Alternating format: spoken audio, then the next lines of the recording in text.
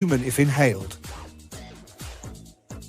Next, used powder gum is added into the mix to ensure that we're remaining environmentally friendly. Our proprietary white powder mix from Latin America is then added to give the gum a nice kick. Our workers are called Gumpa-Lumpa, and they are paid in gum. Both economists and human rights organizations hate this one simple trick. The powder gum is then manipulated and gaslit into submission. Every piece of gum is individually fondled by Gary, convicted felon we hired for a tax write-off.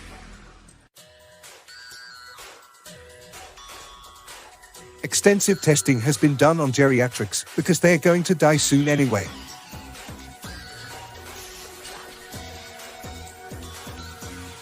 We don't know what this graph means, but it's probably good. Attractive women love powder gum, but it makes them shit themselves uncontrollably.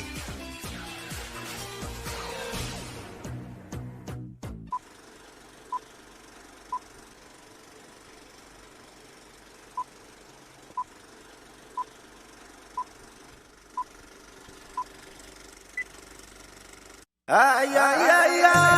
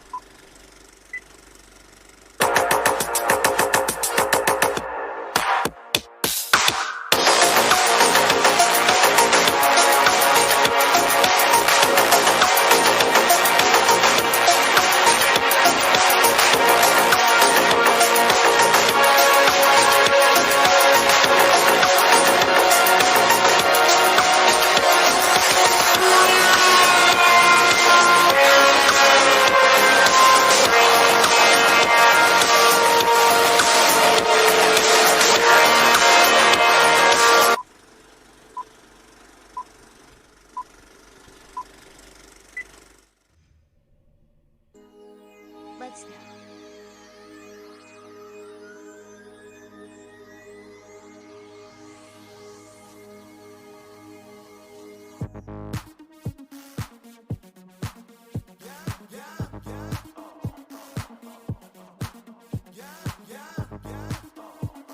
Remember the time, baby. Summer Gale. Ain't got no epics, ain't got no achievements, cause I ain't first rate. I can't even clear next Rammus, but you know I'ma be your favorite group mate. Invite me, girl. Baby, it's alright now, you don't have to bother me. Everything was wrong, Malay accents are 3D. The rates are foreign, I don't wanna PvP. Cut the rate till we get it right.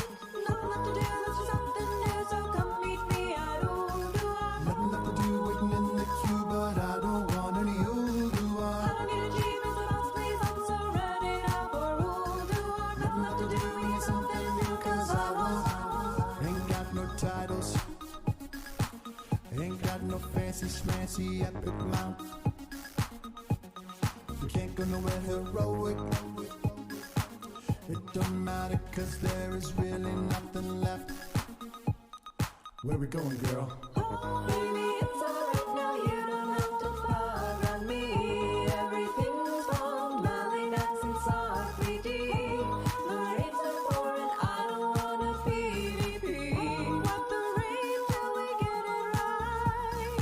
Nothing left to do, let's do something new, so come meet me at ULDUAR. Nothing left to do, waiting in the queue, but I don't want any I ULDUAR. don't need achievements, or boss, please, I'm so ready now for ULDUAR. Nothing left to do, we need something new, cause I want to go to ULDUAR. Summer Gale, I don't got heroic raids, I do alliance raids. Listen, Summer Gale, hop in my mechano hog and we'll never log. So listen, Summer Gale, once you PvP with me, we're gonna pwn you, see. So listen, Summer Gale, when you gank it, you won't go back, you won't go back, yeah.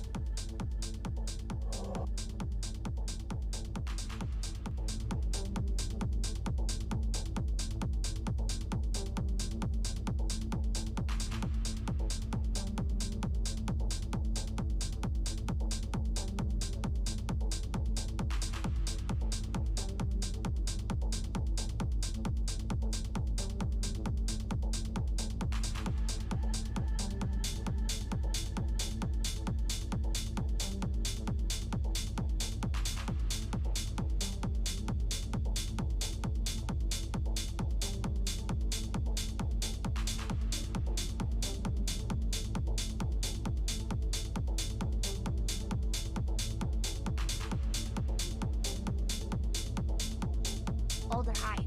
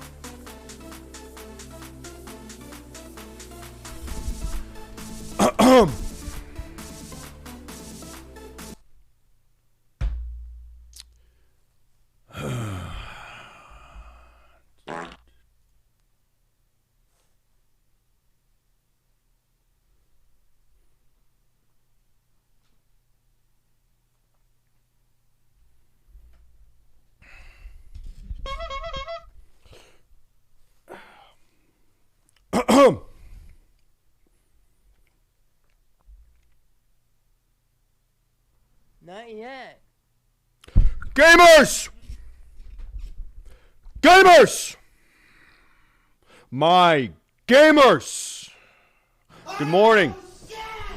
Good afternoon. Good morning. Good afternoon. Good evening. Oh boy, do we have a show in store for you guys today. Wow, today's going to be a good day.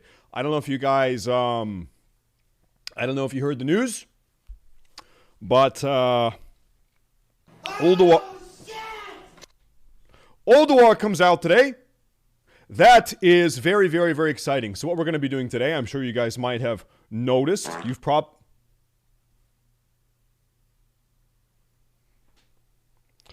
probably pieced this together.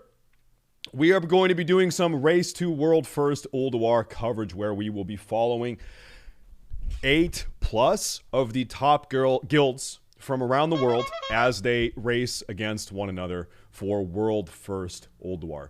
And I've actually spent quite a bit of time over the last 12 to 18 hours.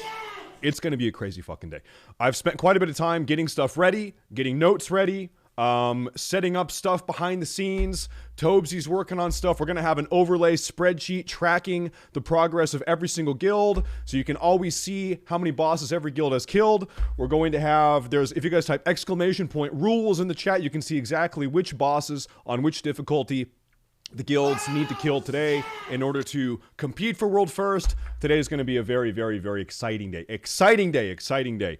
As you can see, we have a timer at the top of the screen here. The raid releases in 2 hours, 27 minutes, and 48 seconds. Okay, so we have 2.5 hours to kill. I figure in about an hour and a half, when... Yeah, when we're 1 hour before the raid releases, I'm gonna hop on a call with Nomi, and who's my beautiful co-caster of the day. We love Nomi. We like Nomi. We're gonna hop on a call with Nomi, and we are going to just start talking about ULDUAR. We're gonna go over every single boss individually. We're gonna talk about which bosses are gonna be hard. We're gonna talk about which bosses are gonna be easy. We're gonna talk about the ups and downs of the race. We also need your guys' help to figure out which guilds we're even going to be covering. Okay, so this is a community effort we do every single time. We need to figure out which guilds we're even going to be watching. I haven't done that yet. I figure we do it together. So we're going to look around and figure out which guilds we're even going to be watching. We're going to put them in the spreadsheet. We're going to be loading up their Twitch streams. We need to find streamers for every single one of them. So we're going to do that with you guys. Also, this is going to be great. About a half hour before the raid releases, we're going to hop on a call. Nomi and myself are going to hop on a call with Sarth and Salvdali, and we're going to talk to them for probably 15 minutes or so today, right before the raid comes out, and we're going to bounce ideas back and forth between Nomi, StaySafe, Sarth, Salvdali, and we're going to have a little 15 or 20 minute powwow talking about the race, and then we're going to part ways, and then we're going to do the coverage when the raid releases. That's going to be great. So today is really, really going to be probably the best Race to World First that Classic WoW has ever seen. I actually really think so. I think on our end, hopefully everything goes smoothly, everything goes right. I think the casting is going to be the best, but I also think that just ULDUAR is the most compelling raid that we've had so far. ULDUAR is going to be badass because, first off, there's hard modes. Like, the raid actually has a bit of difficulty to it. There's been a trend that has been taking place with every single Race to World First so far. At least one guild, with every single prior Race to World First, there's been at least one guild that has full cleared the entire raid and not wiped once. I think that trend is over today. I think today, all of these top 8, top 10 guilds that we're going to be following today, I think we see every single guild wipe today at least once. And I think that's a good thing. I like that. That means it's a little bit challenging. So I think the longest Race to World First that we've had so far is like an hour and a half. Yeah, it's like an hour and a half. I think today's race is going to be over 2 hours. I think I would put money down. I think today's race is going to be over 2 hours. And it could be 2.5, it could be 3 hours. There's one little thing, right? You know what? I'm not gonna talk about this yet because I want to talk about this with Nomi when we're actually in a Discord call. So we're gonna pause. I'm not gonna sit here and talk about ULDUAR for the next hour. We're gonna pause. I'm gonna talk to you guys, and then when the time comes, then we're gonna call Nomi, and then we'll talk about it. We'll talk about it with Sarth, and we'll talk about it with Salve Dolly. It's gonna be great. But for now, we're gonna have like kind of a normal stream for an hour and a half, and then we're gonna hop into that. Okay, so let me take a look here. Whomst do we have in my chat today? Piorum, Drazon, Aether, Liz Cat, Ashkin Gosh Gnarly. We have Cynic. We have Reamer. We have Dodd TV. We have DOD. We have Dinkskaboom. First time chatter. Hello, sir. We have Trebles. We have Penguins. We have Tactical Rage Quit. We have Daddy Smelly. We have Shirakin. We have Goonsy. We have Burnsy. We have Sia Pat. We have Rebels 2242. You know what? I think, guys, we actually, dude, I need to do my Heroic Plus dungeon today before the raid starts. I guess we have like 90 minutes to do that before we actually really need to get into caster mode. But I need to do my Heroic Plus dungeon on my Warlock. I'm actually making a big sacrifice today. Okay. I'm actually not even going to my own ULDUAR raid today on my Warlock. Because instead, I'm here casting it with you guys. I told my guild, listen, I'm not coming to ULDUAR today. We're going to be casting it because this raid could be 3 hours, could be 4 hours, and so there's a very good chance that I just missed the raid. What I do want to do, what I would like to do, is after the race is done, whenever that is, I'm going to try to join or put together on my own, whichever needs to be done. I'm going to try to do ULDUAR 10-man on my Warlock today. So, hey, if you're on Peggle and you want to do an ULDUAR 10-man run this evening with me, then give me your lockout. We'll do it together. We're going to do that at some point whenever the race is over. Let me take a look at who are the subs. Who are the subs of the day? Our first sub actually was Dino Troy, who subbed 19 minutes ago. How many months is that, Mr. Dino? That is 28 months! Dino Troy, Gravy Wow, 16 months. Gravy. Raven, 11 months. Juno 93, 6 months. Defa TL, 32 months. We have Resurrup 24, 7 months. We have Dark Knight Shadow with the tier 1 for 10 months. Thank you, thank you, thank you. God King Doggo just now, 10 months. 10 months! And whomst do we have the final one? It's Mr. Johnny Boy Silver with the 32 months. Yeah, Orc Knight, we about to get down. Orc Knight, we about to get down. Dude, did you guys enjoy Orc Knight yesterday? Be honest. Be honest with me. Was Orc Knight fun yesterday? Yes or no? Yep. It was fun to watch. Yep. Okay, then we can do, then we're gonna do it again. If people liked it, we'll do it again. And I promised, the next one is gonna be on European servers. So if you're a European, boop, we're doing it on your servers next time, okay? That's how we're gonna do it. Link it Craig just gifted 10 subs. Thank you, Craig. Thank you. Dude, today is gonna be a hell of a day. Rasley just gifted 10 subs. Rasley gifted 10 subs. Guys, we haven't even done the race yet. It hasn't even started yet, okay? You know what we're gonna do? We did this last time. How about this? Whichever, here's what we'll do, okay? Whichever guild gets first place today, we're gonna find a streamer that represents that guild, and we're gonna gift that guy 10 subs, and then second and third place, we'll gift each of those guys 5 subs, okay? Really, the reason why I started doing the Race to World First coverage, we started in Tier 5. Tier 5 was our first Race to World First tier on this stream. Prior to that, there was no Classic WoW Race to World First. No one was putting together a Classic WoW Race to World First. It didn't exist. No one was doing it. There was no Tier 4, of course guilds were competing, but no one was casting it. No one was covering it. And so I've always been a big fan of the speedrunning scene. You guys know that I went hard and I was leading a speedrunning guild all through Vanilla WoW. We were raiding competitively. And I noticed, like, a lot of these guys that are putting in a fuck ton of time, they're dedicating their lives to doing this classic WoW speedrunning stuff. And you know, if you've done it, it takes a lot of time to play at this level that we're about to see today. These guys are not getting the respect or recognition that they deserve. And so I said, you know what? We're going to do it.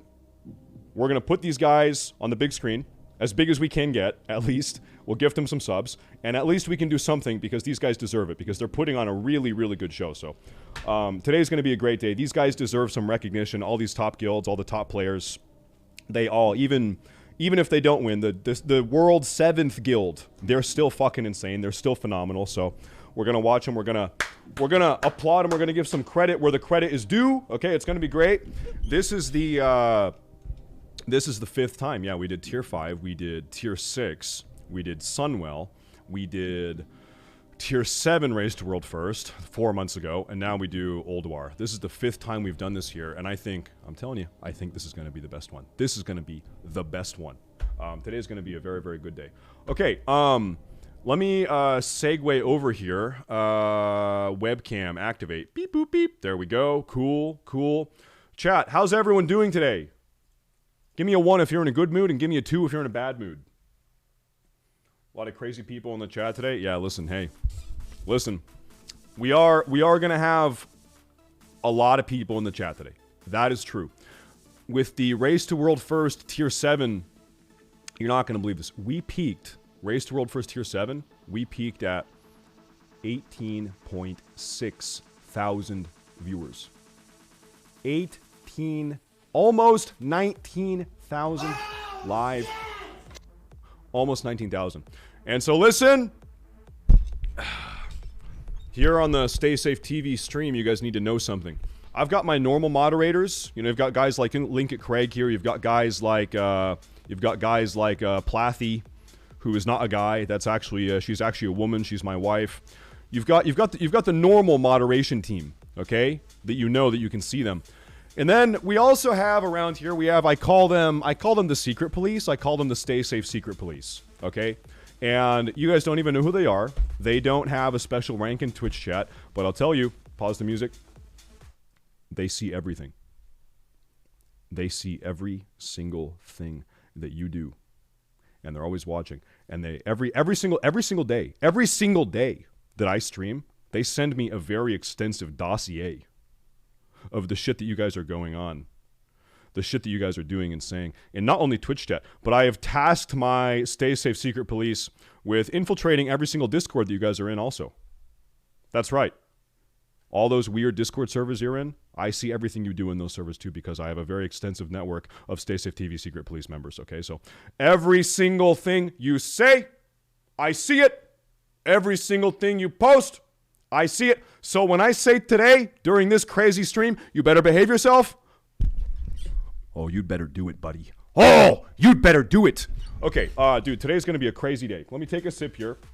Today's going to be a badass day. I'm going to go ahead and log into Wrath. Let me see. Yeah, by the way, we have this command set up, !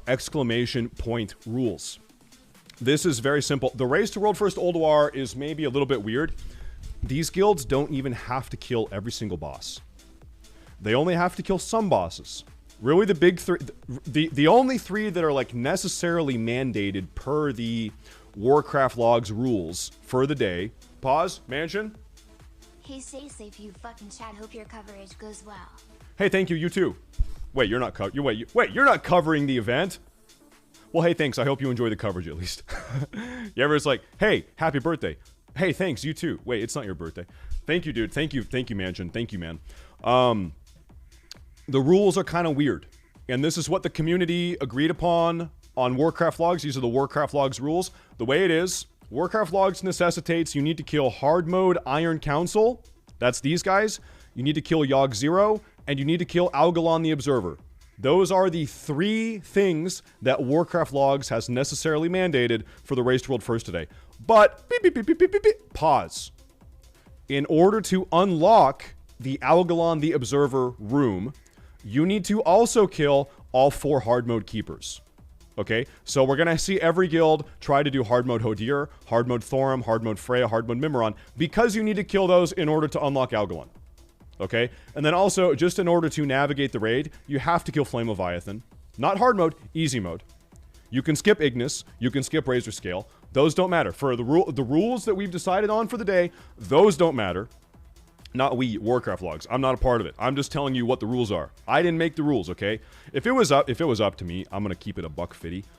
I would probably necessitate every single hard mode boss. That is what I would personally do.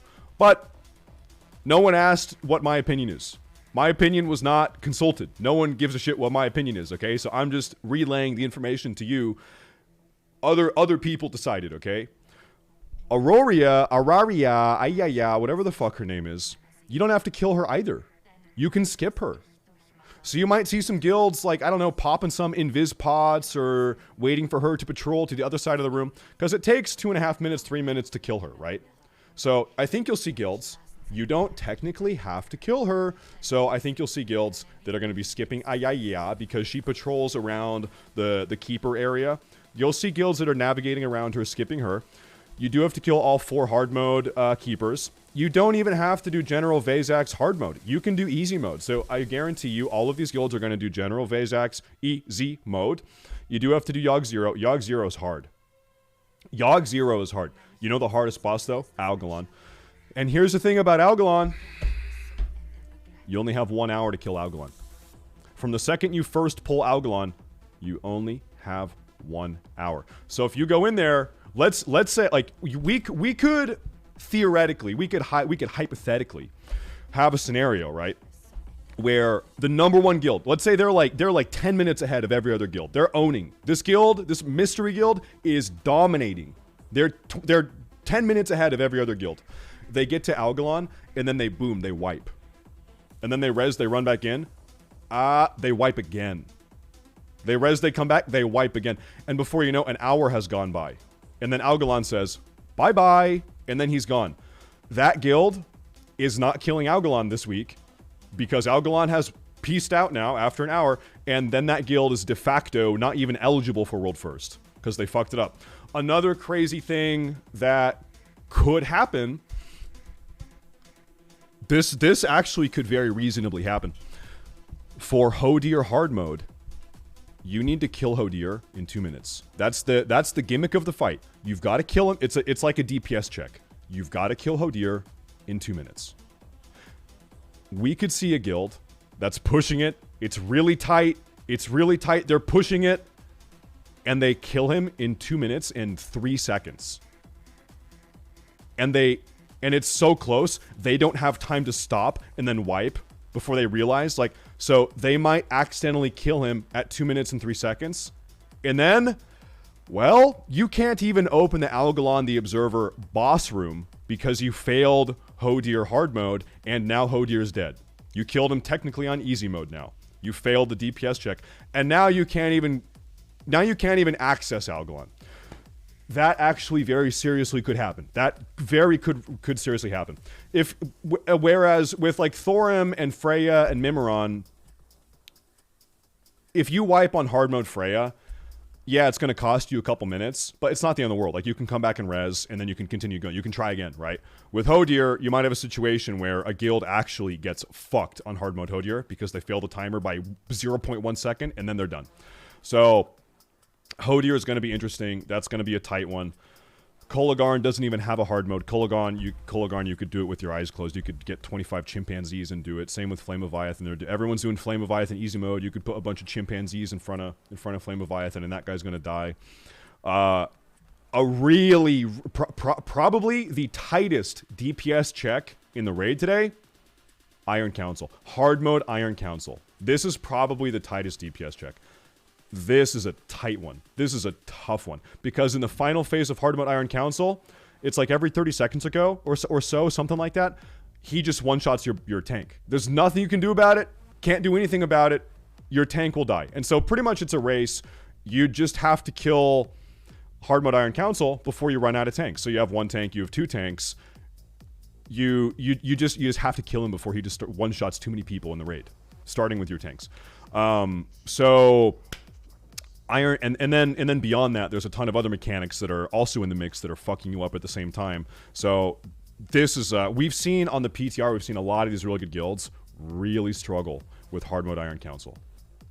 So this is going to be a tight one too. This is probably the tightest DPS check, even tighter than Hodier. Now another tight DPS check in the raid is hard mode XT0002 Deconstructor. They don't have to do hard mode though.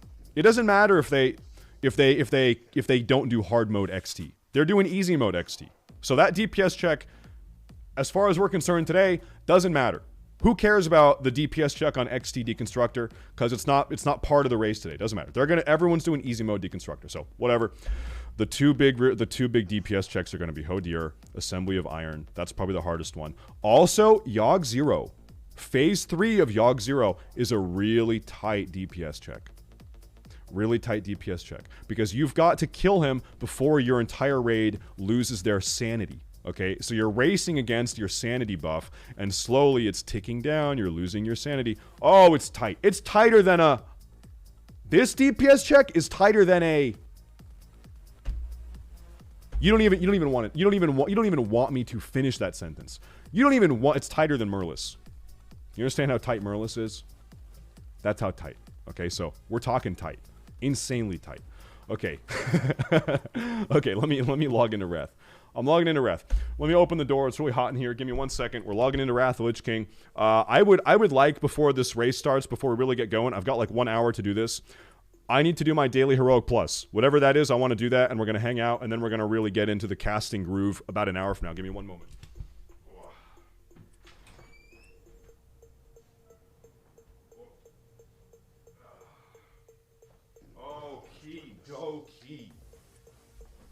Dude, you're not going to believe what I got last night. I got this in Nax 10. In Nax 10, the final opportunity I had prior to ULDUAR coming out, win it in Nax 10, a very last-minute thing, boom, got the TT. Got the turning tide. So now I can go into ULDUAR and not feel like a fucking loser. Well, I still feel like a loser, but at least not as big of a fucking loser, okay? At least slightly less of a fucking loser, I guess. Okay. Goodness. Yeah, now it's going to be replaced with... Dude, I'm going to be like... I haven't even looked at the ULDUAR loot tables. I hate to say this. Do you guys want to spend some time today before we go into this, just like taking a look at ULDUAR drops? I haven't even looked at fucking Atlas loot. I don't even know what my BIS is. Fuck. Dude, I've been so busy. Rozzy, can I have like a 24-hour moratorium on the BIS sheet? I know I need to submit that, but I've been so busy getting today set up because there's a ton of behind the scenes shit I've had to do. I have like a week? Okay, good. Yeah, I figured because I'm not even raiding with you guys technically this week, so okay. Hopefully we're good. You know what, let me update my add-ons. Speaking of which, like every add-on I have is completely fucked up right now. Update. Dude, I'm so excited.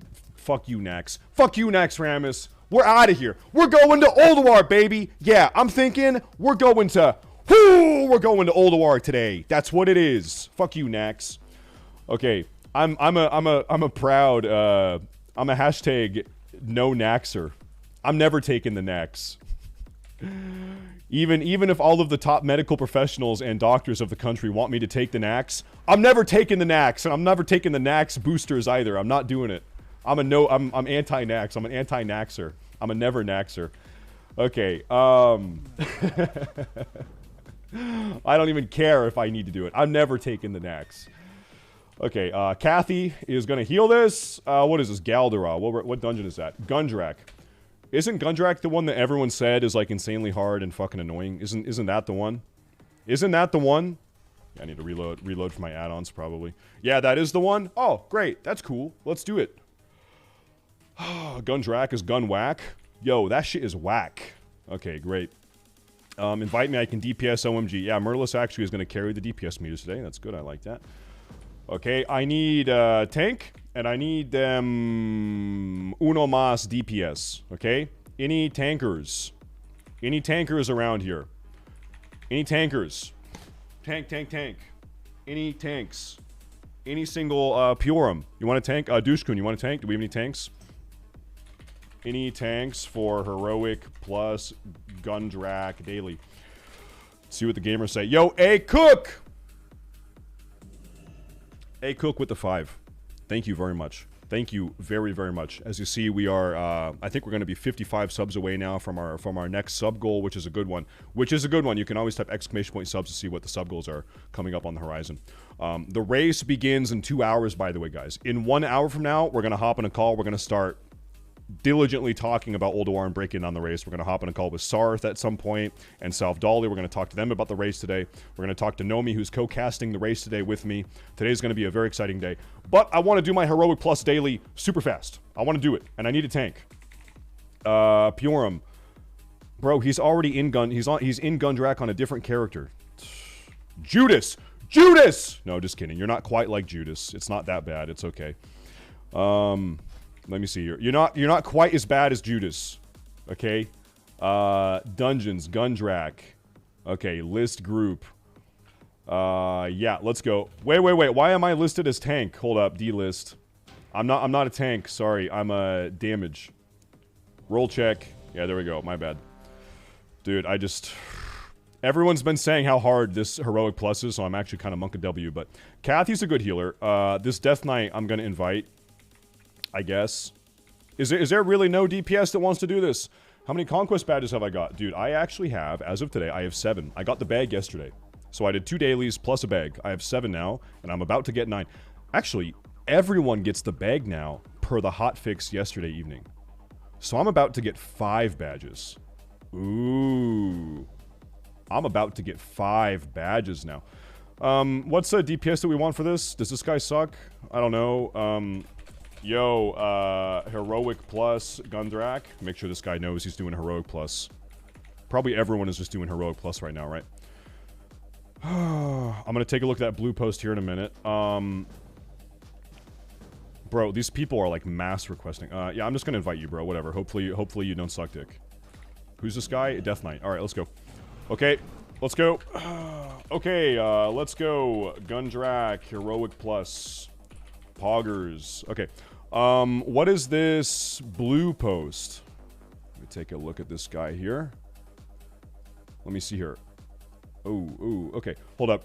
Raid buff, cooldown, resets, and terrain exploits in ULDUAR. Okay, I'm gonna wait to get summoned. These guys can summon me. I'm gonna read this to you guys.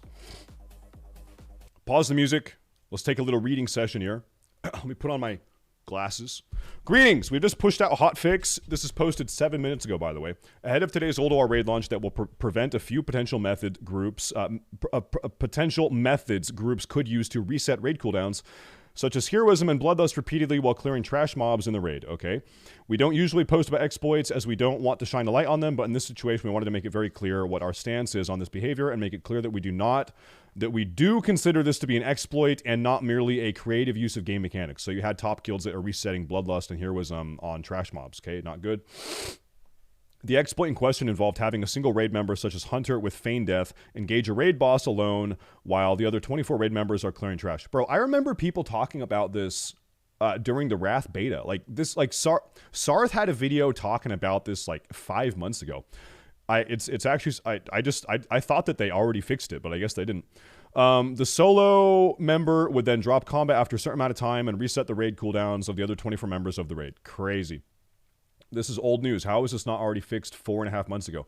The intent of the change would allow certain cooldowns to reset after a boss encounter was to make the experience of wiping and restarting difficult encounter less painful and prevent raid groups from needing to wait around for many minutes for critical raid-wide abilities like Heroes and Bloodlust.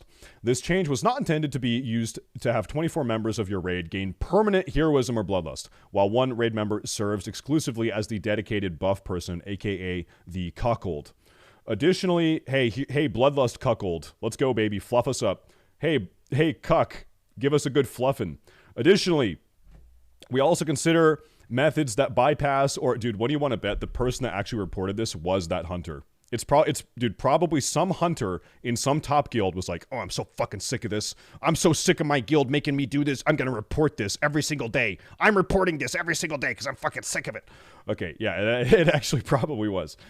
Skips are part of Classic and can be fun and exciting show of skill in speedrunning, but anything that takes players far outside of the playability space within a raid is something we consider to be a bridge too far, and also moves outside of the realm of creative use of game mechanics and into exploitative territory as well. We are watching this raid closely and will take action against raid groups found to be using methods like these. including potentially issuing suspensions and stripping Realm First Death's demise titles. You know why they say this? Because they didn't fix every issue. Do you know why they specifically mentioned, we're going to be watching, and if anyone is still doing this, they didn't fix every issue. And so they're saying, hey, we know you can still do this some way, somehow. Okay, we didn't fix everything. So if you do it, you're in big trouble. Yeah, that's why they say this.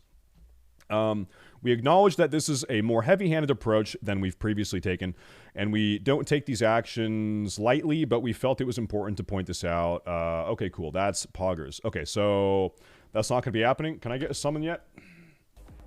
Gundrak. Dude, this is one of these, like timeline, like Mandela effect things. I swear that they already fixed that.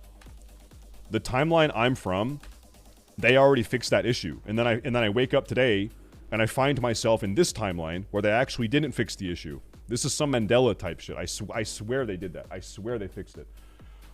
Amazing. I don't know. Ugh. Hey, Sea Ghost. Okay, Sea Ghost, I got your email. I see that. After the stream today, I'm gonna shoot that over to you, okay, bro? I saw you in the chat too also, so. Yep, after the raid today, we're good. I got you. Well, yeah, anyway, it's probably still technically possible some way, somehow. But don't do it. Oh yeah, this is Gundrak, my bad. I'm coming. Coming, boys. Who got the VOA World First? You know what, guys? I'd like to make a big announcement. Actually, we're not going to be casting the Race to World First ULDUAR because I'm going to be leading the World First VOA raid. The Race to World First is canceled. I am actually going to be competing for Race to World First Vault of Archivon. So that is the true objective of the day. Okay. Just kidding. Who cares? Is everyone here? Okay. I've heard some bad things about Gundrak Bros. I'm Monka W on this one. Yeah, so the Race to World First ULDUAR is on 25 man, and that starts in 1 hour 57 minutes. In 57 minutes, we're gonna hop on a call. We're gonna stop playing Wrath. We're gonna start talking about ULDUAR. We're gonna break down every single boss. We're gonna go through all of them individually. We're gonna talk about the mechanics. We're gonna talk about everything that could go wrong, everything that could go right. We're gonna like segue into caster mode, but I want to at least try to get my heroic plus daily taken care of real fast. We're gonna try to do a little speed run here. Hopefully we don't wipe for 2 hours in here. Okay, yeah, that would be very bad. We need to not fuck up for 2 hours in here. Turn off PvP. Fuck.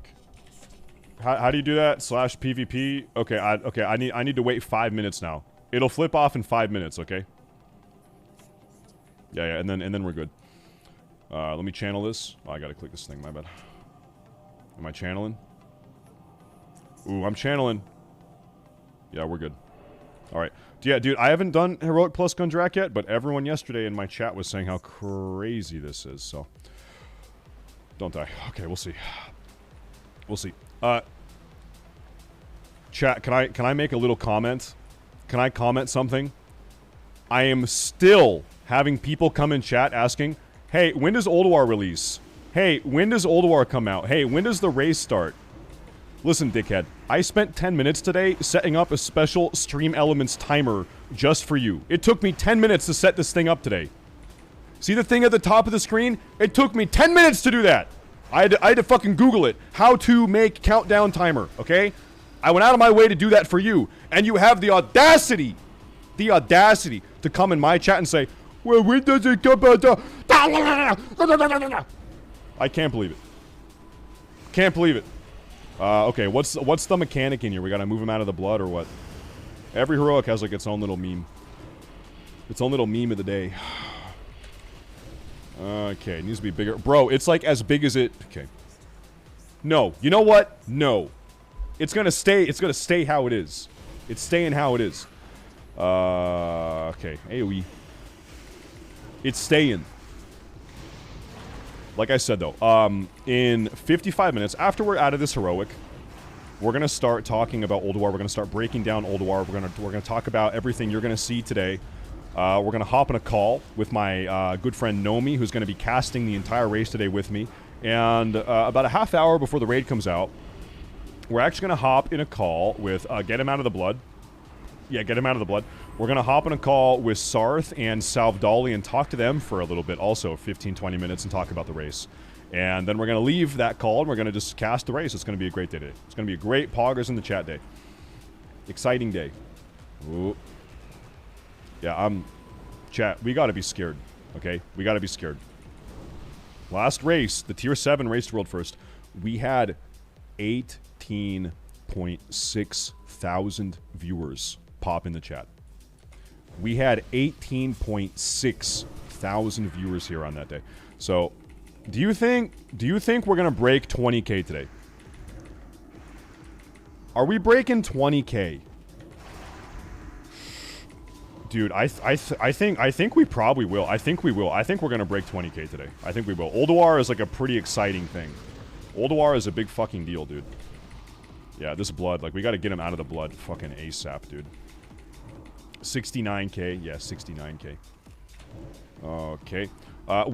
We need to take like 10-15 minutes and actually find a list of streamers we want to watch. We need to find a list of representatives of the guilds that are streaming the guild runs, and we need to find them.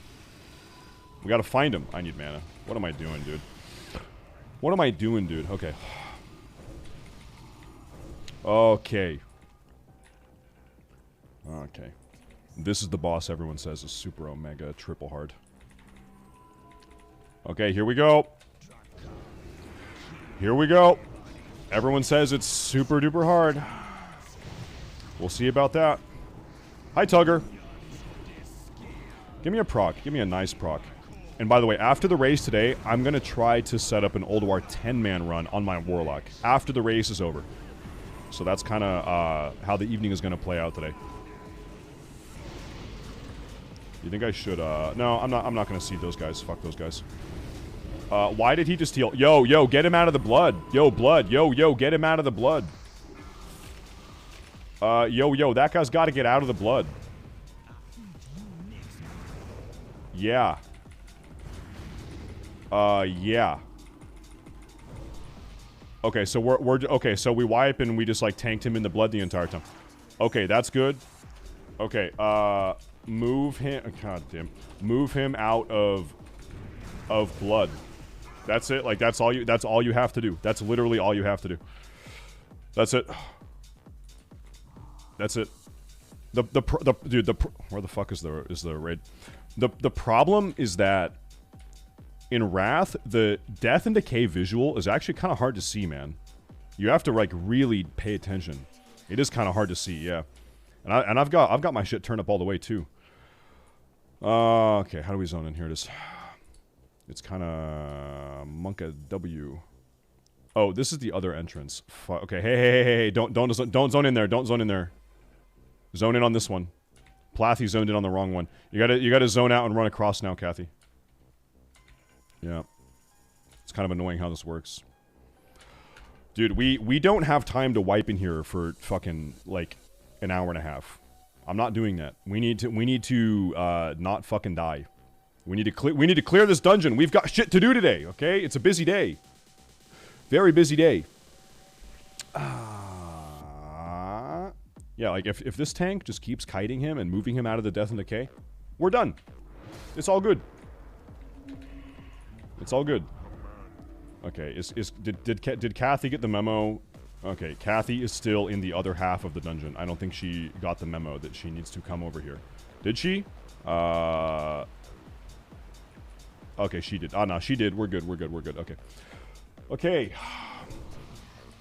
Okay. Yeah, hopefully this is the only hard boss, because we need to, like, get in and out of this place real fast. We do not have time for this today. I'm gonna make a, you know what? I'm gonna pop a flask. That's how serious I am about this. Dude, you ever like, you're ever in a raid or a heroic pug or something, and someone just keeps making the same mistake over and over again, like there's some fucking bot that doesn't have any capacity to learn from their mistakes. It's like someone wipes the raid 6 times in a row, doing the same thing every time. And it's like, bro, are you even a fucking human? Like a fucking 8-year-old has the pattern solving skills to figure out what is going wrong and then move and then change it. Are you even a human? Are you alive? We'll see. Well, hopefully that's not the case today. Hopefully we're good. Okay, I'm not gonna pull threat. Okay, I pulled threat. That's good. Okay, I actually did pull threat. I popped my my shatter. I shattered. You know what? I'm just hey, he's still in the decay. You need to move. He's in the decay. You need to move. Move! You need to move! Oh my fucking god. Okay. Like literally, just move. Just move. And now we're gonna wipe. Bro. Like. You stood in decay for 10 seconds. Like literally, you just fucking... How about this? Just never stop. Was that the tank? That was the tank that left. Like, bro, people like this, I just don't get it. Ooh, dude, hey. If I was 17-year-old epic gamer Stay Safe, I'd be saying some real crazy shit right now. Ooh, if this was 17-year-old Stay Safe a decade ago, I'd be saying some I'd be whispering this guy some crazy shit. Okay. But I'm not. But I'm not though. Okay. Okay. You want to tank it? Yeah, Vidir, I know you're not brain dead. Let's go. Let's summon him out. I know we're good. We good, bro. We good. All right. Like, we need to get this done in like a half hour, okay? This is now we have now wasted 15 minutes with this guy, and then he leaves without saying a fucking word. We now have a half hour to do this heroic plus. If we wipe again, I'm just gonna cancel this and we're gonna move on to do something else. We're gonna start doing the race to world first ULDUAR stuff. I figured we bing bong bang it out, but maybe not. And now I'm running out of fucking soul shards on this. Okay, let's summon my man Vidir. Let's get him out here. Yeah. No. We can. I'm a warlock. Just come inside. We summon him. Okay. Come inside. We summon him. Oh, do we need to restart the? Do we need to reactivate the ritual, the heroic plus, because we have a new person now? Is that true? Let me run up real fast. Do we actually need to do that? Oh, fuck's sake. Hold up. No, I'm just gonna double check. Okay, no, we're good. I think we're good. All right, come down. Let's go. Speedrun mode activate. Race to world first. Heroic plus daily Gundrak is what actually is the thing today. How did he not get the summon? Come on in, bro. Come on in. There he is. All right. Okay, if we wipe again, I'm gonna uninstall this game. I'm gonna go play Club Penguin. I'm gonna boot up my Club Penguin private server, and I have enough. I've had enough for the day. Okay. You think this snake is gonna pull the boss? What do you think here? Anytime there's ads, I'm just gonna see the corruption. They'll die in like 2 ticks or something. It's all good. Okay, hey, we need to go. Let's go. I'm gonna pull this snake.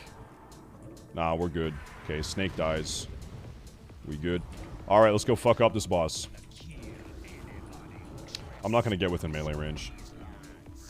I was having threat issues with the last tank. But also the last tank, you know, something was wrong with that guy, so... That boy ain't right. Something's wrong with that boy. Something was wrong with that boy. I don't know what it is, but the boy ain't right. Okay. Let's see the corruption of these fucking things. Okay. Yeah. I'm That's good. I like that. Okay, so the boss healed all the way to full because we didn't move fast enough. Guys, like... Listen. I could log in my fucking prop paladin and multi-box this. I could play 2 characters and fucking multi-box this, okay? You understand me? Why is this hard? I don't get this. I do not understand.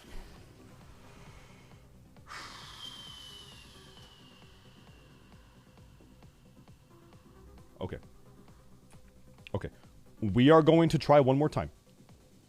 We're going to try this one more time. And if we wipe again, then I'm done. Then we've got some other shit to take care of, okay? One more attempt. One more attempt. And then we're out of time to do this. Oh my god. Oh my god. Okay.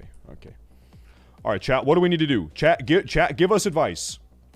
You got to move away from the Poison Nova or it's going to wipe y'all regardless. The problem is the boss is healing.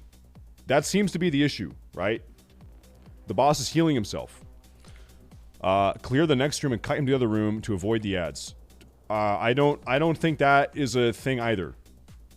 I'm pretty sure it's not. I think the problem is the boss is standing in the death and decay. I think that is the problem, right? Oh boy. Okay, come here. I'm jumping down. Please, Lord. Dude, this is okay. Hey, this is my final soul shard, okay? So final one. Final one. I'm gonna bandage myself. Goodness gracious. Oh, a fish feast. Nice. Okay. Yeah, like here's like just kite him. Just kite him in a clockwise circle in this room. I want you to never take your finger off the S key.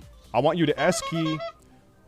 Literally just never stop S keying like this. You're just going, you're backpedaling in a circle. Imagine this boss is like fucking Grobulus, okay? And like this is Grobulus, okay? Just never stop kiting, probably. Probably that's all you have to do. I don't know. Probably. Keep on asking. Focus up. Put We ready? dog outside. Get a nice pump. Clean room. And burn boss. Clean your penis. Make sure to wash your penis. Everyone wash your penis. And make your bed. If you do that, you're gonna be good. Dude, what if I just ignore the ads? Okay, you know what? I'm just gonna ignore these ads and I'm hyper nuking the boss. I'm even popping a fucking potion, okay? Not yet. I'm just hyper nuking this fucking piece of shit. Okay, ignore the ads. Fuck the ads. That's right, keep kiting. Never stop kiting. Keep going, keep going. S key, S key, S key. Get him out of there. Okay, come on. Dude, I think this is the formula here. Come on. Get out of that Nova. Yeah, fuck that Nova. I don't know who's wrapped up. Merlis is. Merlis, sorry, you're gonna have to be wrapped. Kathy's dying. That's a sacrifice I'm willing to make. We got him. I sacrificed my own wife to kill that boss. You understand? I'm not fucking around. Let's go. Okay, it is what it is. It had to be done. Let's go, boys. We need to go fast. Res her up. No one can res. Okay. You think we can pull these ads without a healer? No, we can't. Okay, just wait. Just wait for her to get back. The run back is like actually pretty fucking long. We did it though. We did it though. TV hypers. Bro, my fucking pet is dead, and I don't have a soul shard. All right. So like I said, like you just have to kite like literally you just keep backpedaling. That first tank we had is like, oh well, I backpedaled one time. Is that not enough? Wait, I gotta do it again? Oh darn. Oh geez, well, I can't do that. Oh, I'm leaving. I've had enough of this. These fucking people that leave after like 2 wipes. The fuck is your deal? The fuck? Okay. You fucking second grade dropout. You dropped out of the 2nd grade. You're sitting there at a computer wearing Ninja Turtle underwear eating fucking Cheerios. Okay? With Blue's Clues on the fucking TV. Okay? Oh, this is pretty hard. Yeah, get the fuck out of my party. Get out of here. Get him out. Oh, it makes me so mad. Okay? Are we ready? Let's go. I need soul shards. Let's go. These fucking guys. Oh, shit. Okay. This poll, I need soul shards. Am I so negative today? I'm sorry. Okay, I'm gonna be way more positive. I'm gonna be so positive starting now. Okay? Hey guys, come on. We can do it, everyone. If we just really work together, I think we can overcome any challenge.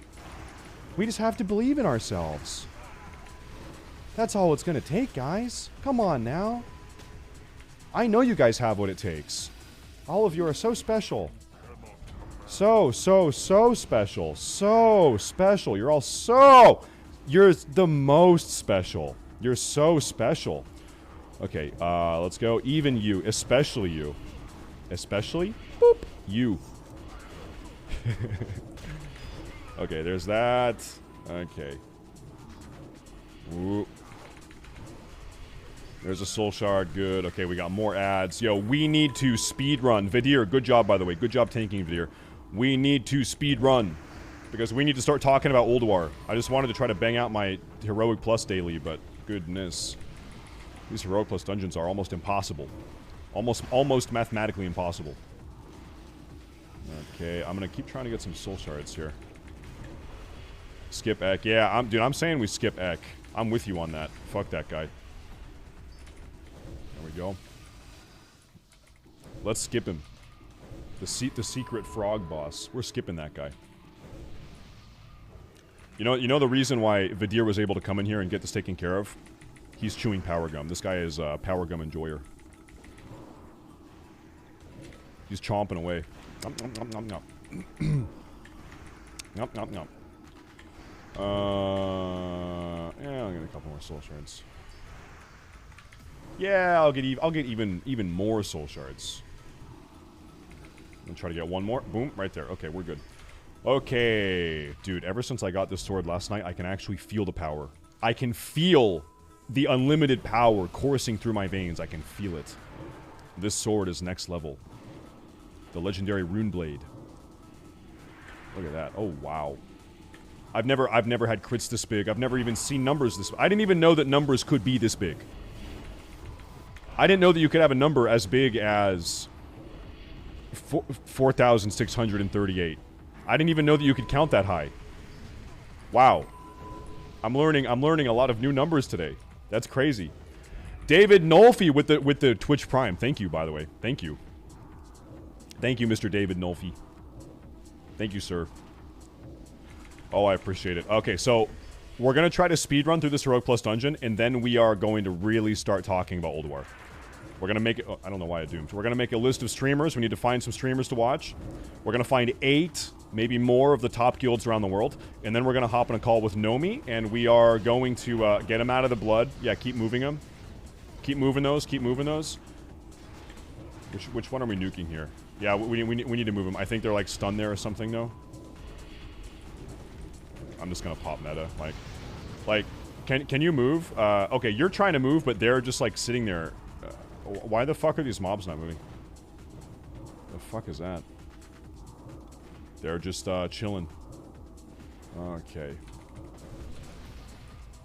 Okay. No, we'll make our own list. Guys, we have done this 4 times. We have hosted the Race World First 4 times here. We're fine. We're fine. We don't need any external help. We have become exceedingly proficient at hosting the Race World First Classic WoW here on this stream. We are fine. We are good. We have done it multiple times before. Okay. There's a soul shard. Alright, we got the... Okay, I don't think that guy pats up. I think we're good. I think we're good. Alright, let's see. Hopefully this boss is not a big dick in the ass. Hopefully we're all good. Hopefully we're all good. I don't know if a doom is wasted on this guy. Mr. Cross NF, hello, good morning, sir. Good morning. Ooh. Okay. If you want a power gum discount code right now, you can type !gum. Use promo code STAYSAFE. Use a promo code STAYSAFE today. That'll save you a little bit. Ooh. Yeah, I figure the Doom probably drops when he goes into statue form, probably. Probably. And the Gumpalumpas will get right on your order. They'll get that taken care of ASAP. Does he transition at 50? Yeah, he does. Okay. Oh no, look at that. Yo, the Doom actually is still there. Wow, you actually do not waste the Doom. Probably. It's got to tick in 5 seconds. Okay, you know what? It actually is going to be wasted. It actually is. Yeah, it actually is going to be wasted. It didn't need to be wasted, but it ended up incidentally being wasted. I feel like it went off just about the time like he was going to fucking transition anyway, so. Probably wasted. Like, it would have been better to have an agony ticking that entire time or just whatever. Not the Doom. Okay, we're done. Alright, 2 more real fast bosses. Let's go. Okay. You guys want to do the water skip? I'm saying we do the water skip, so I'm gonna dismiss my pet. We doing the oh, this is scary. Alright, let's do it. Go, go, go, go, go. Navy SEAL mode. Go, go, go, go, go. Get up on the land, boys. Get out of the water. There are killer fish down there. Are you good? Is she making it? Finger Ghoul. Are you coming, dude? Yeah, he's coming. Okay, we're good. Alright, let's pull the big boy. Let's pull him. Mr. Morbius! Guys, the race is starting very soon. In just about 10-15 minutes, once we're done with this heroic, we're gonna actually, like, do a hard transition into ULDUAR casting mode.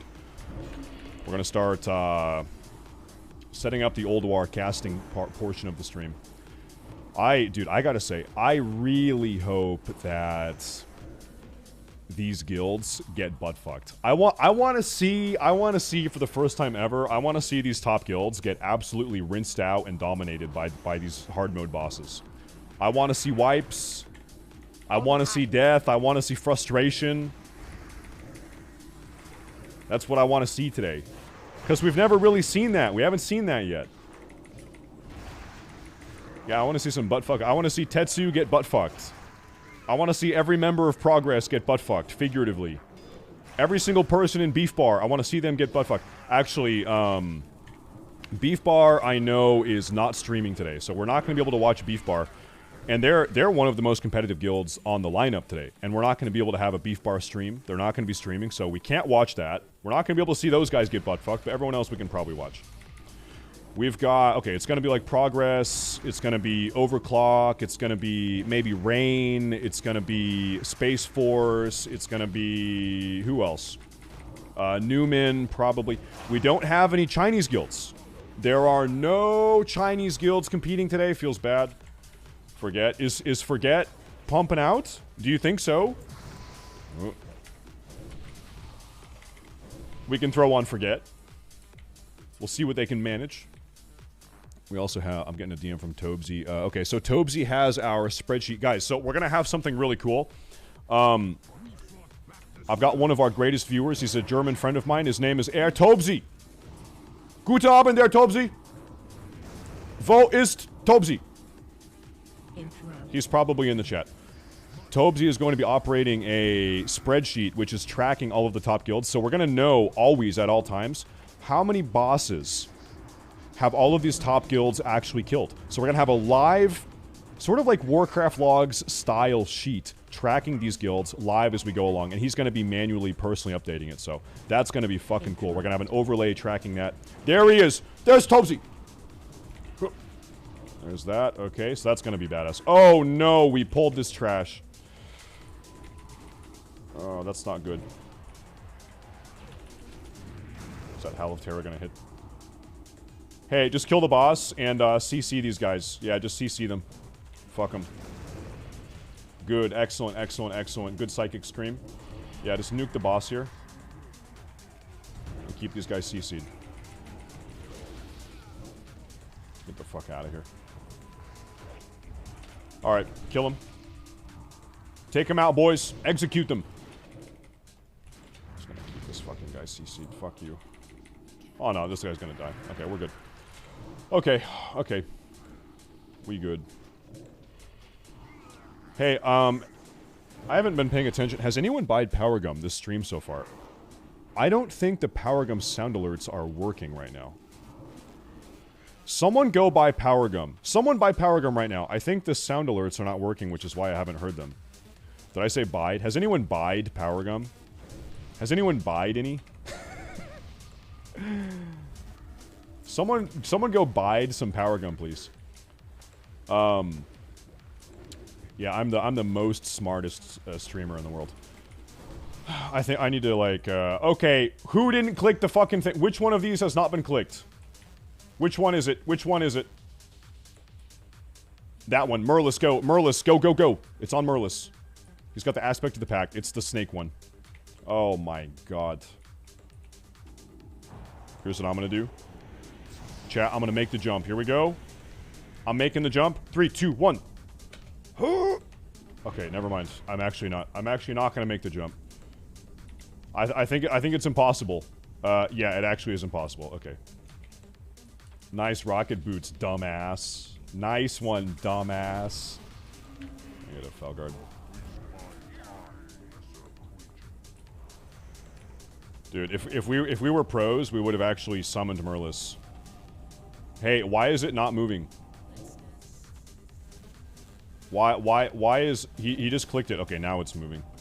All right, summon him, summon him, summon him. Go, go, go, go, go, go, go. Click, click, click, click, click. We can save 3 seconds doing this. Did we get it? There he is. Nice. Okay, go, go, go, go, go, go. Did I get a hair transplant? Listen, okay. I'm only 69% as bald as people think I am. If you think I'm 100% bald, I'm actually only 69% bald. I still have a little bit of hair, still. A tiny bit. Little bit. It's not all the way gone. And so I figure, you know, before it goes completely, I should at least show it off a little bit. If you got it, flaunt it. If you got...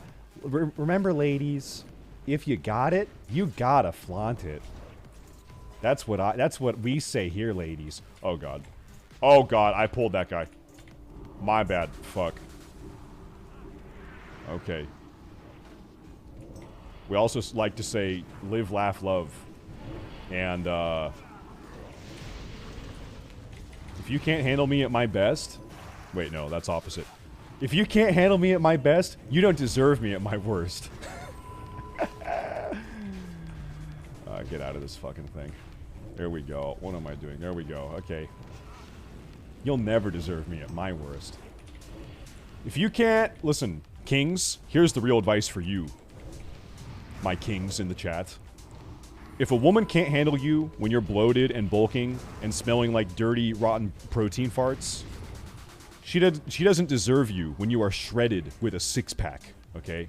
If she can't handle the bulk, she doesn't deserve the shred. That's the truth. Alright, 2 more of these guys, and then it's boss time. Then we're almost done. Oh, that guy's still alive. My bad. Fuck. Okay. Okay. We're almost out of here. And then it's ULDUAR world first time. Okay. Dad bods are in. Dad bods have never been in. They're never going to be in. Sorry. Never going to happen. Not going to happen. That's a copium. I will not tolerate this dad bod copium in my chat. Oh, thanks for the 4-second silence. I like that. Thank you. Thank you. I love that about you. Okay. Okay. Listen, maybe this is a totally toxic masculinity take. I actually 100% believe there's not a single woman on earth that would, if she had the option, not prefer a muscular guy over a dad bod guy. I think every single woman, and I'm not saying like Mr. Olympia shredded fucking 0% bodybuilder guy, but I'm saying like a healthy amount of muscle, like you have a healthy physique, right? I don't think there's a single woman that would not prefer a healthy amount of muscle versus skinny fat dad bod. True. Anything to the contrary is copium. Maybe, I don't know. Or not, or I'm totally wrong. I don't know. Or I could be completely wrong.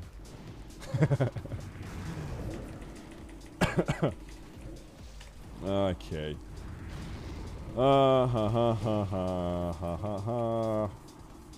GF loves my fat body, you are wrong. Everyone, Happy Sam 22 has a fat body, let's clap. Andy has a girlfriend. This guy's got a girlfriend. That's a clap in the chat. Dude, this is so cringe, these, like, 4-second silence back-to-back. Okay, final boss. Here we go, gamers. Here we go. Yeah, it's kind of fucked up of you to flex your GF on my chat. none of which have a GF. That's fucked up, bro. Are we ready? Okay, here we go. Oh. Go, go, go. Yeah, I want to get this off. There we go. Well, I give up. I'm not moving anymore. I give up. I surrender. Yes, my lord. Dude, remember that video? It's like a classic cringe video. They're at the anime comp and the guy's like, "Burn the witch." Remember that? Burn the witch. Holy fuck. The girl's going up and going, "Yeah," to all the people at the anime comp. Yeah. Burn the witch. Oh god. Ah, god. Okay, I'm pierced. I'm getting pierced. I'm getting pierced. Okay, okay. Mr. Cafros, good morning, dude. I'm sorry. I've been so busy the last 2 days because I've been getting ready for the event today. I think after today I can kind of like chill a little bit. There's that. Okay. Okay, let's kill this guy. Let's get a nice kill on this guy. After this, we're going full ULDUAR deep dive mode, boys. Are you resisting everything? Yep. Okay, I've got my Soulfire proc now. Oh, he ranged me. That's cool. Cool. Just die, bro. We want to get the fuck out of here. Let's get the frickin' heck out of here. Oh, he healed a little bit. Dude, this is a tough one.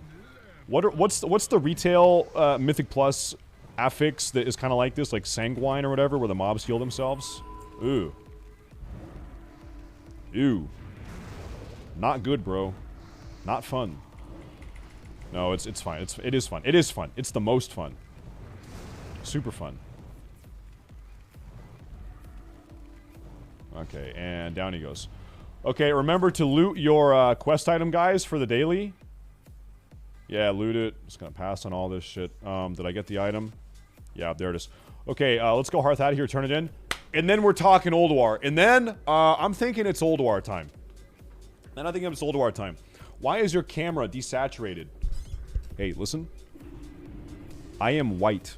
I am a white man. I know that's reprehensible these days, but what you're seeing is a white man. I'm just white. I'm just a white guy. I know it's crazy. It is crazy. Okay. Okay. Let me go turn this in.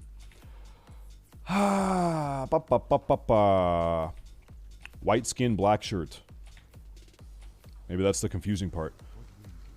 Okay, thank you. Bro, did I get a bag? I should have... Dude, I didn't get 3... Oh, yes I did. There we go. Now I did. Okay, now I did. Now I did. Okay, we're good. Alright, boys. Listen. We are talking ULDUAR. We are done. Thank you, Heroic Group, by the way. Good job, everyone. Good job, Vadir. Thank you for healing Kathy, Merlis, Fingal. Good job, guys. Good job, boys. Good job. Good job. Now we're talking ULDUAR. Now it is ULDUAR time. Let me get this set up. So, first things first. We need to find 8 streamers that we want to follow. We need to find a streamer from the top guilds. Let me see here. Okay, hold up. I need to respond to Tobesy, who is operating our spreadsheet for the day. I understand Algalon is separate requires 4 keepers, but can you skip them and go to the last 2 bosses? Tobesy, you could theoretically do hard mode Iron Council, and then do hard mode 4 keepers, not do Vazax, not do Yogg, and go to Algalon directly after the 4 keepers have been killed. You might have a guild, it is conceivable, that tries to go for Algalon before doing Vazax and before doing Yogg 0. That could happen. Does that answer your question? Does that answer? That technically could happen. But as far as how we are tracking it, I don't think that matters. I'm going to get this spreadsheet overlay set up. You guys are going to like this a lot, okay? I'm going to show you what the deal is. Sorry, give me one moment, ladies and gentlemen. One moment. Oh, shit. Okay, hold up. I actually can't do it in this scene. Give me a moment. Give me a moment here.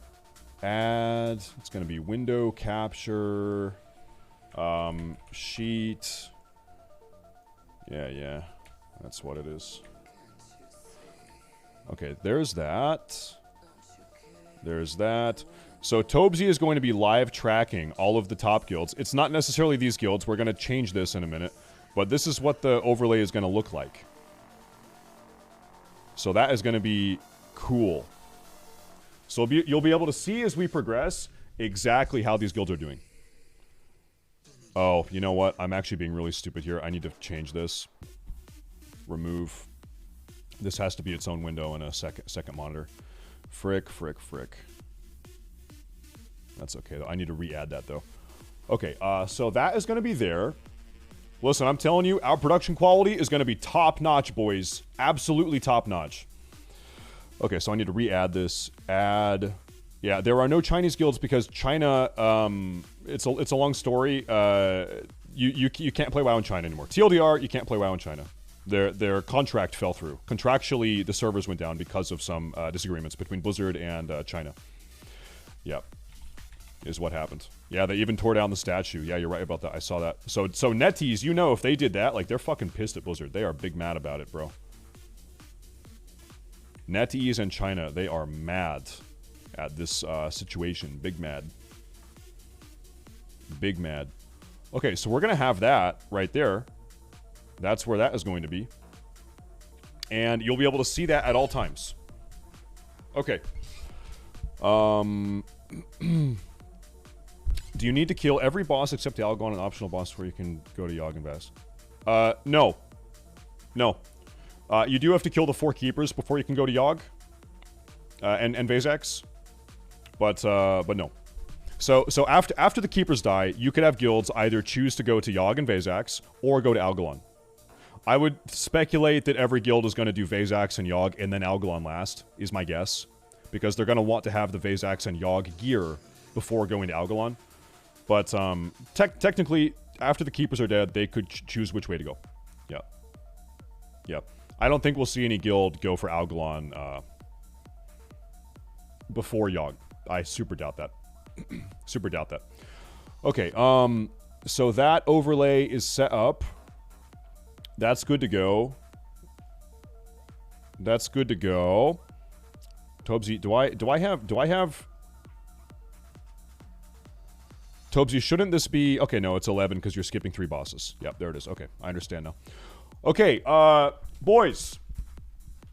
The race begins in 1 hour and 16 minutes. In 16 minutes or so, I'm going to hop on a call with Nomi, who's my co-caster for the day, and we're going to start talking about the race. In 45 minutes, we're actually going to be calling Sarth, and we're going to be calling Salve Dolly, and we're going to talk to them for 15 or 20 minutes. But right now... We need to find which 8 guilds are we going to be following today. So let's go ahead and get these written down. I'm going to open up a little WordPad. Tobesy, you might actually have links for these guilds, right? From last time. Maybe, let me scroll up in our chat here. From the last race. We might, oh yeah, yep. This is what we have from last time. Okay. So, some of this has changed. Some of this has changed, but let me pull these guys up on Twitch and see what exactly is going on here. Okay? Twitch. The #1 Oceanic Guild is Spineless Leader Cleo. Okay, let me see here. Spineless is this link. I'm going to put that right there. Beef Bar is actually not streaming today. We know that they're not. Old School is not streaming because China is banned. There are no Chinese guilds. Fusion, presumably, I think is going to be Jordy. So that one is good to go. Newman is probably going to be... Yeah, Salve Dolly is no longer in progress, so we need to find a new progress streamer. If anyone knows a new progress streamer. Exodus, I'm going to make sure that this guy works. Let's see if this guy is working. All right, he is permanently banned on Twitch, so that is not going to work. That's our Russian guild. We have rest in peace, my friend. Siggy, let me check. This is Calamity. Let me see here. We have... Did Topsy say something to me? I bumped the group boost from last race. There are also some links in there. You bumped it. It's the one I'm looking at right now, right?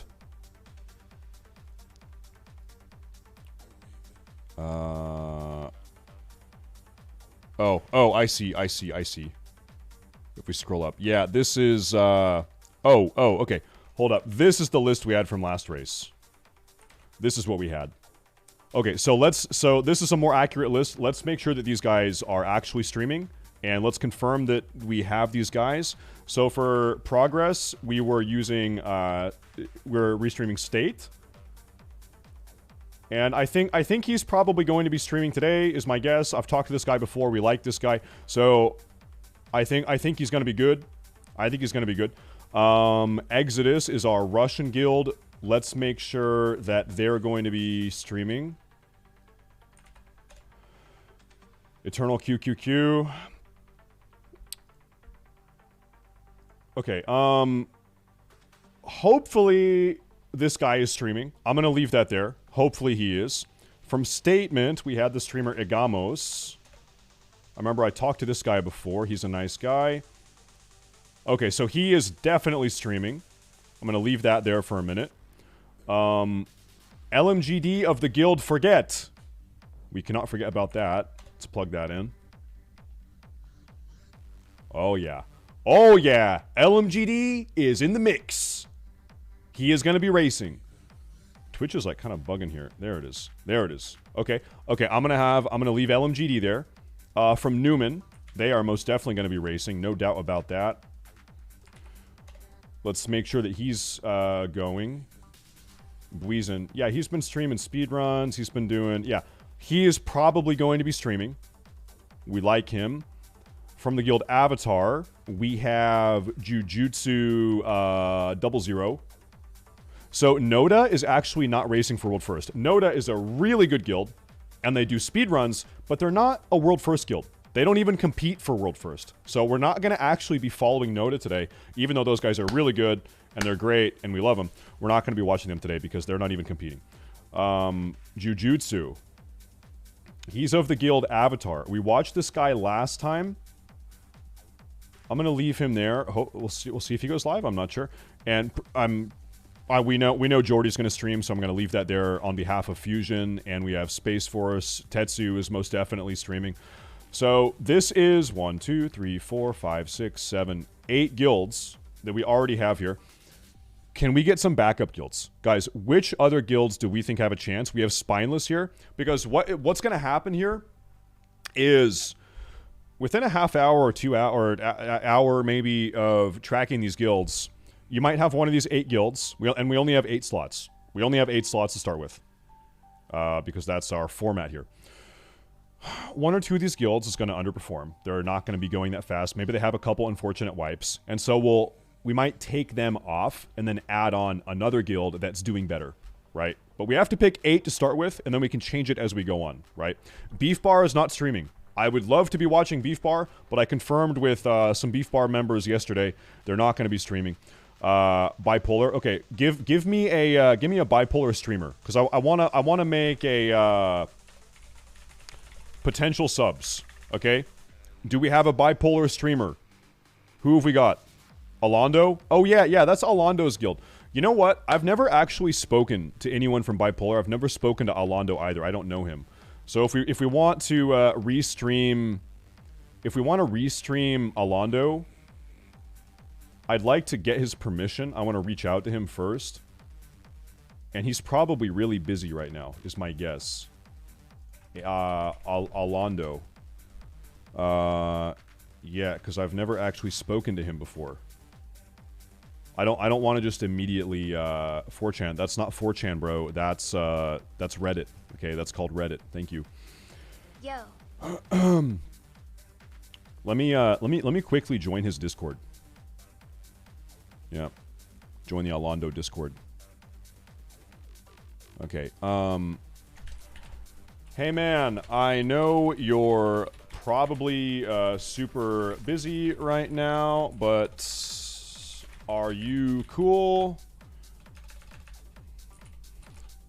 Are you okay if we watch your point of view today during our race to world first coverage? What guild is Zyrene in? There, I sent Alondo a DM. Zyrene is in Rain, right? Okay, just making sure. Just making sure.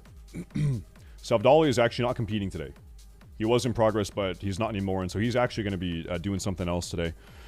Tobesy. Okay, I see the DM.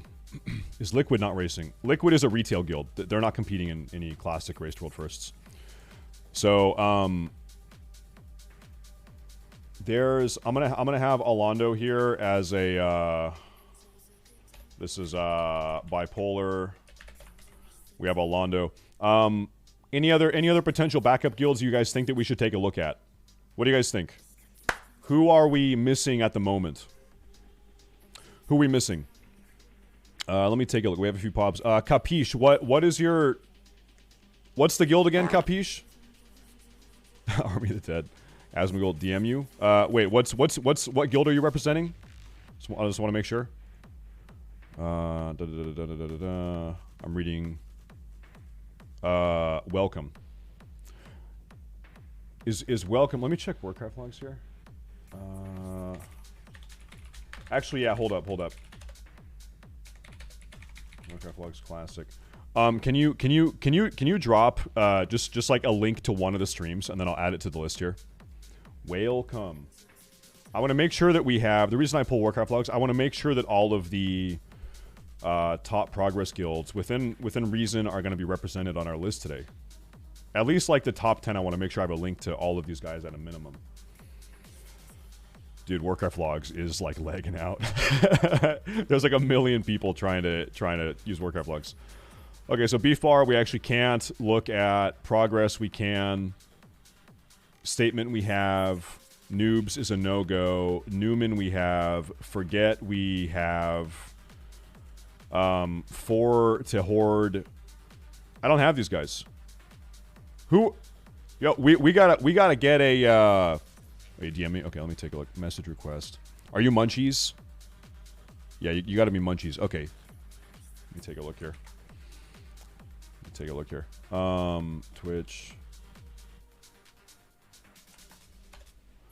Don't be 77. Okay, I'll pull this guy up. Okay, good shit. Thank you. And this is welcome. Let me add that to our sheet here.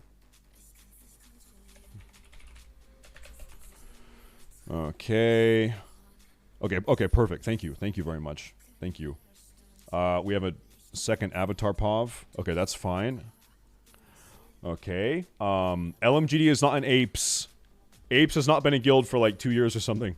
LMGD is in, do we have it down? Yeah, he's in Forget. Let me take a look at Warcraft logs again. Do we have a stream for the Horde? Does anyone know if we have a Twitch streamer from this guild? Because this is quite a good guild. Does anyone know? I'm gonna go back a page here. We got Welcome. Sunkt. Do we have a stream for this guild, guys? Does anyone know? I'd like to have a stream from Sunkt and also for the Horde. They're on. That is Merlis WoW. I don't think Merlis WoW is going to be streaming. I doubt it. I highly doubt it. Boys, we need a Sunkt guild stream, and we need a 4 to Horde stream. If anyone knows any of those guys. Sunkt. Kinsey? Okay, let me take a look at Kinsey. Hopefully he's gonna be booting up a stream here. Don't be... Put that over there. Twitch. Mr. Kinsey. Kinsey X probably is his name. He was streaming yesterday. New patch stuff. He's streaming speedruns. Okay. I'm gonna list this guy here. This is Sunkt. Okay. Okay. Then we have. I want a Fort Hort. I think Fort Hort is German. Chat is Europeans. Is Everlook a German server? I think it is. Everlook. German. The Germans. The Deutsch. The Deutsch. All right, we want to see these guys win. Okay, we want to have a German guild win today. Is this for the Horde? NMM own. Let me take a look here. Deutschland, über alles. Okay, he's streaming PTR. He's doing speed runs. Let me get a hold of this guy because I haven't talked to this guy before. He doesn't actually have a Discord. He doesn't have a. Guten Abend, mein Freund. How do you say? How do you say? Glücklich. Heute. Right? Okay. Good luck. Today or something. Okay. He'll figure it out. He'll figure it out, bro. Okay. That's probably good enough. He'll understand. He'll get it. He'll get it, bro. He'll get it. Viel Glück? Yeah, that's it. Viel Glück. Okay? Yeah. I don't have the fucking Euro keyboard. Sorry, okay? He's gonna have to get it. Alright. So, he doesn't even have a Discord down below, so. What am I hearing? What the fuck am I hearing right now? Oh, I think someone's VOD is playing. Yeah, it's this. Yeah, I'm having VODs, like, autoplay in the background. Okay, yeah, there's another one. Dude, unbelievable. There's another one. Unbelievable. Mute it. Yeah, Igamos is live. Okay, hold up. Good luck today, brother. Good luck today. Oh, wow. Oh, yeah, we have a Deutsch one. So, yeah, statement is, okay, so... I forgot about that. I forgot. Okay. So, he's for the Horde. Hopefully, he's cool. Hopefully, we can stream him. Maybe he responds. I'm gonna add that there.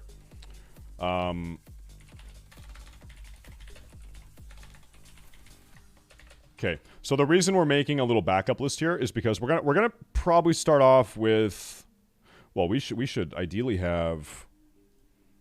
Did he respond? No. I would love it if Alando responded, but he's probably like giga busy right now getting his guild ready because I think he's leading the raid and leading the guild. So maybe he doesn't respond. I would love to be watching Bipolar though in the initial 8. I would love to watch Progress, definitely. Dude, Exodus actually was not making top 10 last time. I definitely want to watch Statement. We're good there. Did my man Igamos respond? Where is he? There he is. Igamos! The Deutsch! Okay, cool. We're good. Okay, so he's good. Forget. We're definitely going to have in the top 8 here that we're going to be watching. Avatar. Hey man, 9 great months. Much love to you viewer lessons. We can't wait for this RTWF. Dude, this is gonna be the best Race to World First we've ever had so far. In the history of Classic WoW Race to World Firsts, this is gonna be the best one. Space Force, the reason why Space Force is not top 10 last here is because they went for SAR 3D. So I wanna include them here anyway. Fusion, Avatar. I think we definitely have Welcome. I want to have Welcome in the top 8 that we're watching today. This is like you kind of it's hard to pick a top 8. It's hard. So we're gonna have like 10 guilds or 12 guilds that we can swap in and out between. I would love to have Bipolar, but I don't want to just restream Alando unless I get his permission because I've never spoken to him before. So What if Alondo hates me, right? So I asked him, I said, hey man, can I restream your stream? We'll see what he says. But I'm not gonna add them yet. Cleo, I've actually talked to, actually, hold up, dude. Wasn't Cleo banned in my chat at one point? Hold up, user. I swear at one point I banned this guy. Look at this guy. 9 timeouts, 1 ban, and then I unbanned him. Yeah.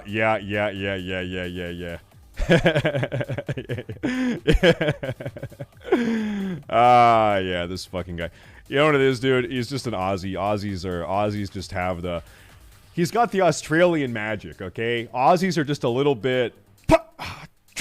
Aussies are just kind of like that, okay? So, no, we like Cleo, okay? We like Cleo anyway. So... I don't know if we're going to have him in the initial top 8 lineup, but we got a link to it. We can pull him up whenever we want. Okay, we're ready to go for that. So we have 1, 2, 3, 4, 5. Do you think NMM Own is going to let me restream him? Do we have him open? Donka, stay safe. Uwu. Ah, yeah. Oh, yeah. Listen, okay? Name a more powerful combo. Stay safe and the Germans.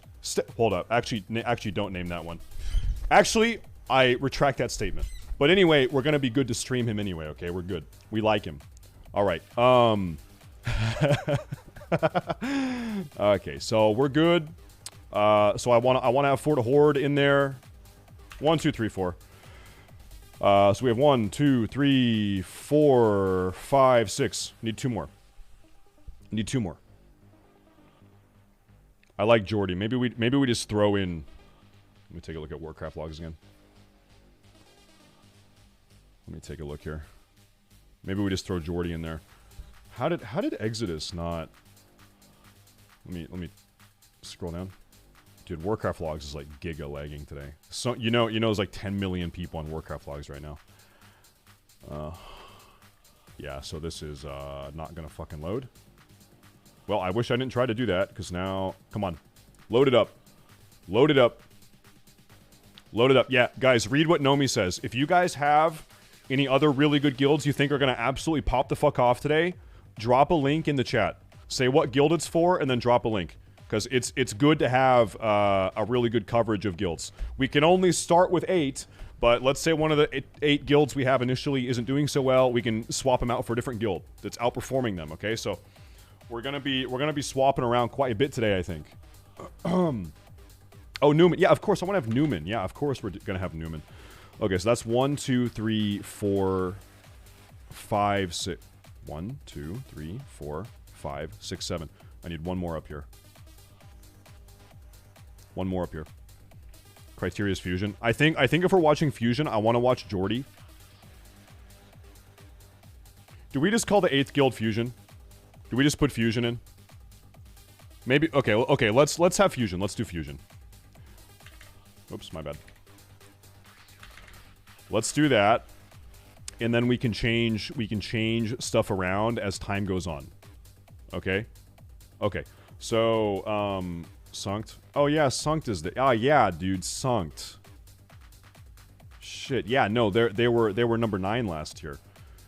You think this guy's here? Good luck today, dude.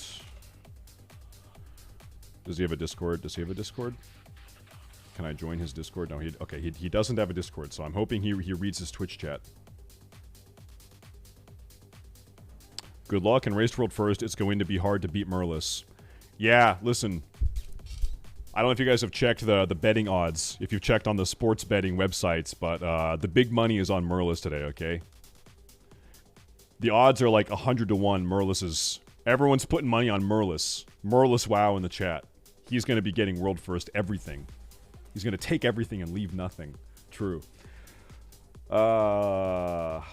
Link. Well, the thing is, he's going to be raiding and getting world first everything whilst also streaming hardcore pornography. So we're not going to watch his stream because I'd get banned. Yeah, that's what he's going to be doing. So we can't watch, but trust me, He's going to be dominating, okay? So, yeah. Yeah. Ugh, we get in big trouble if we did that. He's that kind of guy. He does it all one-handed. That's how he likes to do it. We have a statement. Hold up. Let me see here. Statement. We already have a Gamos. And we talked to Agamos, so I'm gonna leave Agamos now. We got a backup stream for statement though. Okay, I'm gonna post this in our Discord chat, Nomi and Tobesy. I'm gonna drop that there for you guys, and then I'm gonna load these 8 that I have designated here. I'm gonna load these into our multi-stream. I gotta type all these in chat. Give me one moment. State. Then we have Igamos. Mein Freund. We have LMGD1. We have Bywezyn. Bywezyn. Of the Guild Newman. We have Jordy. Me and my boys, we fuck with Jordy. Me and my boys, we fuck with Jordy. Okay. Tetsu, of course. Mr. Tetsu. We have... your avatar person is benched for most bosses. We should do Max Dingo. Oh, you know what? I've talked to Max Dingo in the past. I recognize that name. Okay. Maybe we run Max Dingo then. Okay, and that was for avatar. Okay, so let me swap that out here. There we go. Okay. Dude, there was a weird phenomenon with world first raiders and loving anime. What is it with all these world class raiders and loving anime? What the fuck is going on here? Tetsu. Yeah. Yeah, okay. Okay, we good. Then after Tetsu, it was Domby77. Domby77. And NMM_own. Okay, so if we do this correctly, this should just load 8 different streams here, and hopefully everything is working out. Hopefully it is working out. Oh! No leaves allowed. Oh yeah, this is what I'm talking about, boys. Okay. Okay. We got them all. That's what I like to see. I haven't talked to Tetsu today. Let me wish Tetsu a good race. Let me see here. Good luck, Mr. Tetsu. I'm with all my friends on our multi-million-dollar private yacht, and we have your stream on our $9,000 LSD TV, and we're all rooting for you.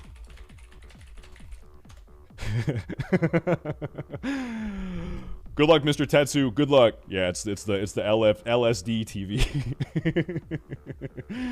Okay. And you know what? I don't even care what he says. Close the tab. We're not even waiting for the response. Okay? Doesn't even matter. We say it, we leave. Okay. Okay. I need to make a Nightbot chat command for this. Check Discord really fast. Okay, hold up. Yeah, actually, I was gonna do that right now. I was doing that right now. I'll do that, Craig. Yeah, I need to do that. Okay, so we have... There's that. Chat, it's gonna be 2 minutes of me typing here, okay? So sorry. Just, you know what? Here. Here, you guys entertain yourselves for 2 minutes, okay? Here you go. There you go. Enjoy. Progress. State.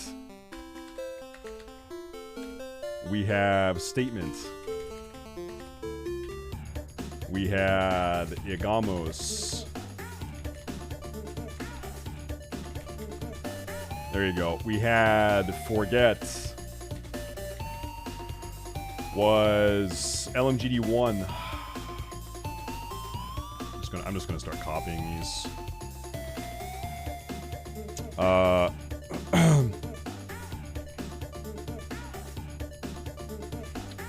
LMGD1. We had. It was Newman, which is by Weezin, my man. He probably has asthma. He's probably asthmatic. That's fucked up to say. Never mind. He probably is in good health. He's all good. Twitch Jordy. Okay, I have asthma too. Sometimes. That was Space Force.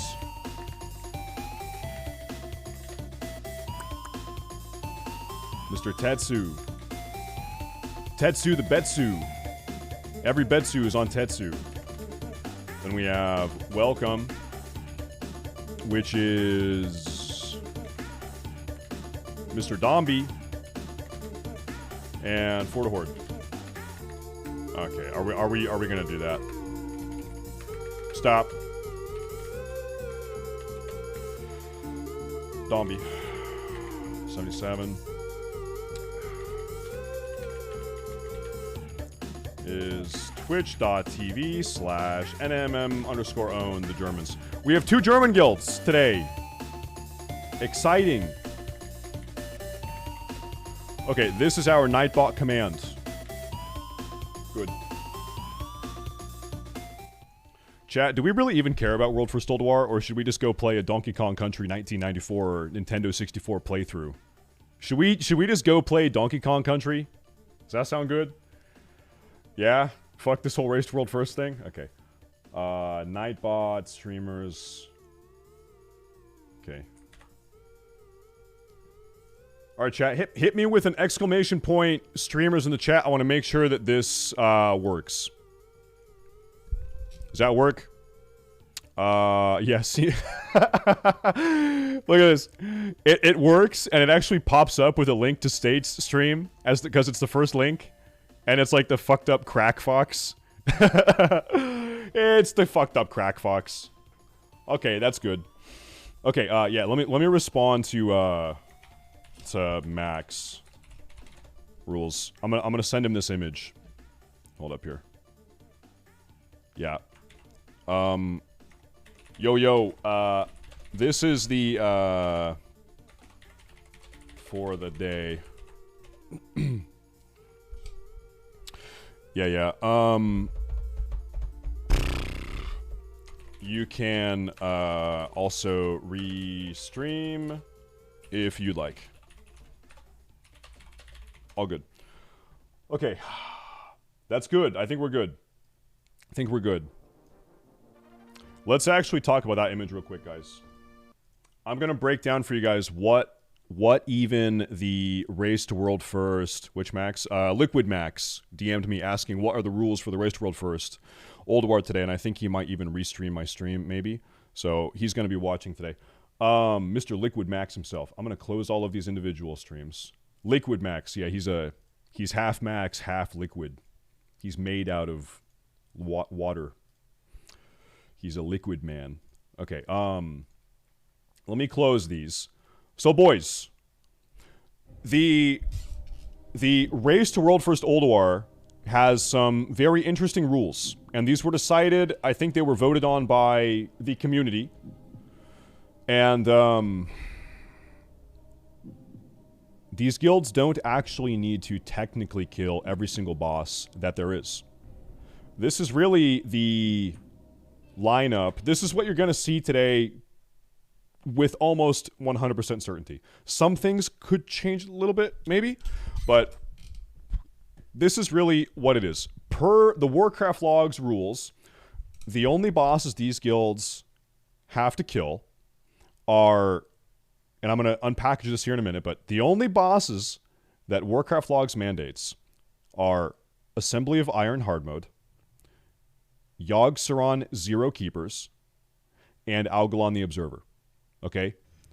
The thing is, though, If you want to do Yogg Zero Keepers and Algalon the Observer, you have to do hard mode Hodir, hard mode Thorum, hard mode Freya, hard mode Mimorun. So you have to do these 4 hard modes also. So you're going to see these guilds go in here. And by the way, JOVL, thank you. Thank you very much. I appreciate it. That's a fresh prime. Thank you. You're going to see these guilds go in here. They're going to do easy mode Flame Leviathan. They're going to skip Ignis, the Furnace Master. You don't have to kill him. As for this Race World First, you don't even have to kill him. They're going to skip Ignis, the Furnace Master. They're going to skip Razor Scale. They're going to do XT Deconstructor easy mode. You don't have to do hard mode. They're going to do then Assembly of Iron hard mode. And by Assembly of Iron hard mode is going to be a really tough fight for these guilds. The DPS check on Assembly of Iron is really, really tight. You know what? Why am I explaining this alone? Why don't I call Nomi? Let's call Nomi, okay? Nomi is my co-caster for the day, and I said I was going to hop on a call with him 15 minutes ago. Nomi, I'm calling you. Let me call him here. You make me hard SSTV, ha. Change my audio settings. Nomi, hello there. Hello. Oh, wait, can you hear me? Hello? I can hear you. Hello. Nomi, how you doing today, dude? I am good. I have been looking forward to this race for a long time. Ooh, dude, today's going to be a really good day. I figure, chat, you know him, you love him. He's in the chat. His name is Nomi. He's in the chat right now. Everyone say hi, Nomi. Everyone say hi, Nomi. Nomi, you've cast what, like the last probably 2 or 3 races with me, right? I've cast all of them with you. Forgive me, every single one. And Nomi's done a very good job. Nomi's a very good WoW player. We've been friends for, I don't know, probably like 4 or 5 years now playing WoW, talking about WoW. So today is going to be a Poggers day. A Poggers day. Yeah. And it's also important. Nomi is, chat, don't freak out. Nomi is European. I know that's crazy. So I figured it's important to have both the NA and EU polarity on the casting table so that no regional bias is expressing itself too strongly, okay? So Nomi's he's gonna keep this grounded for us. Yep. That's what it is. It's gonna be good. All right, but Nomi. I have also played on NA, so I'm the bridge between EU and NA. Let's call it that. You know what? I've played on EU, so yeah, we're just the most international players around, I guess. Totally unbiased. Completely no bias represented at all. Nomi, listen, okay? Your first task as my co-host, break down every single boss and why they need to do it that way, okay? That's your first task. Starting out with the rough stuff, I can see. Well, actually, I think you might be surprised on Flame Leviathan, because I think there might be guilds that try to do it hard mode, because then you doing it on easy mode, the boss itself is easier, but you have to take time to go and clear out the towers, which is if you can one shot the boss, it's faster to do the hard mode. So we'll see if hold up. This is a point of confusion that I had on the PTR. I thought if you just stop, no farting, sorry. Nomi, there's going to be people farting. Stop farting. I thought that if you just don't talk to Brand Bronzebeard, that you don't have to do hard mode. I don't even think you, and like I was confused because I remember it being different back in the day, but this is how it was in the PTR. I think you just don't talk to him, the stone guy actually, yeah, at the base camp, and then you don't have to do hard mode. Is that true?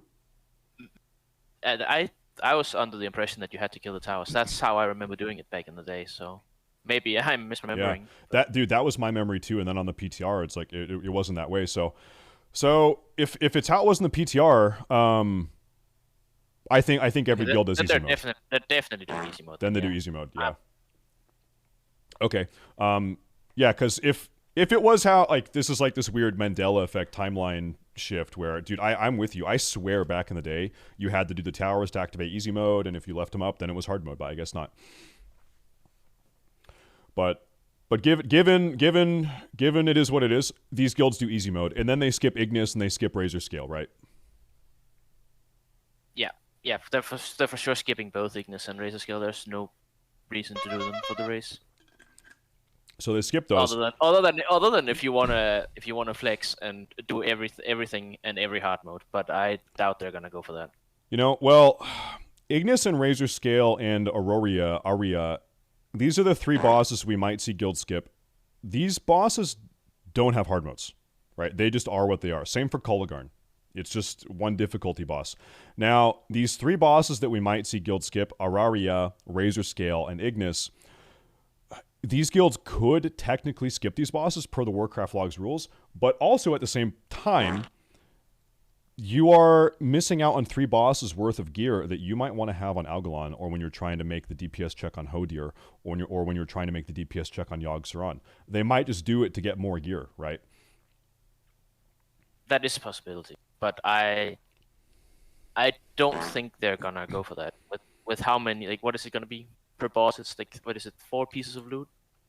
I'm not sure that's worth the time, unless you're unsure if you can make the DPS check. And I think they have practiced it so many times that they're confident in the DPS checks. I think the most likely, we'll get to it a little bit more, but I think the most likely death you're gonna see would or wipes you're gonna see would be Algalon with a tank just getting killed. Also, you haven't disabled the prep properly at all. Yeah, tanks getting one shot on Algalon is one of the scariest things, and that can just happen so fast. And you couple that with the fact that Algalon only has a 1 hour combat timer. Chat, if you don't kill Algalon within 1 hour, then Algalon disappears, and you can't even kill him for that week. So if guilds, like I was saying this earlier, you might have a guild that's like dominating. They're like 10 minutes ahead of everyone else. Okay? And then they get to Algalon and they pull the boss and they wipe. And then they wipe again. And then they wipe again. And they waste an hour in Algalon. They can't kill him. They're having bad luck, bad RNG. Tanks are dying. 1 hour goes by, you're done. You're out of the race at that point because Algalon has people poofed. He's out. So that could very easily happen. And then the other really, really big unfortunate thing that could happen today, this is another big point of contention for some of these guilds. Hodir has a 2-minute kill timer for his hard mode. The gimmick of Hodir hard mode, you have to kill him in 2 minutes. And if you kill him in like 2 minutes, 3 seconds, then you have missed his hard mode timer, and you need to kill all the 4 keepers on hard mode to even summon Algalon. So if you fuck up on Hodir hard mode, you kill him 2 seconds too late, then Algalon is inaccessible to you and you're done. Yeah. You completely break your run if you do that, and it's probably the most likely thing we'll see. Like, they're gonna need to have be sure with more than 10 seconds before they do the final push on the boss. They're gonna need to make sure, because it's not just you lose a wipe time, you're completely out of it, and we have to start over with a different roster and stuff. So you're out at that point. Algalon, a wipe could happen. I think that's possible, but I don't think any guild that are going for the world first are gonna be wiping for an hour there. I'm not afraid of him disappearing, but the Hodir might just completely break your run if you do that.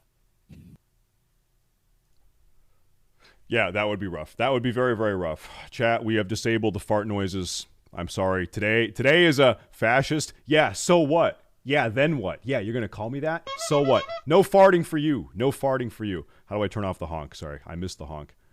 Yeah, disable. Disable it.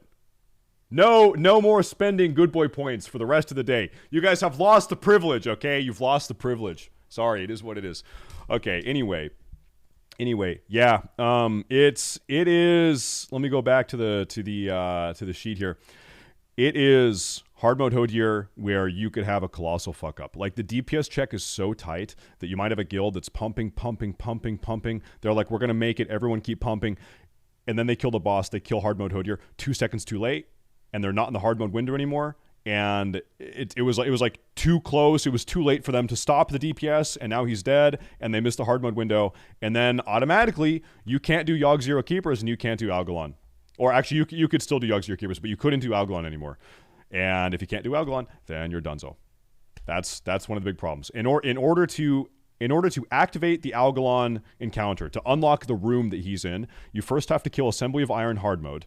Get a quest item. The quest item says, kill all hard mode keepers. You kill the 4 hard mode keepers, and then you go to Algalon, right? So if your guild just can't kill Assembly of Iron, well, no Algalon. If you fuck up one of the hard mode keepers, well, no Algalon, sorry. So That's the way that it is. It's going to be a very tight check. The Hodir DPS check is very, very tight.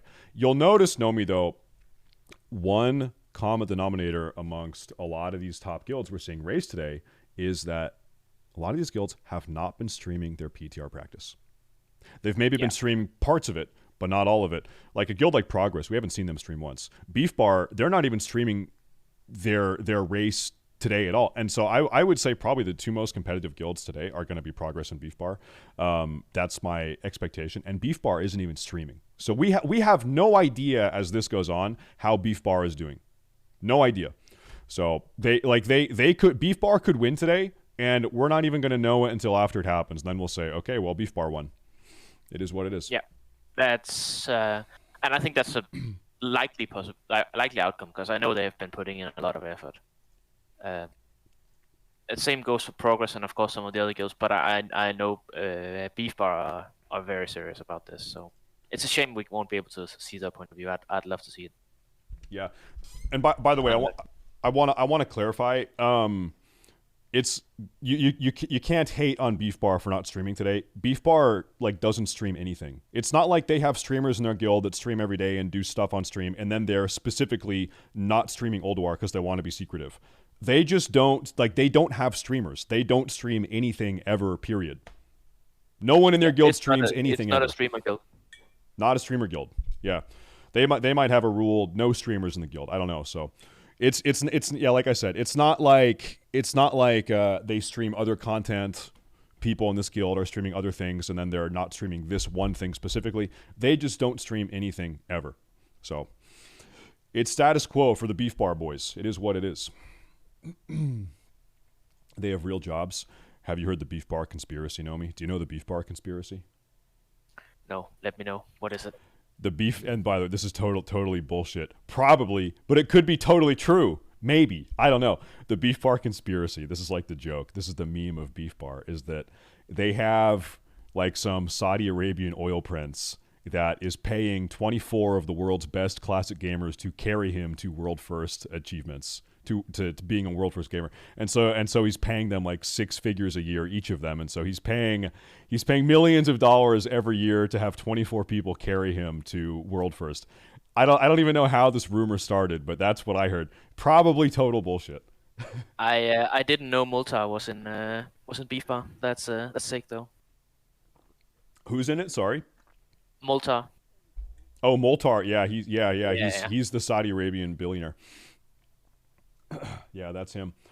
We need to see these other 4 guilds come online. That's what we need to see here. Hopefully. We need to see Progress. A lot of these guilds are just going to go live the minute before the race starts, right? That's what I would expect. Might even have a delay. I hope that wasn't the case, but last stream, I think there was the Chinese guild that was running with I think almost a 30-minute delay. Yeah. That could be a possibility as well.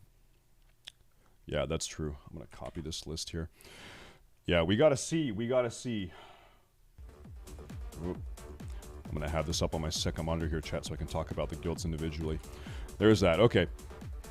Yeah, this is gonna be a very, very competitive race. I think a lot of guilds take ULDUAR very, very seriously, and we've had the PTR for a long time. These guilds have had a lot of practice on the PTR. And I mean, the top guilds, they've also had their private PTRs alongside the actual PTR. Yeah, that's true. I think it feels like Beef Bar. This is speculation, but I think they have probably been PTRing before it even on a private PTR before it even came out for us. So, dude, I think it would be hard to have a private PTR for ULDUAR because Blizzard has rolled back so many of the ULDUAR nerfs. Right, this is ULDUAR pre-nerf. If you've done ULDUAR on some private server over the last 8 or 9 years, you've been doing post-nerf ULDUAR, probably, I think. And so there's a lot of very unique changes. Most people have not done ULDUAR like this, because ULDUAR got nerfed very quickly when it first came out. Very quickly. So we gotta see. Yeah, they probably have done that, but they can always update it when new information is available and change it up so that practice that is slightly wrong is still gonna benefit them, and they might even overtune it so that what they're gonna be facing is easier than what they've been preparing for. That's a realistic possibility. Yeah, that's very true. It is. Give, it is. give Hodier 10% more health, and then you won't. And if you beat that consistently, then you won't have to worry about. It is kind of unfortunate that our number one guild from the last tier is not going to be streaming today. That does suck, but it is what it is. They also didn't stream last time. That is true. That is true. Yeah, how we found out that they got world first last year was like they got the server first achievements. It popped up, and then everyone knew. So hey, listen, if you are on Gehenna's, do we have any Gehenna's players in the chat? Give me a 1 in the chat. If you're on Gehenna's, if Beef Bar gets server first, if/when that happens, it's gonna like alert the entire server. You're gonna know, and then you can say, hey, Beef Bar got server first, so therefore they're done with it, right? Yeah. So we'll kind of know in a weird way.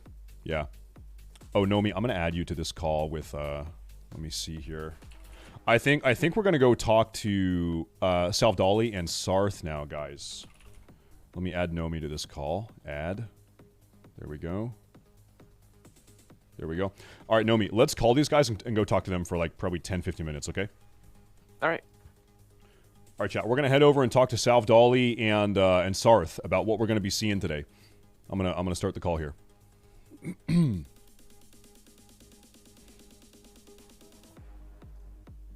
Let's see if they answer. Oh, I hope they answer. I'm super nervous. I don't know if they're ready to talk, but I saw them make the call. Will you make the call? They made the call. They're in the call. Hi, guys. Let's go. What's up, dog? Dude, today is a very exciting day. Big day. Big day. Probably the biggest day in WoW Classic. Potentially, this is the biggest raid release in WoW Classic history. Yeah, that's 100% true. This is definitely going to be the most difficult, true. most competitive race to world first that we've had since Classic WoW came out, what, 3.5 years ago? Yeah, it's definitely the most uncertain one. It's definitely the one that I think that nobody truly knows just exactly what the full clear for the world first guild is going to look like, because this is the first time we've actually had a raid that could even by retail standards sort of be considered somewhat hard. Yeah. Well, let's talk about what you guys, we've been talking about it on my stream, but let's talk about what you guys think the kill list here is going to consist of today. So we've been saying probably Flame Leviathan easy mode, right? Absolutely. No shot they go hard mode. Yeah. And then, because Flame Leviathan hard mode is actually like kind of a pain in the ass.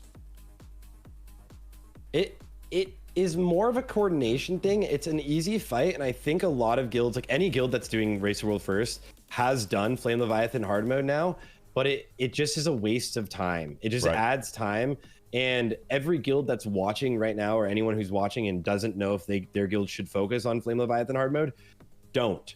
Because it's the first boss, and there's no reason 100%. To like waste too much time fighting a boss that doesn't even drop that good of loot, and it just get through that one, you know. And then curiously, like a month and a half from now, or just a month from now, all the vehicles you're fighting Flame Leviathan with, it scales off your item level, right? So when you have a month of ULDUAR gear, Flame Leviathan hard mode is going to be way easier than it is today.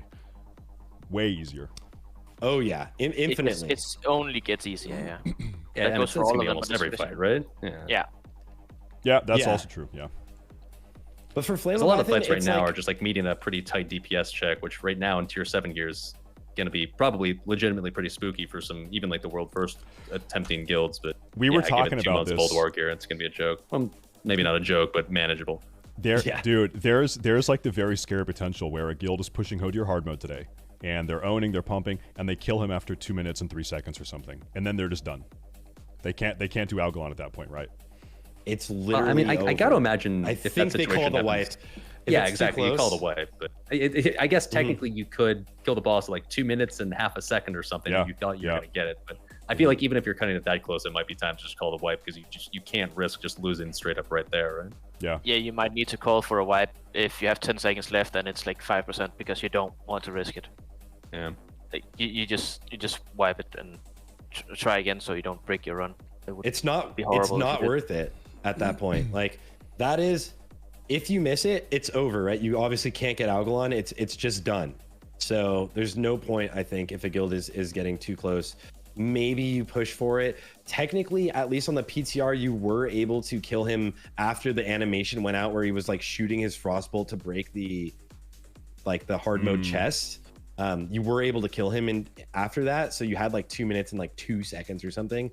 But I think it's just sketchy. This is the first one. I think Hodier is the first one that really trips up guilds, and I think that some of the guilds going for Race World first honestly go potentially the other way around, so they can get a little bit of gear and use it on Hodier. You know what? Let me ask. Here's a yeah. That's actually a really good idea, by the way, because that is a very, very tight DPS check. Here's a curious question: what do you guys think is the fastest Hodier kill time we'll see today? Just in the world, like, are we going to see a 145 or 150? What do you think? Fastest? 140. Yeah, 142. I think is going to be 142. God RNG. A Chinese guild with 77 warlocks and 20 mages. It's like Hodier is a very RNG dependent fight to the where if you don't get like the little, I don't know, whatever they're called, like the ice bolts on to fall on you whenever you're standing in the moonbeam, it can greatly increase your DPS. If you never have to move, if you have perfect uptime of the debuff on the boss, which you will anyways, you'll send like a hunter to keep that up from the fire pit. But like if the mobs do a really good job of placing things well for you, and your tank can actually give you guys like a good position where melee can actually DPS also, instead of it only being range doing the damage, then it can be phenomenal. But your RNG could be bad, and your tank could get the buff that he needs to spread for the crit buff. If your tank's targeted with that, you might as well wipe instantly. Like at least now, currently, it's hard to hit the hard mode if you do that. Yeah, okay. One thing to consider, like when I was reading the Warcraft logs rules, correct me if I'm wrong here, but I don't think there's any penalties for making swaps to the raid up to, I think, like 49 players. Yeah, 49. And so technically, you can actually, you're allowed to swap in and just do like a giant giga stack of something like a warlock. Oh my god! If you want to for certain bosses, like I'm not sure World First guilds are going to try, but some of them are. I don't know if it was Newman or Avatar, but one of the streams was linked. We were told that one of the guys we had chosen would not be in for all the bosses, so they're definitely doing some swaps for some bosses. Yeah, because like for some fights, it might make more sense to just bring in like a stack of warlocks, or I mean, probably not a stack of melee at any point, but yeah, and then for certain fights where you might be concerned about meeting the DPS check, you are technically allowed to just basically bring a wall of purple if you want to. Yeah, right. Yeah. Well, okay, so I'll let you see what you're gonna say. Oh no, I was wondering if you guys think there is going to be any of those swaps. I think that in particular, we might see some swaps because group comps for Yogg 0 and Algalon. It's Yogg 0 especially, right? Where you're like pumping the affliction locks. Yeah. Yeah, that'll be a big one. I don't know, like, and you'll have chances to do it because once you get like the different teleports to unlock, like it's easy for people that are joining in to just catch right back up to the raid. So I'm sure guilds have thought of this. I'll be curious to see just how much they choose to take advantage of this if they do at all.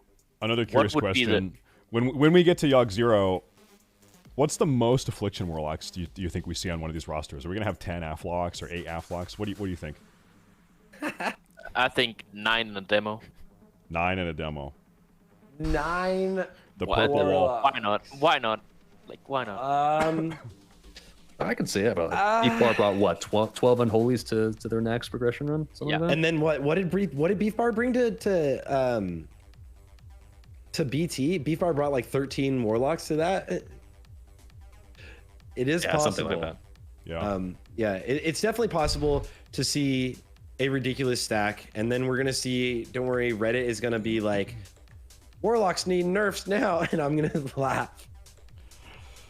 Yeah, people are very reactionary in that regard. That is 100% true. I wanted to, before we segue off the topic of DPS checks, what do you guys think is actually a tighter DPS check? Is it Hodier hard mode today, or is it hard mode Iron Council? Which is a tight one because your tanks just start getting deleted.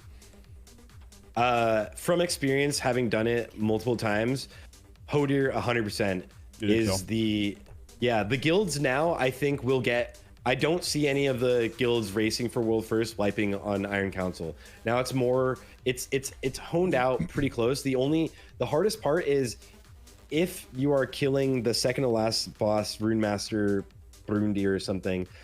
If you're killing him right as his Rune of Power goes out, but if you wait like half a second, he could also be off time to drop a Rune of Death. And if those coincide, you have to wipe it up and go again. You can't do it. But other than that, it feels pretty scripted now. Now that people can do it. Hodier is super RNG. Which boss today would you guys expect to see the most wipes on? If there's going to be one roadblock wipe boss, which would you guess it to be? I'll let I would think Dali either say. Yeah, I would think Yogg Zero or Algalon. Algalon, just because sometimes the tank just gets straight up just murked. He just gets deleted, and especially without too much ULDUAR gear, if they got unlucky up to that point with getting gear for the tank, then there's times where just Algalon will slap the tank and it'll go from just 100 to 0 instantly, and at that point, like, you're wiping, right? And Yogg Zero, like, there's just so much stuff going on, and like there's so much potential for people to mess up, and like really once one person reaches 0 sanity, then like it all kind of falls apart from that point. So I think those are the two, probably the spookiest. But at the same time, like, yeah, Iron Council, it's easy to fuck up, and we might see an intentionally called wipe on Hodier like we talked about earlier. So I think almost all the hard modes at least have some potential. I don't think, maybe short of like I would laugh so hard if a guild kills himself on Freya. I'm not gonna lie. If they blow maybe short themselves of up, four. like, that one might be a safe bet, but the rest are, I don't know, a bit spooky. Or at least could be. I think if you're wiping on Yogg, it's gonna be probably execution. But if you do it on Algalon, it's gonna be a tank dying. Tank right? one shot. Yeah. The small RNG. So I think with the practice these guilds have had, I think Algalon might be the problem. But I don't think they're gonna like wipe for over an hour. Yes, I mean, the problem is, like, what do you do if you've gotten to Algalon and you've just gotten insanely unlucky with tank loot? I mean, odds of not getting any tank loot are pretty much 0. But like, if you only got 1 to 2 pieces with a tank, like, man, well, if you've reached Algalon, you're at that point. Like, I'm not gonna say it can't be done, but it's gonna be pretty spooky. That brings up, I've seen a lot of people talking about this idea. What are the odds one of these guilds says, maybe it's a scenario you just described where your tank has very bad drops up to Algalon. They say, you know what, we're going to go do 10-man splits. Or another kind of side question, what are the odds we have guilds killing Ignis and Razor Scale and Araria just to try to get more loot? I think the only one in that instance would potentially be killing Ignis, because he drops this tank trinket called Heart of Iron, which is unbelievably good. It's good. Unbelievably good. So that is the only, if they see an issue, that potentially would be like, oh, let's kill this really fast. But once you've engaged Algalon, you have 1 hour, literally a 1 hour hard stop. That's it. You can't do it again until the next week. So taking away from that at all, it's usually trying to have a lot of wipe protection. If you do die, if you do wipe, we need to go again, right? Like as fast as possible. Yeah. I don't think any of the guilds in the race will go split to 10 mans, but I think a lot of the guilds outside of it, like my guild, Noda, we currently have the fastest time in the world, right? We don't do race the world first, but we're the fastest speedrunning guild right now.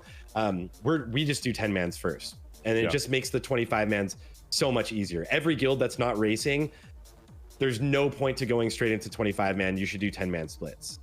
And so Noda is doing 25-man splits today. Is that what's happening for you guys week 1? Neither. We are doing, I think we have 10 mans tomorrow, and we have 5 25-mans throughout the weekend. Oh my god. So you guys don't even care about server first, do you? Not at all. But the guild has never, ever in the history of the guild traditionally gone for race the world first. It's always about speedruns, yeah. Just the speedrun records. All right, you gotta respect it. For Algalon, one strat could be, I'm not sure how tight the DPS check is, but you could, if you're worried about a tank dying, you could have like a goalie tank, so to speak, that would stay second on threat in case you're, like, you just run with an extra tank. He's tauntable. But yeah, so you could you could play goalie with an extra tank if you're worried about a wipe, but I'm not sure if you'd be missing DPS at that point. I think it is. So the first ever, maybe this is the second actually. I think Old School did the first one on the PTR, not ever, obviously, because it was like 15 years ago. But on the PTR, the first version of the PTR, there was 3 kills that happened, and one of them was Old School, but the second one was Noobs. Those are the 2 Chinese guilds, and Noobs ended up actually doing 3 tanks. They had their 3rd tank, which is my buddy Big Thunder. He was just getting ready to pick up the boss if someone died, and just taking constellations and bringing them into the kind of like black holes. So you can hit the DPS checks even with a third tank, and it could be like a safety window. I'm not sure if the guilds will do it today, but it could be a safety window. Speaking of China, this is probably worth mentioning for people that don't know. The Chinese servers are down. You're actually not able to play. There are no Chinese Classic WoW servers. So I think at least one, maybe old school, has re-rolled on the Taiwanese servers as of 2 or 3 months ago. Do you guys expect... Noobs did, okay. Do you expect any of these Chinese guilds that have re-rolled on Taiwan servers, maybe more than Noobs have, I don't know, do you expect them to be competitive today at all? I think they technically have until the 23rd, till the Chinese servers go down. I think. Oh, is that so? Okay. I might Yeah, be but able to be as far as I've corrected there. heard, they essentially just completely abandoned their Chinese server characters in advance. But I don't know. Yeah, I think so too. Sure. But I think they're ready, and I think they're potentially gonna run. They're gonna go for it a bit. I believe Noob said that they're at least gonna attempt to see where they can go.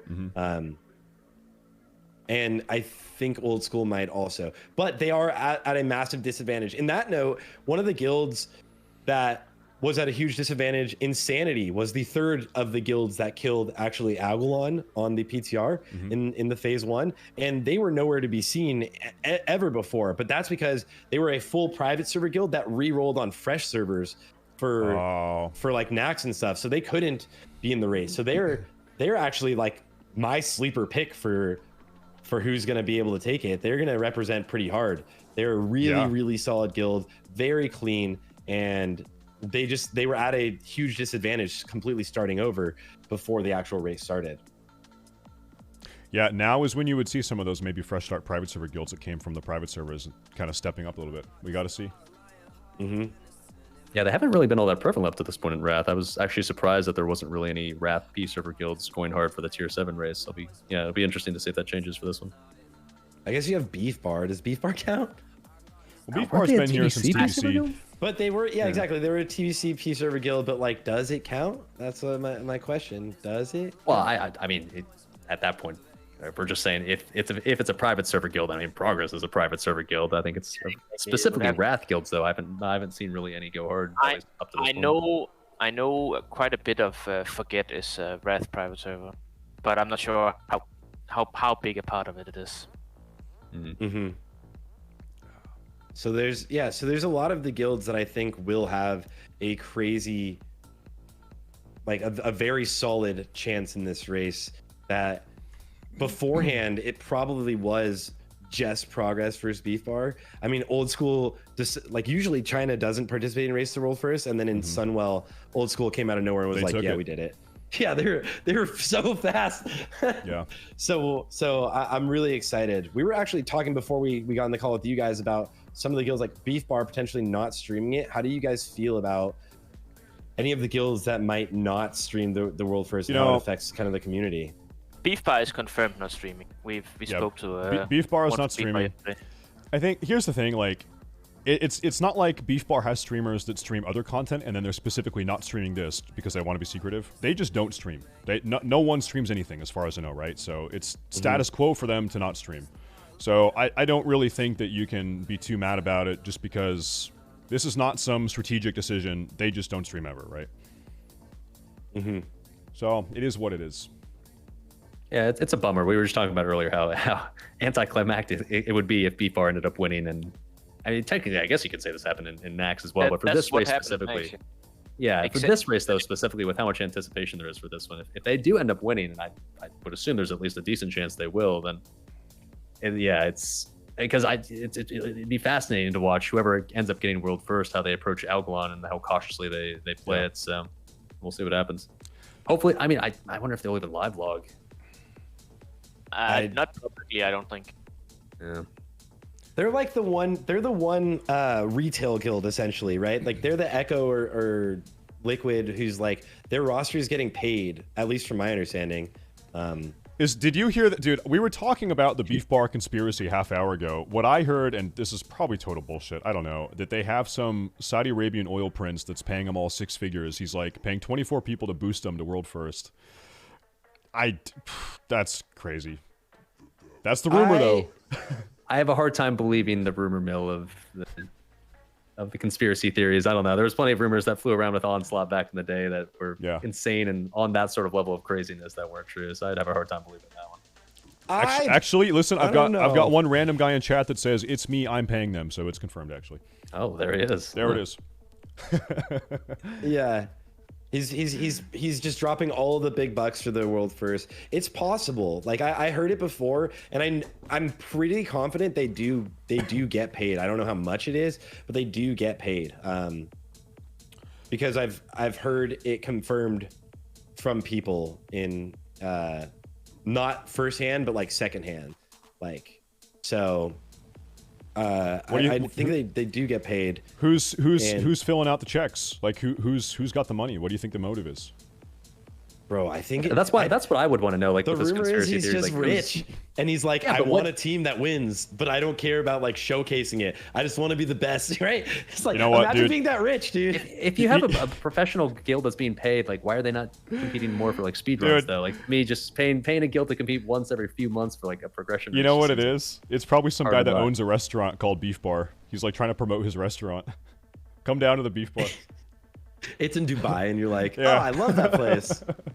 Man, it's so delicious. I love Beef Bar. Yeah, that's probably what it is. It is crazy to think that that's a thing. Yeah, wild. Who knows? I know definitely in the arena scene that kind of stuff goes on where people will pay for piloting and boosting of that sort, but an entire raid team, that's like it's a pretty big order to make that happen, right? I don't know. A lot of people involved. Yeah, absolutely. We're gonna. It is to just yourselves be sponsoring something and not do it with like through sponsorships and stuff like any of the big raid teams do in retail, and not showcase it by like making money back by promoting anything. It's got to be a personal endeavor of someone who's obnoxiously rich, or it's got to be the biggest rumor ever, like the biggest bait. I googled it. There is actually a beef bar Dubai. So Oh, It's there it is. confirmed. Confirmed, There it boys. is. All right, after the Conspiracy race, theory that's where we're confirmed. going. We're getting Beef Bar. I'm gonna Uber Eats it. Oh my god, I'm so excited for this race, guys. All right, before it happens, because it's happening very soon, what are you guys' top guilds to take this? Who do you think is going to take this race? I'm going with Beef I was- Bar. What do you think, cut out. Nomi? You cut out. Oh, did I cut out? I said I'm going with Beef Bar, probably. I think it'll be Beef Bar. Yeah, I think it's beef bar Progress, but for stream content, I'm rooting for Progress, so we have a point of view for it. Yeah. Dolly said he'd hope Progress, right?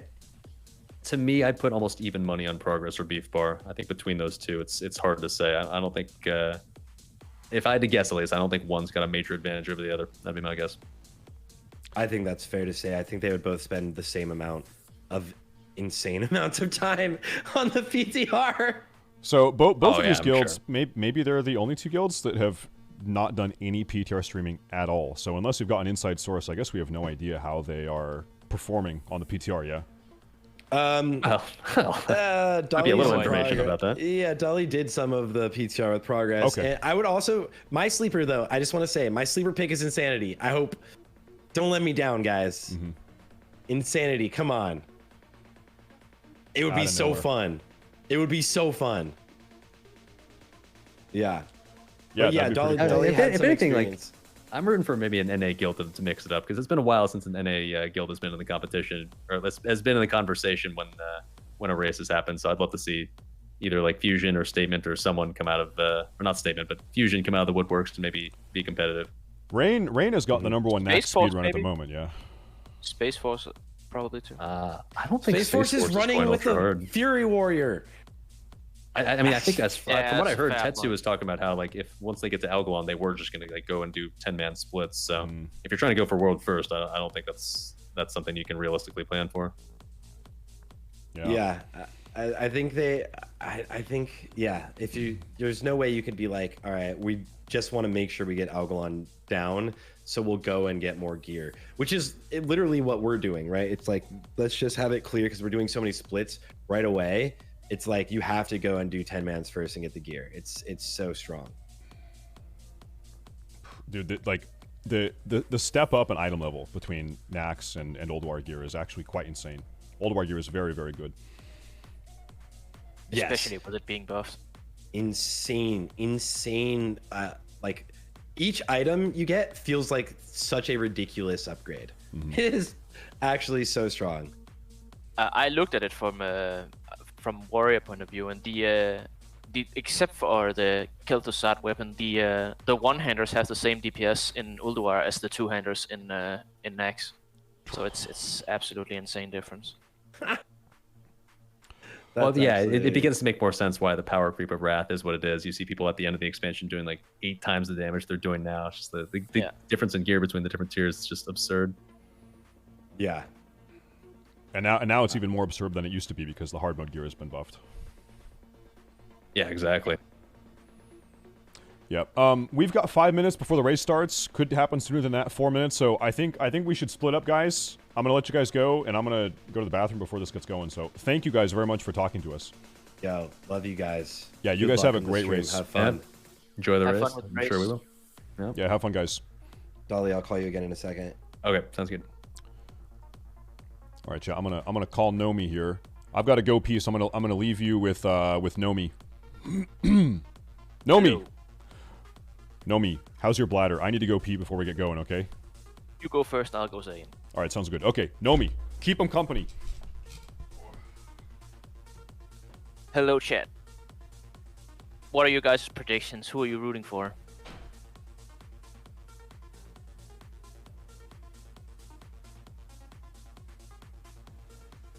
Beef bars. I think Army of the Dead have a good chance.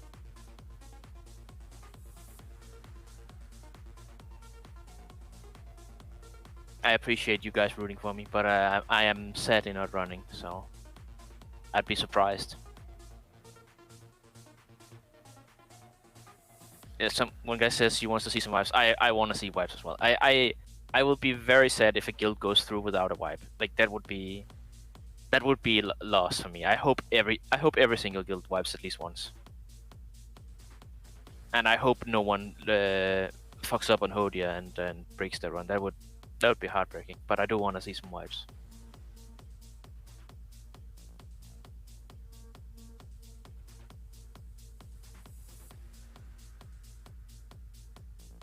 And it's not toxic, bro. It's for entertainment. It's quality.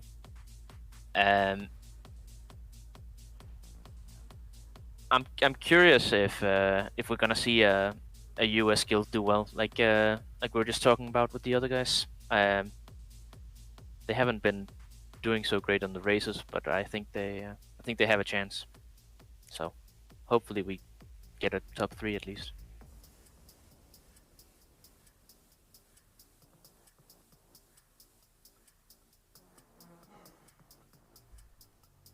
Space Force did do well in TPC, yeah. But according to Saldali, they were not going too hard in ULDUAR. They actually did okay in Nax too, so we'll see. All right, I'm back. We good? All right, I'll be back. All right, okay. All right, chat. Are we shit talking NA? You know, I think NA is gonna pull this one out, guys. Which NA guilds are we taking a look at today? We have is NA gonna pull this one out? We are looking at Space Force is NA. We've got Welcome we're taking a look at today. Yeah, we're watching Dombey here, he's going to come online soon. We're hoping these guilds come online soon. Presumably the second the race goes, the raid comes out, they'll go live. Dombey here is representing, I've got a lot of streamers to keep track of today. Dombey is representing Welcome, I believe, right? Is that what it is? I think so. So, I think we have 2 or 3 NA guilds that we're taking a look at. Any of the substitutes go to 10 man while they are waiting to spot on the raid? Oh, you know what? That would be a curious thing where, yeah, we were talking about these 25-man runs as they're racing for World First. Maybe the people that are going to sub in later in the raid, depending on the boss, maybe they're in 10-man getting gear. Could happen. Definitely could happen. Yeah, they're doing some swapping. Very easily could happen. That's actually a very smart thing to do. And I think it was Salve Dolly that said in that call we were in just a moment ago that you can have 43 people in your race to world first ULDUAR 25-man run. So you can do a lot of swaps. 15 seconds. Yeah, we need to see this raid go live. We need to see this raid open. Yeah, you could do up to 49 people, but I hope we don't see as many swaps. I didn't get to ask the other guys here, but I don't see why you would want to swap back and forth. Like, if you want to go with a lot of warlocks, why not just do it the entire time? Like, I guess for different bosses makes sense, but you do lose time swapping even if you do it as fast as possible. I'm gonna go ahead and reload this here to see if some of these streamers went live. People are saying it's live. Let's see. Raid live. Yeah. Some of these guilds are zoning in, and actually all of these streamers are live. So, boys, the race has officially started. So right now, we are following Progress, we are following Statement, we are following Forget, we are following Newman, we are following Fusion, we are following Space Force, we are following Welcome, and we are following Ford to Horde. We have guilds from NA, EU, Oceanic, no Chinese guilds at the moment because the Chinese servers, it's kind of wonky right now for China.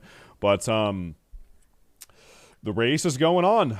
So what you're going to see now is these guilds are going to be pushing for Flame Leviathan normal mode. You don't actually need to be competing to kill hard mode. Hard mode is not necessary on Flame Leviathan today, per the Warcraft logs rules. So these guys are just going to rush down here, kill these little mini towers along the way, and take out this boss ASAP. Hard mode Flame Leviathan is kind of, it's a bit of a dance. It takes some getting used to. So these guilds actually don't need to do it, though it doesn't matter. You could take 25 chimpanzees, put them in a vehicle, and have them kill Flame Leviathan easy mode. Easiest boss we've had ever. Easier than Lucifron in Vanilla WoW, okay? That's how easy. Oh, goodness. And then, incidentally, after Flame Leviathan easy mode has been taken care of, you're going to see these guilds also skip Ignis the Furnace Master. They're going to skip Razor Maw also. You don't need those bosses either, per the Warcraft logs rules. And it was like a month and a half ago or a month ago that a lot of the Warcraft logs Classic Wrath community members voted on what they wanted the Race to World First criteria to look like. So you're going to actually see some bosses being skipped, some bosses being killed on easy mode, some bosses being killed on hard mode, of course. But right now you have 8 of the top guilds competing for Flame Leviathan easy mode. They're just kind of rushing him. Yeah, and it seems like everyone's just going straight ahead. Yeah, I'm gonna look at one of these on full screen here. Let's pop up Progress here. Stage from Progress. We'll put this on full screen. Skipped world first. These guilds could only skip 3 bosses if they wanted. And we were talking about how hard of a DPS check hard mode Hodir is, and also Algalon is today. Well, Yogg Zero as well. You might actually see some of these guilds kill some, if not all, of the optional bosses. That's, once again, that is Ignis, that's Razor Scale, and that is Araria, Ayaya. They might kill those bosses just to try to get some loot. Ignis, specifically, we were just talking to Sarth, has a really, really good tanking trinket. So you might see some of these guilds kill the optional bosses. Maybe. Could happen.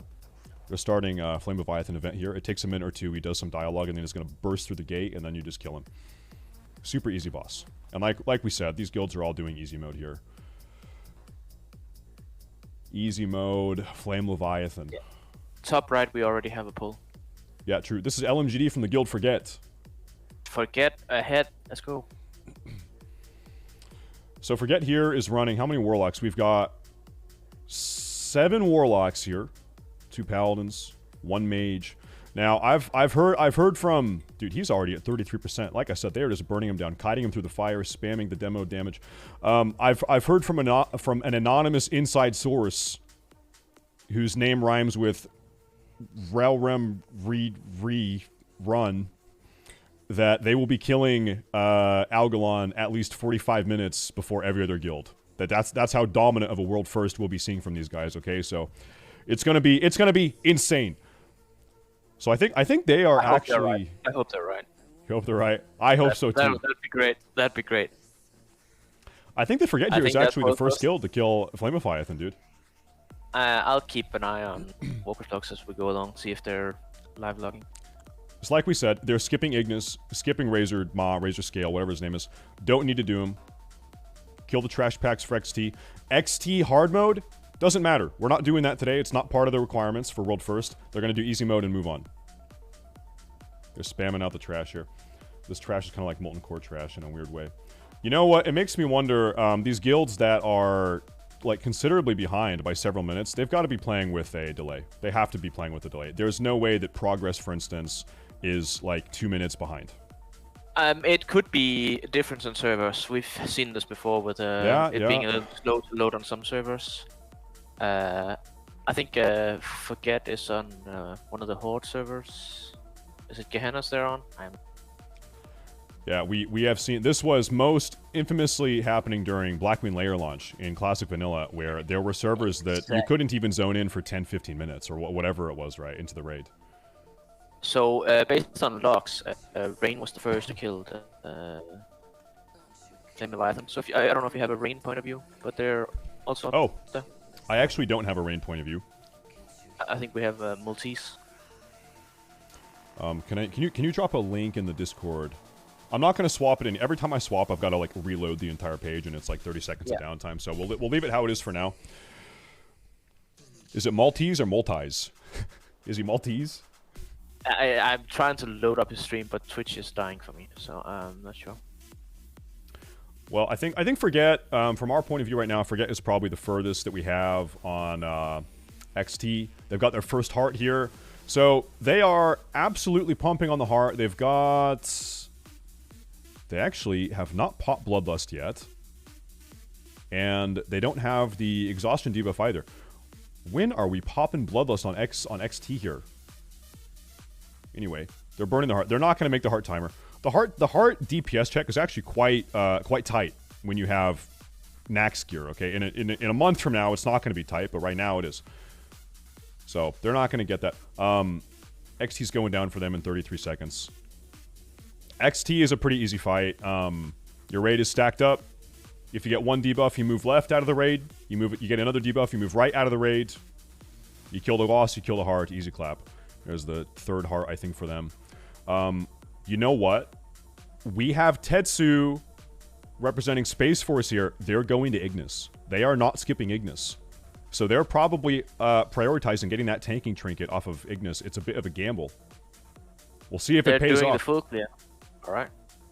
You know, I guess for Space Force, that's not surprising, considering that they were the one guild on Tier 7 release that chose to do SAR 3D.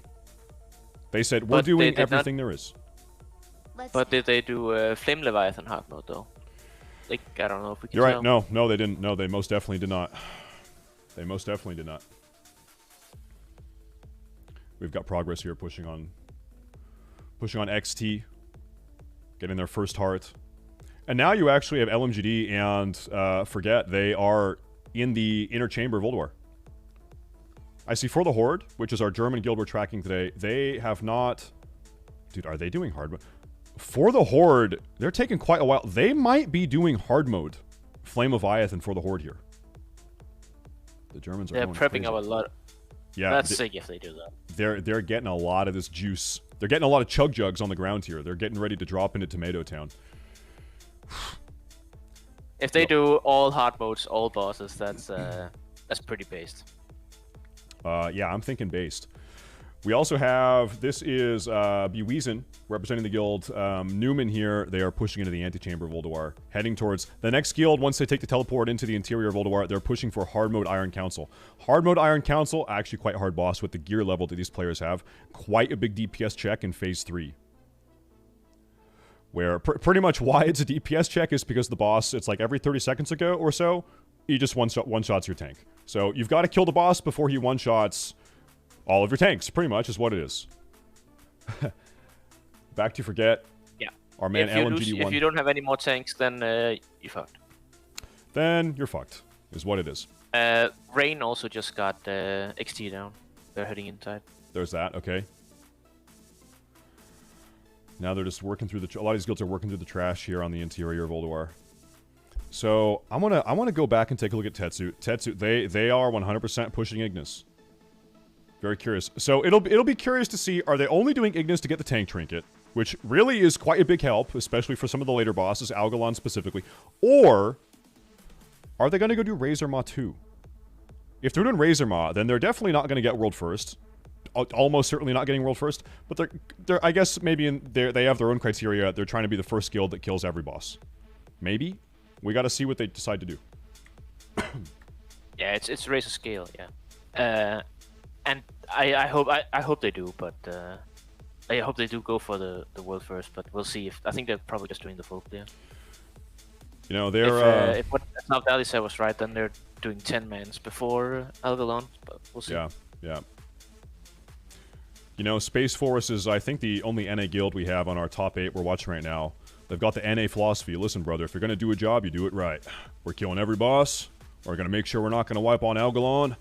No one goes home until our job here is done, brothers. That's how we do it. Yep. No regrets. Yep. So, what are these raid comps looking like? I can tell, like, we can't quite tell those. Yeah, let's take a look at Jordy. Warlocks everywhere. Yeah, a lot of warlocks. We're seeing at a minimum with these guilds, you're seeing at least 4 affliction and 1 demo. Yeah. Some are running 5 affliction, 1 demo.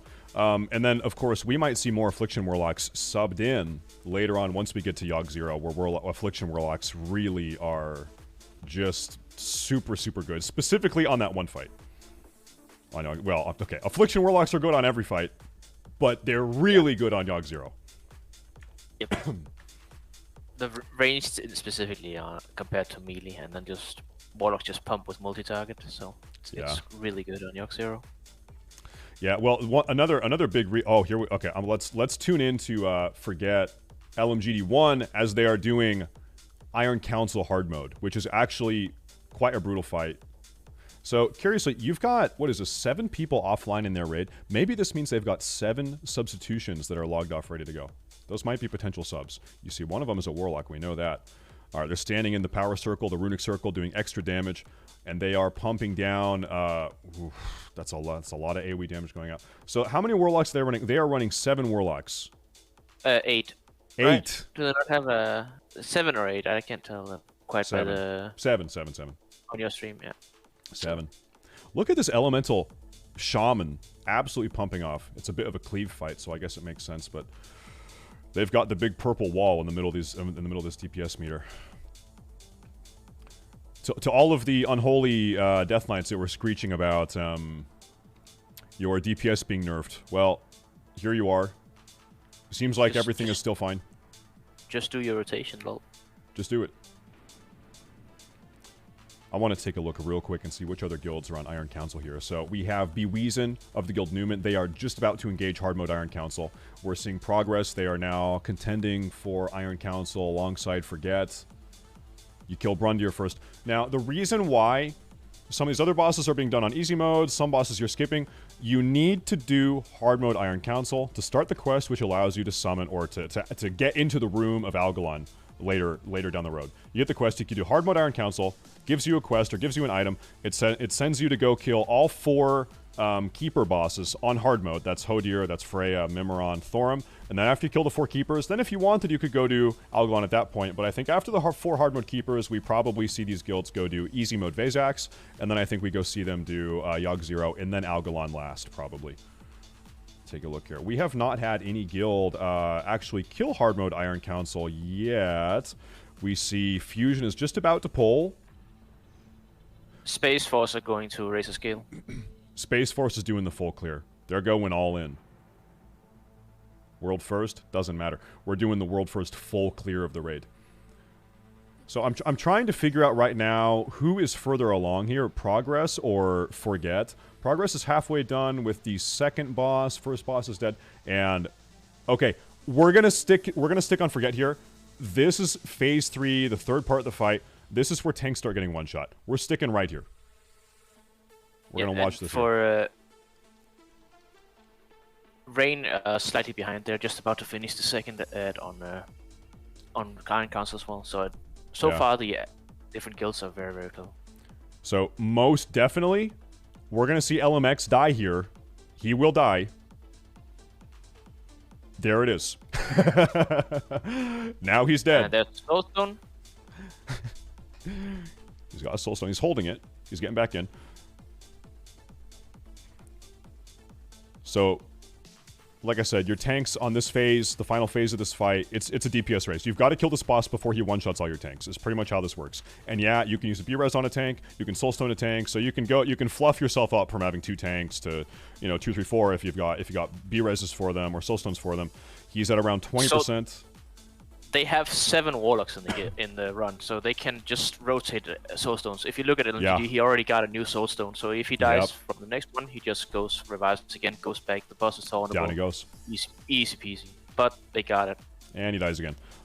What they're looking for is the Arc of data disc right there. That's why you do hard mode, and that's what unlocks Algalon potentially down the road for you. So that's why we do hard mode Iron Council first.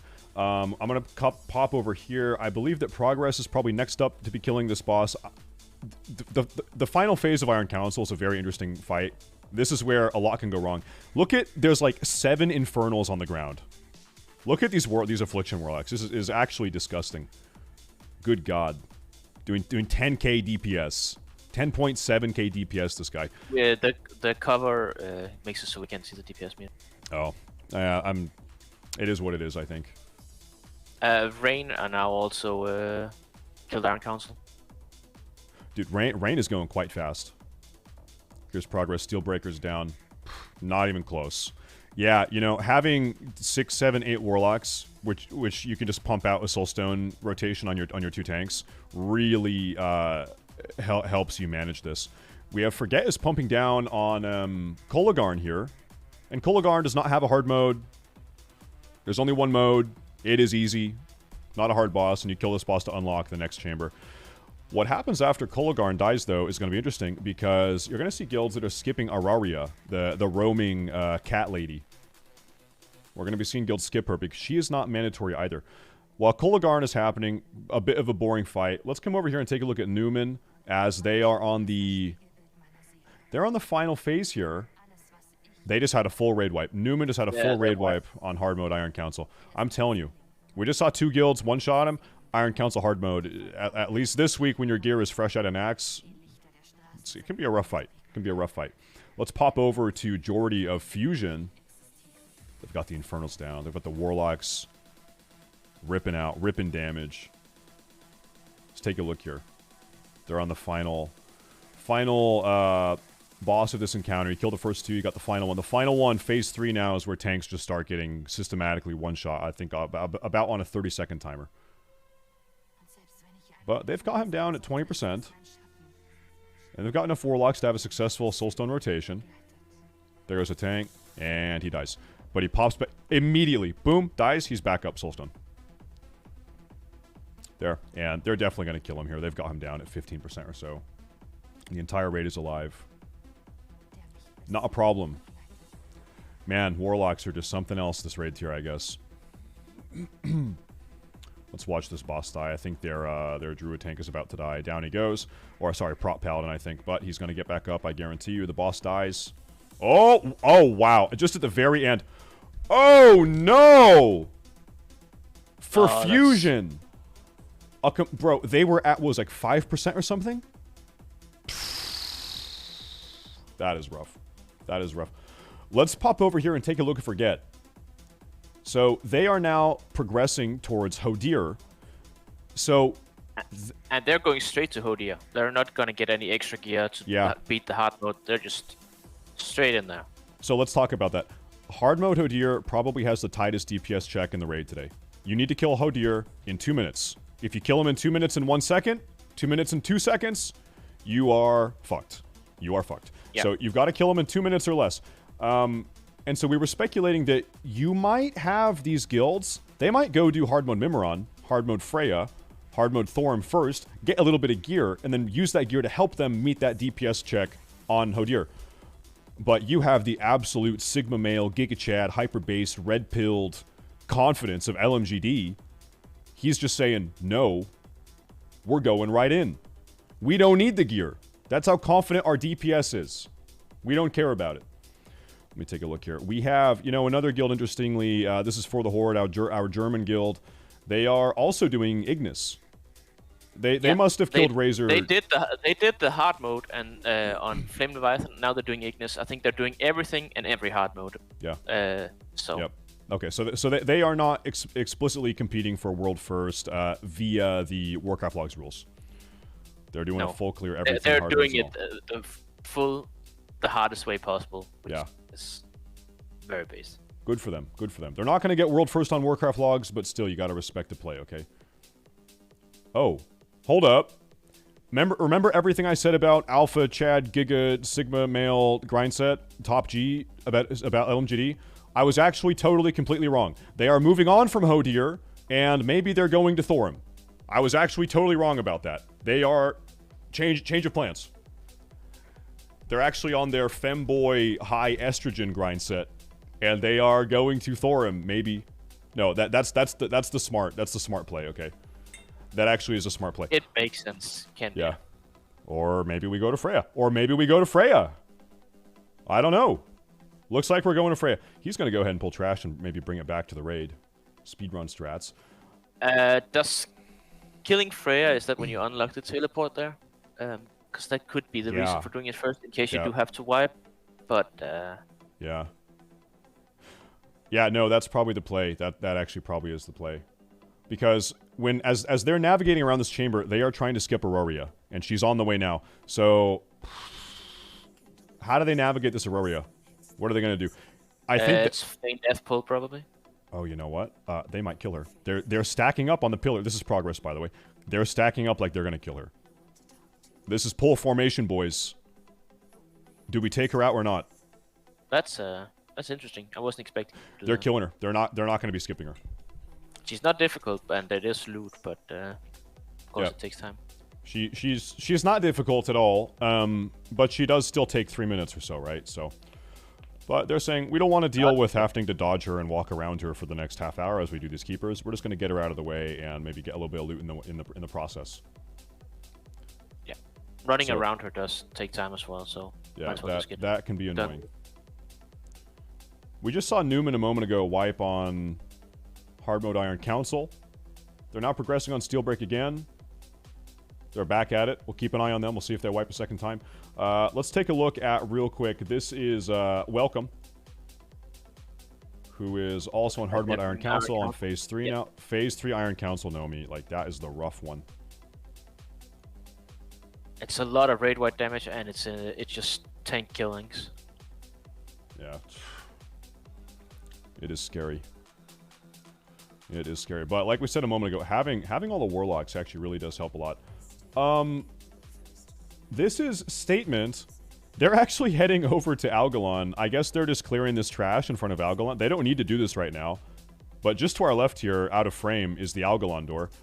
They're just clearing this trash just because they want to clear the trash, I guess. I'm not sure why they're over here. Clear to do something for the quest.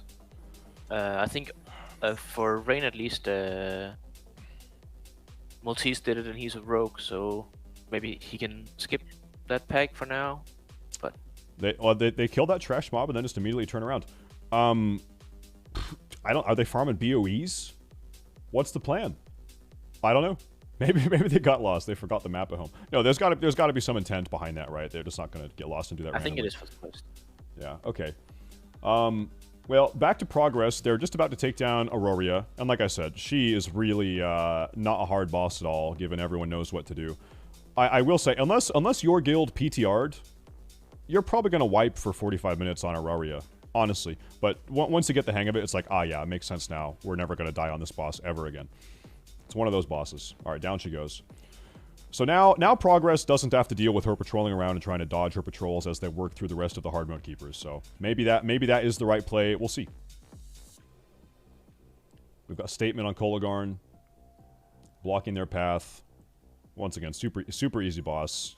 If you're watching at home and you didn't PTR, you're probably going to be one-shotting Kolagarn. This is a one-shot boss. Yeah. We see so the reason they killed the pack is because you need to do the quest. I'm just watching MP from Overclock. He just went there as a hunter now. He just had to go there and feign death after he completed the quest. Okay, And you could do it as a rogue as well, but I'm assuming then for...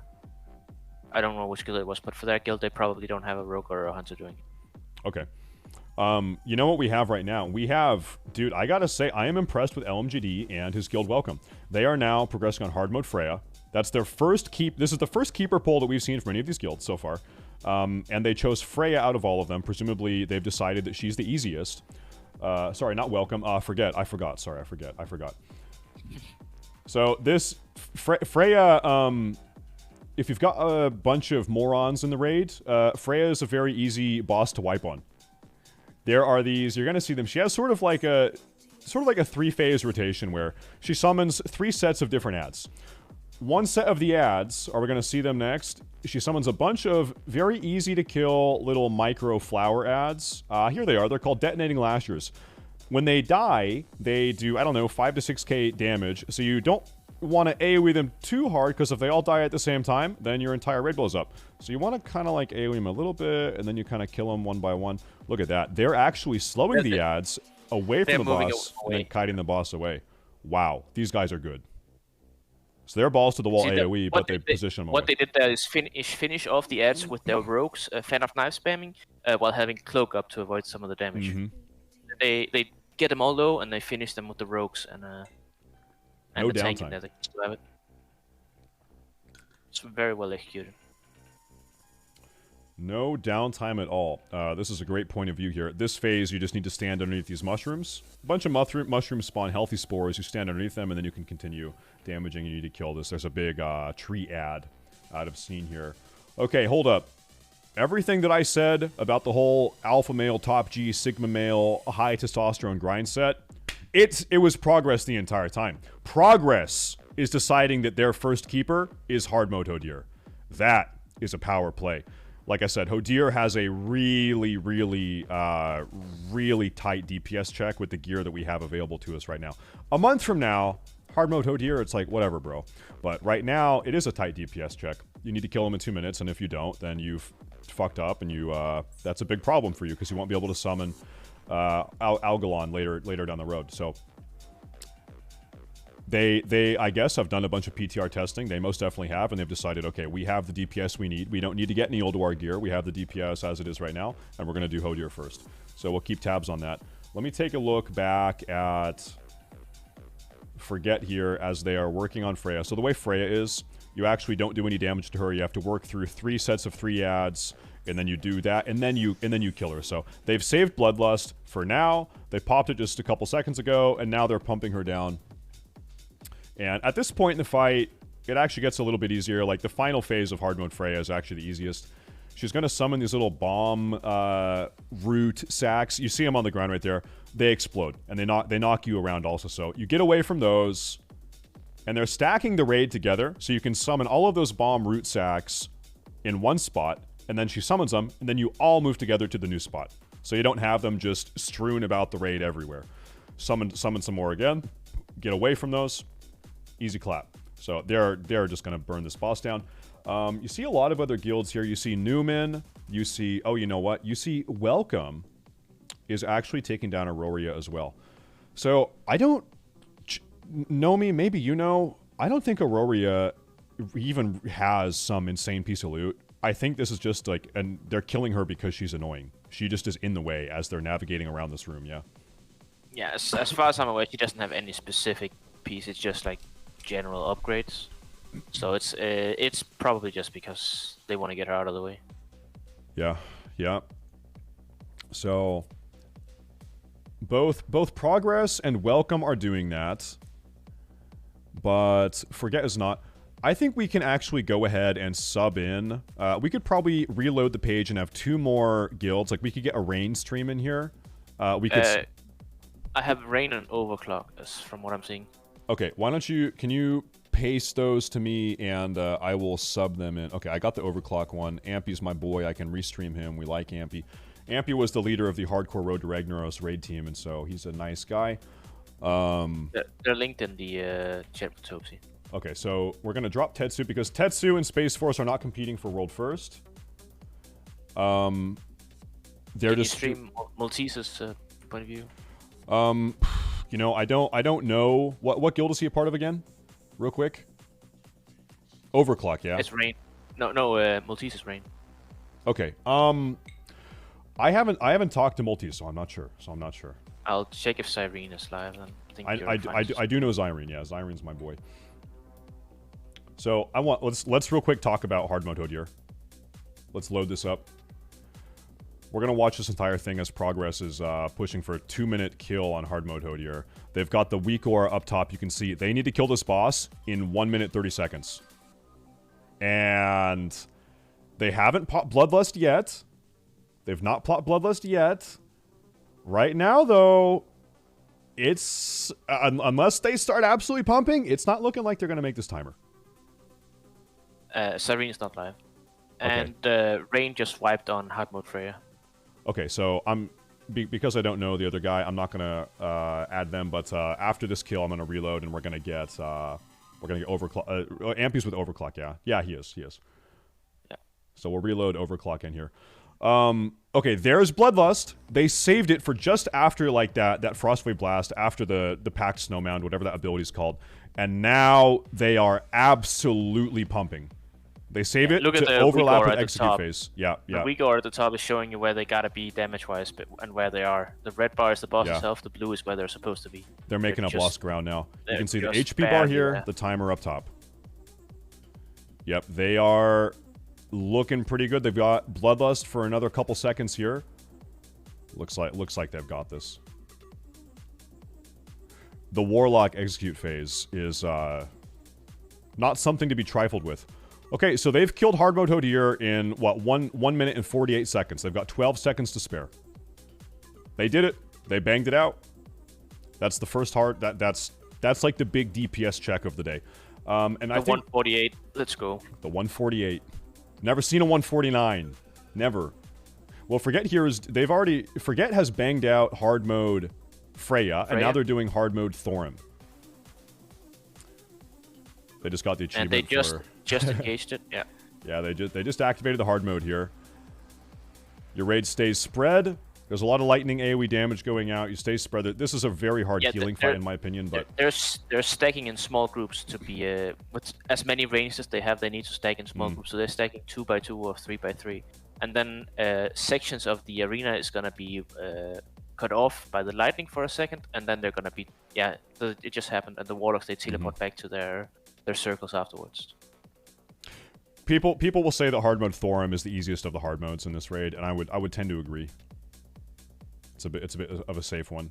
If you guys are planning on doing hard mode Progress in the chat, this is probably the first hard mode that you would take a whack at. But yeah, no, this is an extra hurdle with hard mode Thorim having so many range DPS. You do have to do a bit of a double stack, like Nomi mentioned, just because you kind of run out of room to have people go. Yeah, otherwise you take too much raid damage. Yeah. They've got him at 55%. Then we have Progress is moving on over to Thorim as well. I'm going to reload here. I'm going to get overclock chat. Give me 10 seconds, please. I've got to get a new guild swapped in the mix here. Sorry. I've got my my NA internet.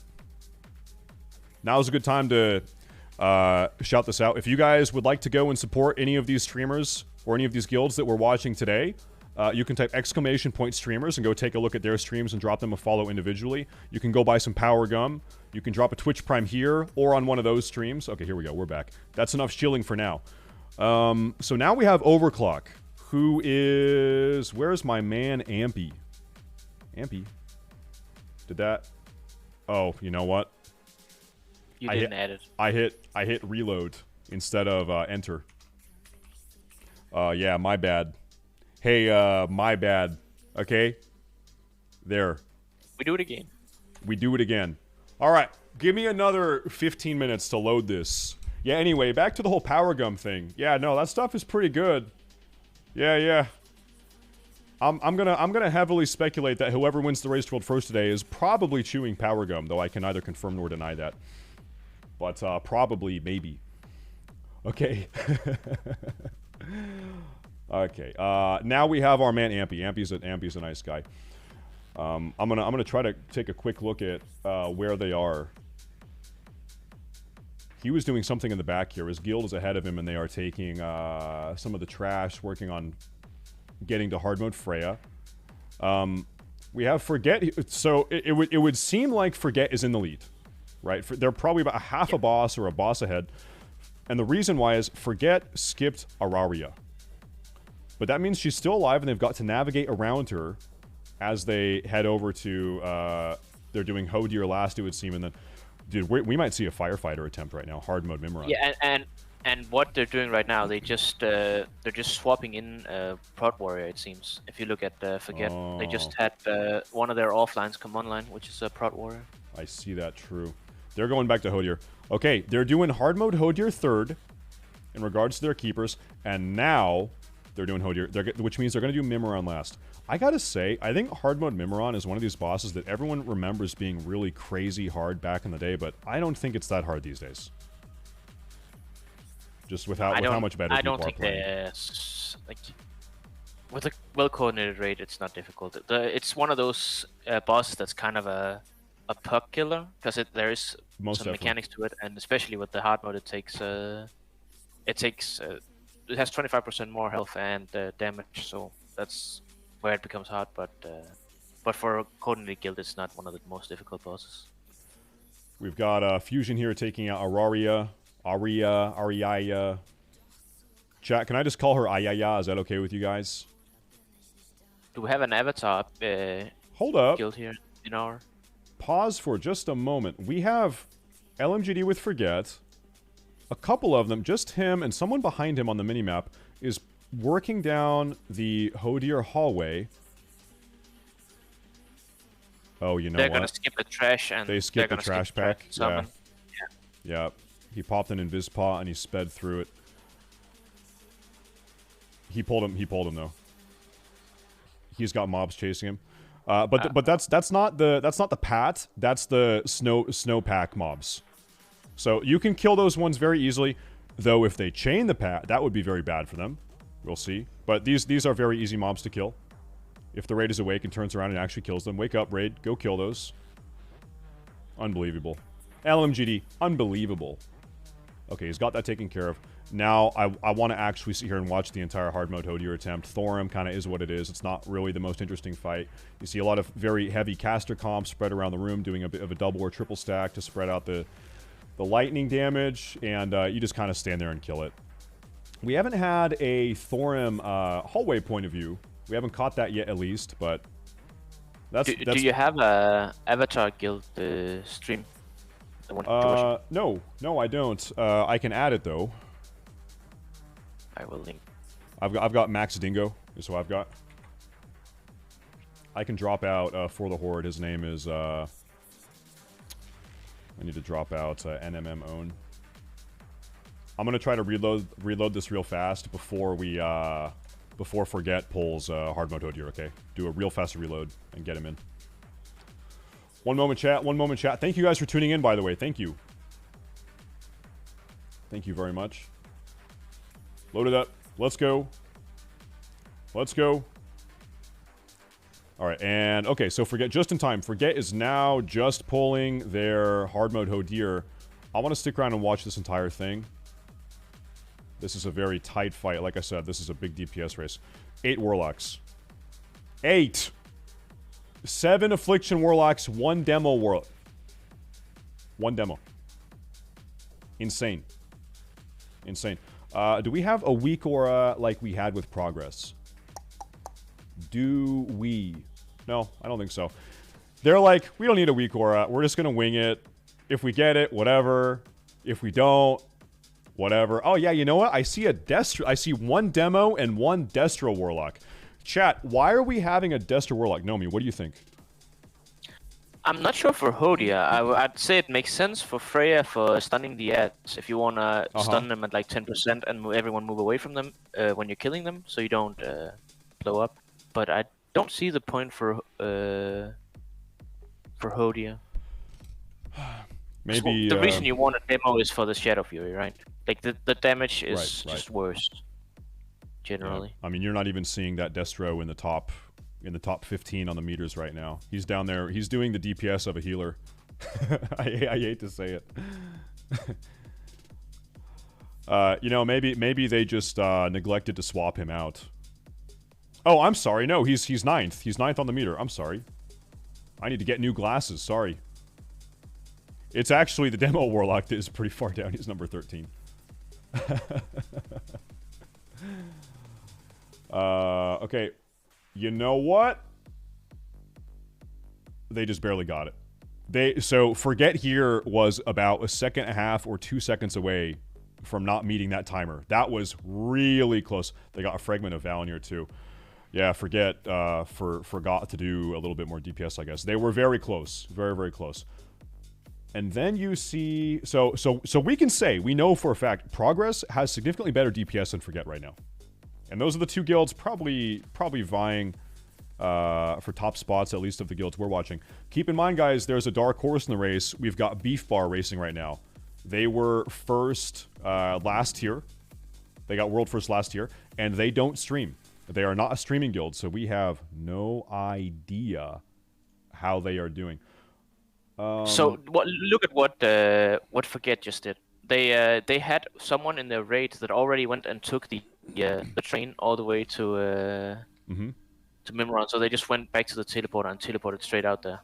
They skipped all of the Mimron hallway trash. They had someone run by, stealth by, and then they could all just teleport out there. So they had someone do that when they were working down Hodier hallway, presumably, right? And that's why we saw someone off the side of the minimap. Okay. So what I'm assuming is that they did. Someone did that, and then they got summoned before Hodier when they were summoning people. They're summoning again now. Yep. Smart. Hard mode Mimiron is a boss that we really want to watch as well. Who's in the lead? Let me take it's gonna be very fun to see with these warlocks, because especially in the third phase, the warlocks can have so much damage going out with 3 targets. There's Jordy's girlfriend is giving him some motivation. Do it, Jordy. You're gonna sleep on the couch. You're gonna sleep on the couch, Jordy, unless you get world first.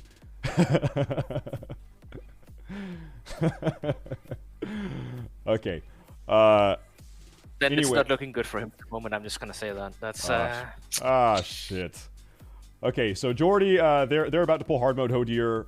Hodier, quite a tight DPS. You just saw Forget almost failed the DPS check by 1 or 2 seconds. Progress is just now at the point where they are doing hard mode Freya. They're at hard mode Freya now, so they've done Thorum and Hodier first. They're doing Freya now. This is Progress. State is streaming for them. Hard mode Freya. Actually, I don't. Here's the thing. Hard mode Freya is really not that much different than normal mode Freya. It's really not that big of a deal. You just have to. There's a couple buffs you have to deal with that go out. Yeah. Yeah, it's extra abilities. It's kind of like. Let's go ahead and head over to. It's not a huge deal. Let's head over to Forget as they do hard mode Mimiron. We'll go ahead and watch this because this is the first time we've seen hard mode Mimiron of the day. This fight is a really big management fight, especially in Phase 2, I believe. You're just really managing where the fires are getting placed. If you can do that, your melee gets out when he does the overcharge or whatever it's called, super shock. You don't stand on landmines. And you're fine. You're fine. Like I said, this is a hard mode fight that people were touting 12 years ago as being super insanely hard, but I think these days you're going to go in there in a couple weeks maybe for a lot of you guys and say, hey, this is like really not that hard. It's not as hard as I remember it back in the day. Ooh, a lot of... Whew. LMGD tap dancing on some landmines, LMGD. He decided to do some tap dancing on the landmines. That's just like how I was on that boss on PTR. That's unlucky. It's kind of unfortunate because like the landmines can kind of just get thrown out underneath you, right? And then it's like, okay, well, I guess I'm gonna blow up now. I feel like that's not what happened. Listen, I'm trying to be nice, bro.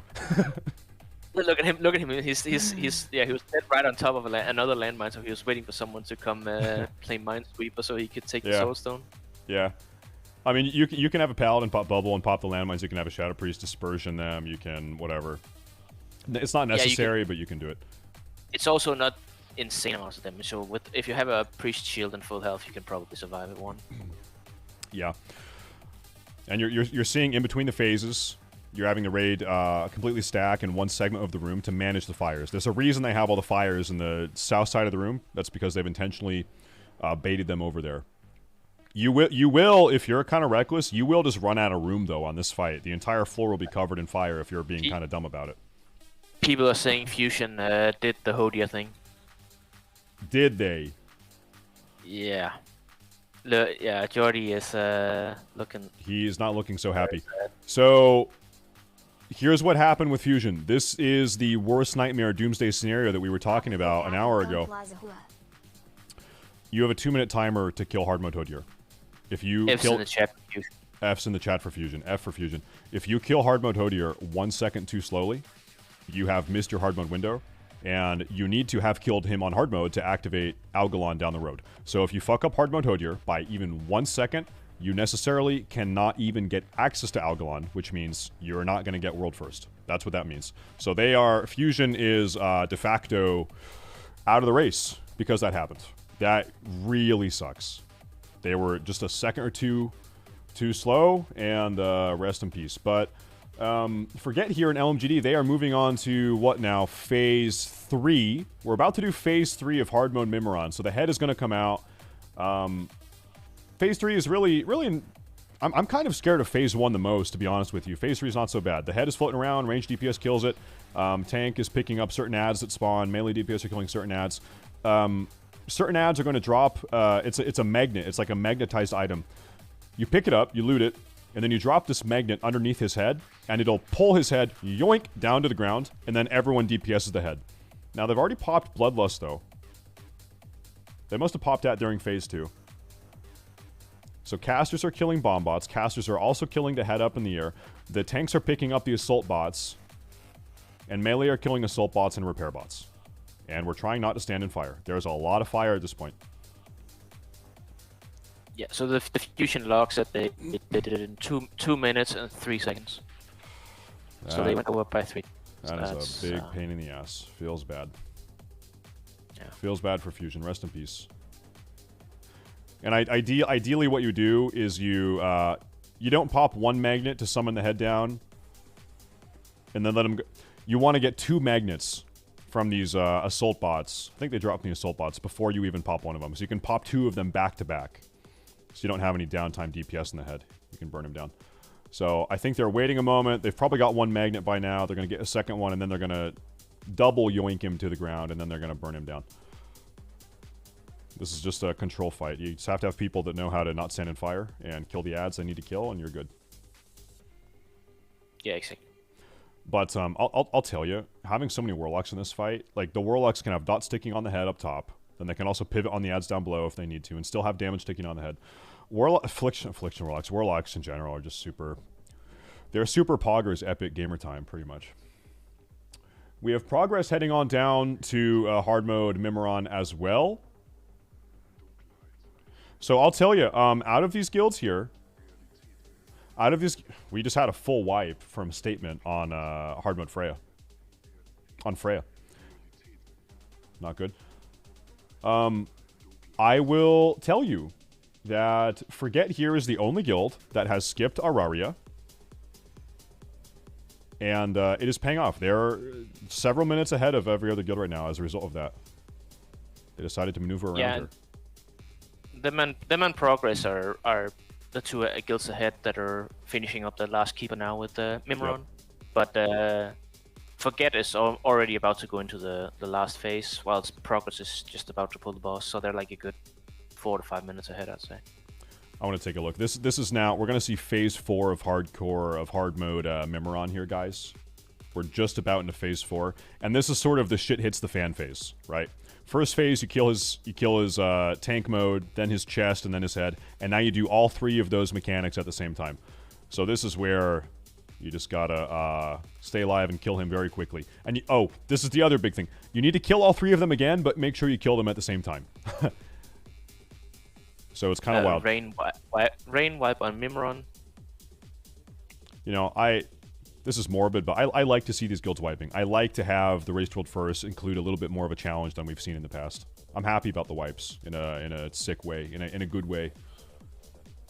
Overclock just did Hodier. Hard mode Hodier. I just saw that. Okay.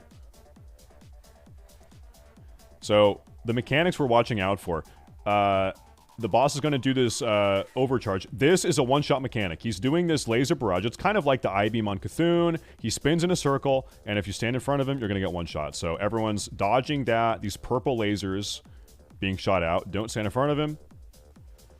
Shock blast. Melee gets out. LMGD is not fucking around. He's popping rocket boots. And he's good to get back in now. And other than that, you're dodging fire, and you're trying to stay spread because of the chain lightning thing you just saw go out. You want to be a bit spread. We have one death. Wacko is dead right now. He is a... I'm trying to see what he is. I'm not sure what he is. But they've got all three of these components of hard mode Mimiron down to around 10%. He's a rogue. And they're just about done with hard mode Mimiron. They're going to be the first guild that we see here. Oh, we have the one-shot mechanic coming out very soon. Oh, never mind. False alarm. They got him. There's hard mode Mimiron. And that's that. So that might be your world first firefighter achievement. Very, very well done. Yeah. I think we only had one death at least. There's 2 deaths. No one saw that. The first death at least. No one saw it. No one saw it. Oh yeah, when LMGD died. He was just, he was beta testing the landmine mechanic, making sure they actually work. Of course. And we're just in time to also then watch Progress, who is now just starting hard mode Mimiron. So right now, that guild we were just looking at, LMGD and his guild, Forget, they are now going to go segue over to General Vazax. But like I said, they have to be careful with Araya, because she's still patrolling around. She's an optional boss, and they skipped her. Okay, she's on the far side of the room. So, unfortunately, Araya is actually patrolling right into them. So they need to kill these ads real fast. They might have a rogue go up and distract her to stop her from moving or something. Here she comes. We're going to watch this here for a moment. What were you going to say, Nomi?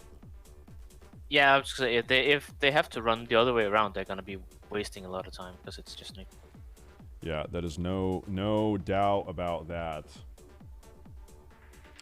Who's the one mage? His name is Jokered. He's also in my chat shit posting. He's actually doing both at the same time. He's one of the best mages / shit posters. No, I'm kidding. It's not him. It's a different mage. Different mage. All right. Oh, you know what? She just turned around.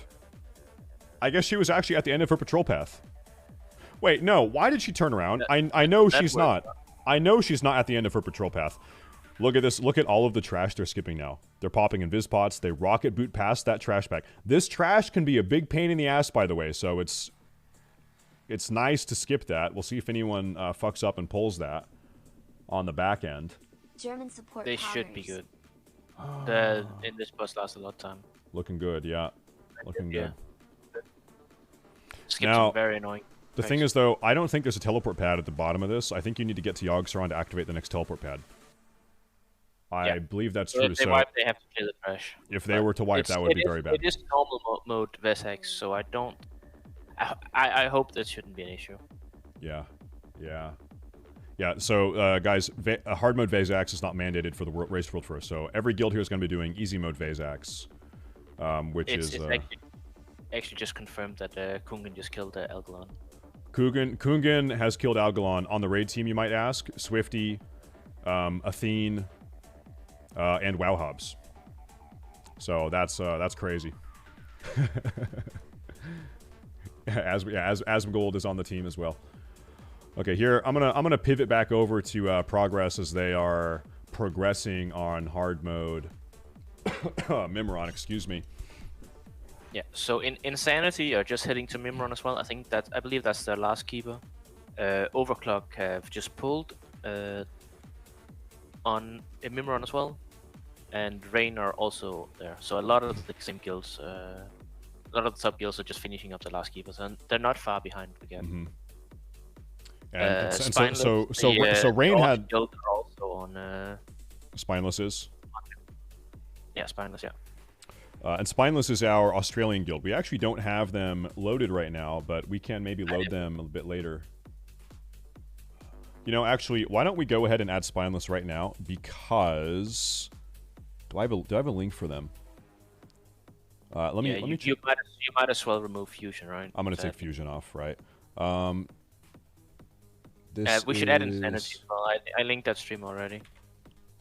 Well, I can't. Who am I taking off? I'm taking off Jordy. There we go. Who else should I take off here? Do you think? Who is the guild that is on Freya still? This is Avatar. Yeah, Avatar has not done Mimiron, so they're about a boss and a half, or 2 bosses behind. So who did you want me to add in place of them? Add Spineless, I'd say. I've got Spineless. I've got Cleo. Cleo Spineless is replacing Jordy. But then, okay, I'm just gonna do that. I'm just gonna do that now. I'm gonna reload, and that's what it is. And also, okay, there's also Insanity. We'll go without Insanity for the time being. We'll update again as guilds start going towards Vasax, because if they're going for Vasax, that means they're done with the keepers. Right. Sorry, one moment, chat. We're gonna take someone off and add someone on. We're taking off Fusion. Fusion had a really unfortunate fuck up. They killed hard mode Hodir 3 seconds too late, which means that they necessarily cannot even summon Algalon this week. So they cannot get world first now because they cannot kill Algalon. That's a really unfortunate mistake that happened. Go ahead and change my quality. Okay, so we're gonna sit and watch Forget here for a moment. Our good friend Boris, aka LMGD. They're taking out the trash. This trash I actually found to be really easy on the PTR. Not hard at all. And yeah, they're going to be doing easy mode Vasax. Vasax is like one of these fights. Vasax is kind of a gimmick fight, right? Where you have no mana regen. The only way to get your mana back is to kill these Serenite clouds that spawn, and then you go and stand in the cloud.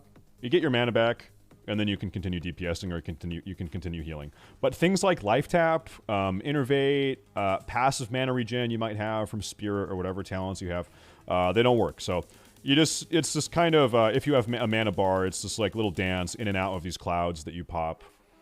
And that's kind of what it is. There's a whole tank deal you have to do, but that's kind of what it is. It's like probably one of the most gimmicky fights of the raid outside of Flame Leviathan, maybe. It's a bit of a meme. And then hard mode would be where you let several Serenite clouds merge, where you're not popping them aggressively like you would on easy mode. But we're not doing that today. It doesn't matter. Yeah, it doesn't matter. Doesn't matter today. Chat, do you guys wish that every guild had to do a complete full clear of every boss and every hard mode? That's not what's mandated for the Race World First today, but I kind of wish that was how it was. I kind of wish. Know me? I agree. But this is luckily the last time we have to deal with that. Going forward, it's going to be the heroic difficulty or nothing. That's true. Okay, we are. Oh, what are we seeing here? What is our friend State doing with progress? They've just killed hard mode Mimiron. I think he's turning in the quest. That must be what he's doing. If you look at the right side, he has all the quests, so he's going to turn those in so he can. And then they will summon him over to Vasax when they're ready. Yeah. Look at his inventory here. I know you guys can't see this because I have the overlay set up, but in his bags, he's got multiple enchants, multiple gems, so that if he does get an upgrade today, boom, enchant it, gem it, and equip it immediately. Yeah, the good old Skull of Impending Doom for faster speed. Yeah, wow. Put on the Nifty. Pop the Nifty. Yeah, there's that. He turns this in. Meanwhile, his guild is progressing over to... I wish we could see if Progress was doing this trash skip right before Vasax, like Forget did. But we don't have that point of view right now. We have a lot of guilds are on Firefighter, Mimiron. We're going to take a look at Ampy. He's with the Benediction Guild Overclock. We like these guys. They are actually on phase 4 of this fight. And yeah, Overclock is about to kill hard mode Mimiron. Good for them. And then I think they move on to normal mode Vasax as well. But real quick, Forget is pulling Vasax as we speak. They have him actually at around 60 or 70% here. So let's watch this for a minute. I wonder if they are going to be doing a tank swap or a tank kite. Your tank gets a debuff, which makes you take a bunch more damage, and tanks can either run away really fast, or they can kind of kite the boss, or they can. I believe you can do a tank swap. I think you can taunt the boss. So we'll see what they do. Like it's like a solo tank versus duo tank strat. We'll see what they do. We have, oh my god, it's just like every raid is like 57 warlocks. Our 25-man raid has 57 warlocks. Don't ask how, but it does. Like that's pretty much what this race is. Good God. 3 boomkins, dude. The boom gods are rising up. Nice. Yep. The base boomkins. Oh. Goodness. Oh, click's getting low. They have one bit. He just got rest. Yeah, everyone's up right now. They had a paladin die, but he got rest. Clicks is... Who's the boss starting? Okay, boss is starting in Holy Depths. He's tank. Yeah, Clips must be red. I'm trying to remember the mechanic. If you're a melee standing in front of the boss, I think you'll get a one-shot. There's something like that. So maybe it was a melee standing in front of the boss is what it was. Maybe you got a little bonk on the head. Oh, is he holy? Okay, well, I don't know. I don't know. Yeah, dude, look at our unholy DK down there, man. Unholy DKs are gonna. Oh, they just got a really nice tanking helmet, which will help them for Algalon. Yeah, like I'll tell you, chat. All of these guilds are praying this run to get as much gear for their tank as they possibly can, because Algalon, right now, this week, hits really, really, really, really hard. So we're about to see Forget attempt Yogg 0. This is our very first Yogg 0 pull here. They're going to do this very soon. So, people that are like, what is Yogg 0? Is there a Yogg 1? Is there a Yogg 2? Is there a Yogg 3? There is a Yogg 3 and a Yogg 1 and a Yogg 2. And a Yogg 4. Pretty much, what we're seeing today is Yogg 0, which means they are going to be attempting Yogg Saron without the aid of the 4 keepers up above. When you kill the keeper, they offer their help to you when you fight Yogg Saron, and every keeper has a specific set of buffs that they give the raid. They benefit you. They're beneficial buffs, and by doing Yogg 0, you're saying, I don't need the buffs. I don't want your buffs, keepers. We're going to go Omega hard mode. And so we're doing Yogg 0 today. LMGD is mid-raid calling me gay. He's typing "Stay safe is gay" as he's competing for World First, so that's great. That's not even true, okay? I'm married, okay? LMGD, don't leak our DMs, LMGD. No one has to know about what we said to each other 3 years ago, okay? Delete the pictures, LMGD. Those are private, okay? You're not supposed to tell anyone. Okay, anyway, Yogg 0 is pretty hard. We're having a smoke break. So people can catch up. Yeah, so LMGD is Russian, so they've got to factor in smoke breaks into their race to World First. They've mandated smoke breaks. They have to do it. It's a legal thing. Yeah. Okay, no, here we go. I want to take a look real quick as they pull this. We have progress. we have progress is doing easy mode Vazax. We have a lot of guilds that are doing. We also have Overclock now is doing easy mode Vazax. Who's ahead? Overclock real fast? Overclock haven't pulled Vazax yet. They're doing the trash. Oh, they're doing the trash. My bad. Okay, my bad. Yeah. So they're just about to pull him soon. Well, that's actually the same for Progress. Progress is not pulled. That's the trash mob also. Sorry, they reused the same model. Let's take a look here at Forget. What you have to do, you have to kill these minions of Yogg Saron, these big tentacle boys. You kill them on the boss here. When they die, they explode, so melee DPS have to be very careful. As they get low, you're going to see the melee DPS kind of... They take like 50% of their HP. They get chunked. So you don't want to kill two of them at the same time. Got to be careful. Every time a player steps in one of these clouds, a new one of these mobs spawns. And if you have some dumbass in your raid running around in clouds, then you're going to get overrun with these guys. Another one spawned out of that cloud. You need to kill a couple of these on top of Sarah. And then you essentially activate Yogg Saron. 8 you have to... I think it's 8, yeah. I think you're right. When we pugged this on the PTR, we had people running around clouds like chickens with their head cut off, and we wiped 10 times because we had 50 of these tentacle guys killing our raid, so that was great. But this is not a pug. These are the most elite gamers in the world, maybe. Time will tell. So You summon Yogg-Saron. Yogg-Saron's sort of similar to Cthulhu in AQ40, is summoning different types of tentacles. The different tentacles have a different protocol to kill them. They're really not too complex. The tentacles are actually the least hardest part of this fight. Oh, I was talking about the keepers. Every keeper, should you choose to accept their aid on this fight, gives you a 10% damage buff plus a special buff that sort of like helps with certain mechanics throughout the fight. Probably the most valuable keeper is Thorim. In Phase 3 is really the make or break of this fight. Phase 3 is really hard on Yogg-Saron, okay? And the reason why is Yogg-Saron will summon these... they actually look like the ads they were just killing some tentacle guys. He'll summon these ads, and they need to be tanked and killed, and they do some raid-wide damage as well. And they never actually die. You burn them down to 1%, and then they resurrect on Yogg-Saron. If you have Thorim, he'll actually kill the ads for you. He'll help you get rid of them permanently. But Phase 3 on Yogg-Saron is pretty much a DPS race, because you have to kill Yogg-Saron before you get overrun by those ads. Also, you're always in a battle with this mechanic called Sanity. Your Sanity is always draining on this fight. And if your raid goes insane, if someone in the raid goes insane, they get mind-controlled and you have to kill them.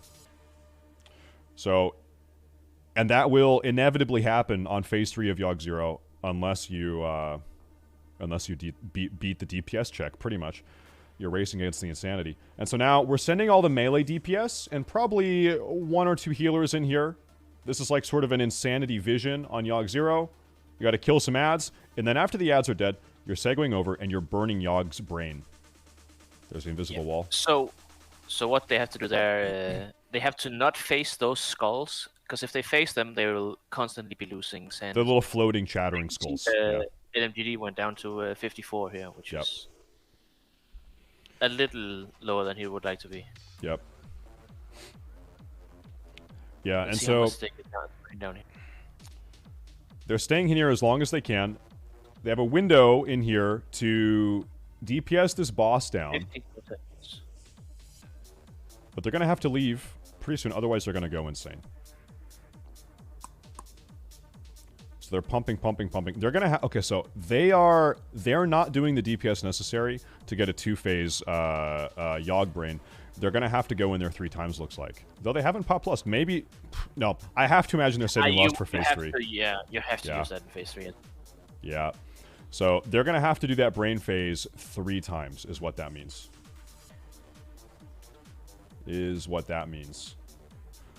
Real quickly, these laser beams, spoiler, you don't want to stand in those. You'll take damage. Casters typically are killing these tentacles as they pop up. There's another portal phase. Portals are open. Only one portal can intake 1 player. So your melee DPS, when they're waiting for portals, are kind of spreading out around, because you can't all go in the same portal. We had 2... Oh, this there. 2 players died. They were up top, though. Those players were up top. Those are not brain players. So our brain group, featuring LMGD, they're pumping the brain here. We're going to get this as low as they possibly can. I hate it when the brainless players die. It's unlucky. The brainless players are dying. Real quick as they do this, we have progress that is staring down Yogg-Saron also. And yes, I saw the question in the chat. This is Yogg-Saron. We're attempting Yogg-Saron here. This would, as far as I know, be the first Yogg-Saron. If they are successful. We have one really competitive guild. Yeah, we have one really competitive guild called Beef Bar, but they're not streaming, and we don't know what their progress is. Now, melee players down there in the brain room, they can stay in there as long as they want, but if they don't get out at a certain time, I think they just get one shot, right? It's a one shot. You lose all your sanity, I think. Right, yeah, okay, yeah. So you become mind controlled. Mind controlled, and then you gotta die.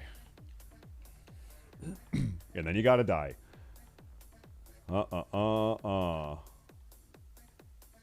LMGD is getting tossed around by a tentacle here.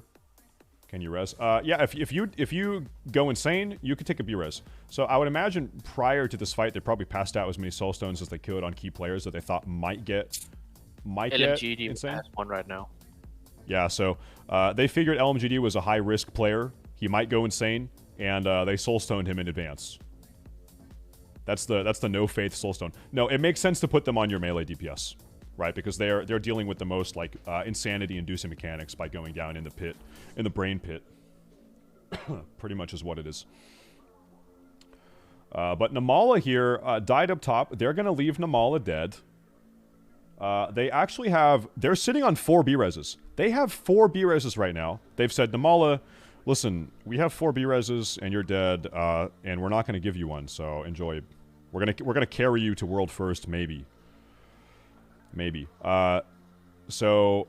They are actually waiting for phase 3. The brain has been killed, and I'm sorry, phase 4, I believe, is actually what it is. This is where it's very scary. If you're gonna wipe on Cthulhu, this is where it's gonna be on Yogg 0. So these ads spawn. We need to kill these ads. Well, actually, how they're gonna do it? They're gonna cleave the ads down while pumping Cthulhu. Cthulhu? Yeah, Cthulhu. Yogg-Saron, sorry. Nomi, why are Affliction Warlocks so good on this fight? So for the first phases, it's just the amount of split damage they can do. Like first of all, on the tentacles, it's very good to have because the one of the ads you have to tank, but you don't want any melee DPS hitting that.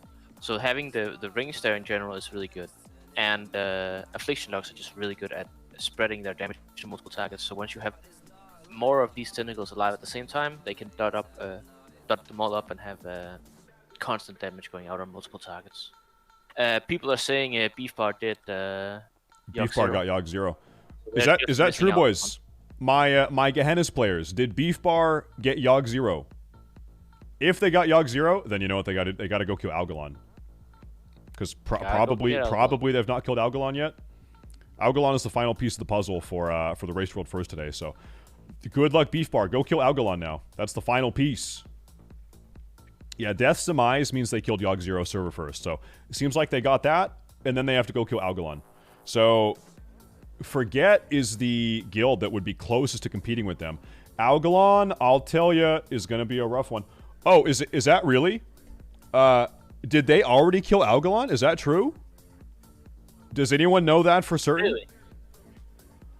Dude, we have a lot of ads running around. You get the achievement before you kill Algalon. So... They didn't. Okay. I'm getting trolled. Sorry, I'm getting debated. Look at all these ads. This is not good. You guys can see that's a lot of ads. People are very close to going insane. Like they're very close to getting it. 2%. 2%. There's the Soul Stone. They just have, dude. 3.5%. He did not regain sanity by taking the Soul Stone. So if you die, you do not get back to 100 sanity. Oh man, that is brutal. But listen. This is the reason why you bring this Affliction Warlocks. The entirety of Phase 4 Cthulhu, Yogg 0, is sub execute phase percentage, health percentage. So these Affliction Warlocks are pumping execute phase damage. They are so close. I think this is going to be a wipe. It's going to be a wipe. Wow, 2.8%. A 2.8%. So... if it's true that Beefbar has already killed Yogg 0, that means they're doing pretty good. They've got a big lead. Let's segue over to Progress, which is actually competing for Yogg 0 at the moment as well. Here's Progress. Overclocker on Yogg 0 as well. They're in phase 1. Yeah, they're working on getting Sarah down. Yeah, okay. Let's keep an eye on Overclock and let's keep an eye on Progress. So once again, we have State here as part of the Brain group.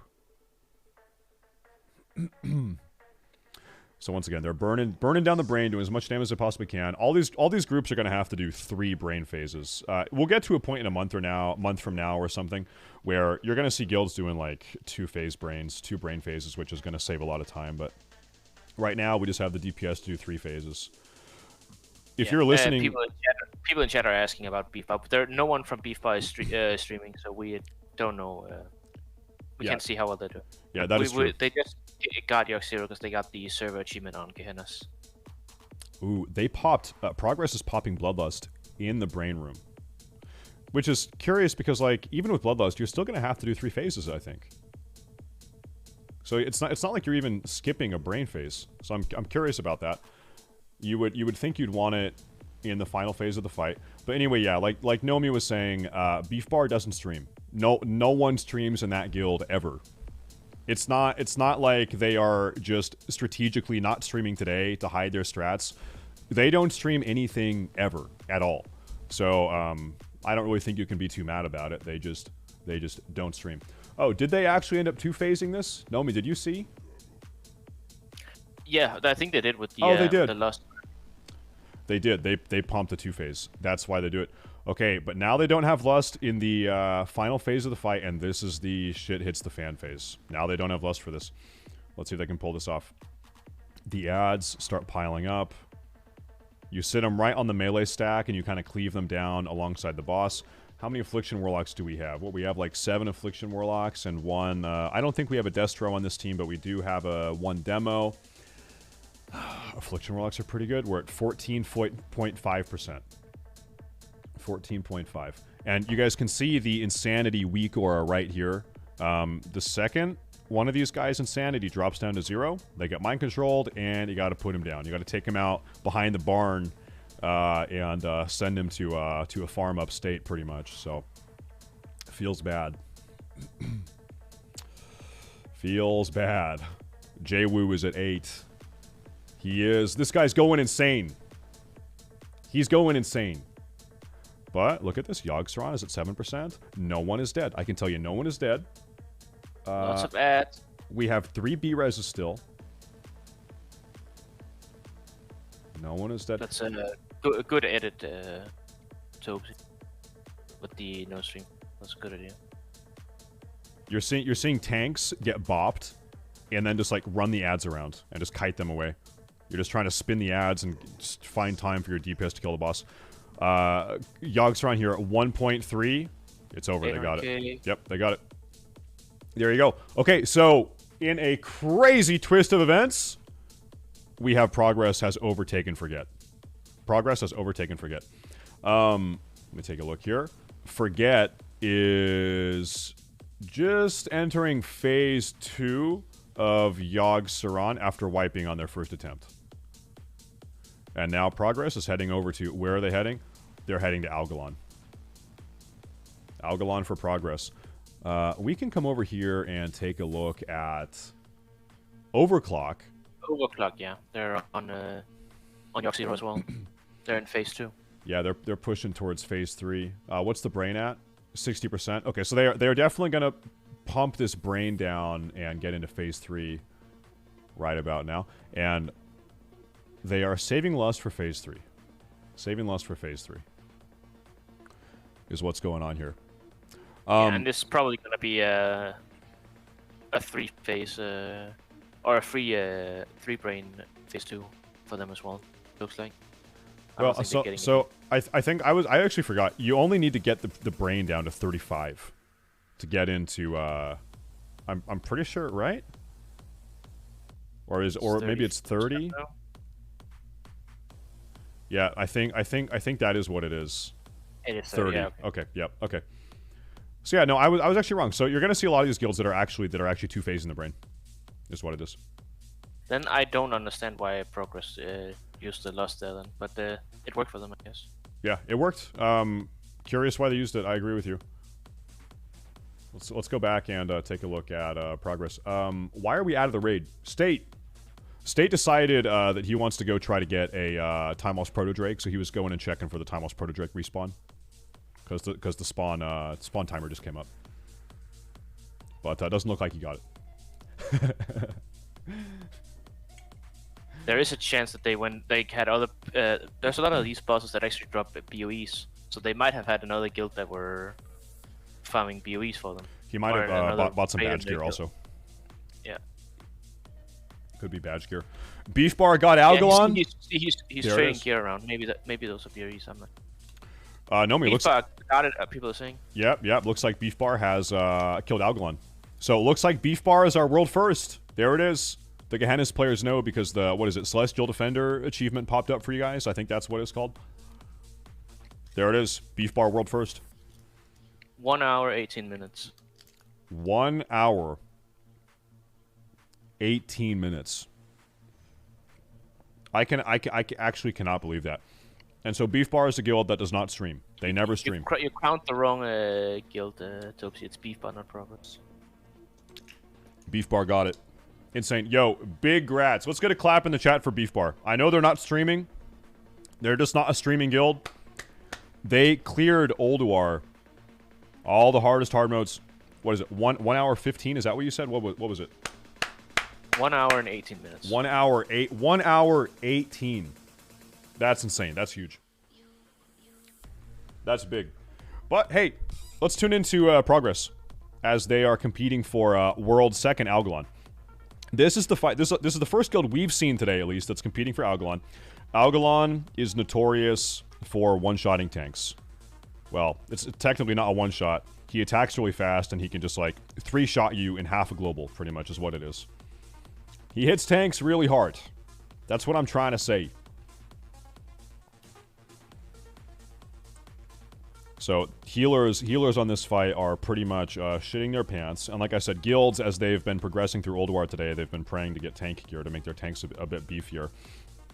You're gonna have these like sort of shadow phases. That wasn't it actually yet. At some point, the entire raid is gonna have to duck into what's it called, like a Shadow Realm zone, but they leave one player up top. Typically, it's a Shadow Priest to pop Dispersion. You have to have one player up top, otherwise the encounter is gonna wipe and everyone's gonna die. So the entire raid dodges this sort of like explosion mechanic. Yeah, big hole, black bang, whatever it is. Black hole, big bang, sorry. You leave typically a Shadow Priest up, and they pop Dispersion, and they soak it. If no one is up there, then you're done. And so, yeah, so they leave Nexer, who's the Shadow Priest, they leave him up top, he soaked it, and they're back up. They did that really seamlessly. You almost didn't even notice it. They did it in just like 3 seconds. It was Nexer that was up there up top, and he's the Shadow Priest of the raid. Yeah. And they are actually pumping Algalon pretty successfully. Algalon does not have a hard mode. Algalon is just Algalon. Algalon normal mode is the hard mode, pretty much. I think most people would say that Algalon is the hardest boss in ULDUAR. And he just kind of is what he is. Oh, wow. So, we just had one of these stars just explode, and every time one of those little flares explodes, it does a ton of raid-wide damage. Progress is wiped now. You have to make sure, and this is like healers and DPS have to communicate. When DPS pop one of those, the entire raid has to be topped off. If they're not, if people are half health or whatever, or if you kill 2 of them in too quick of a succession, then people are going to die. And you just saw that. That's what caused that wipe right there. They have good wipe recovery because another little gimmick of Algalon here, you only have 1 hour to kill him. And right now you can see on the timer, maybe it's too small for you guys, it says 58 minutes.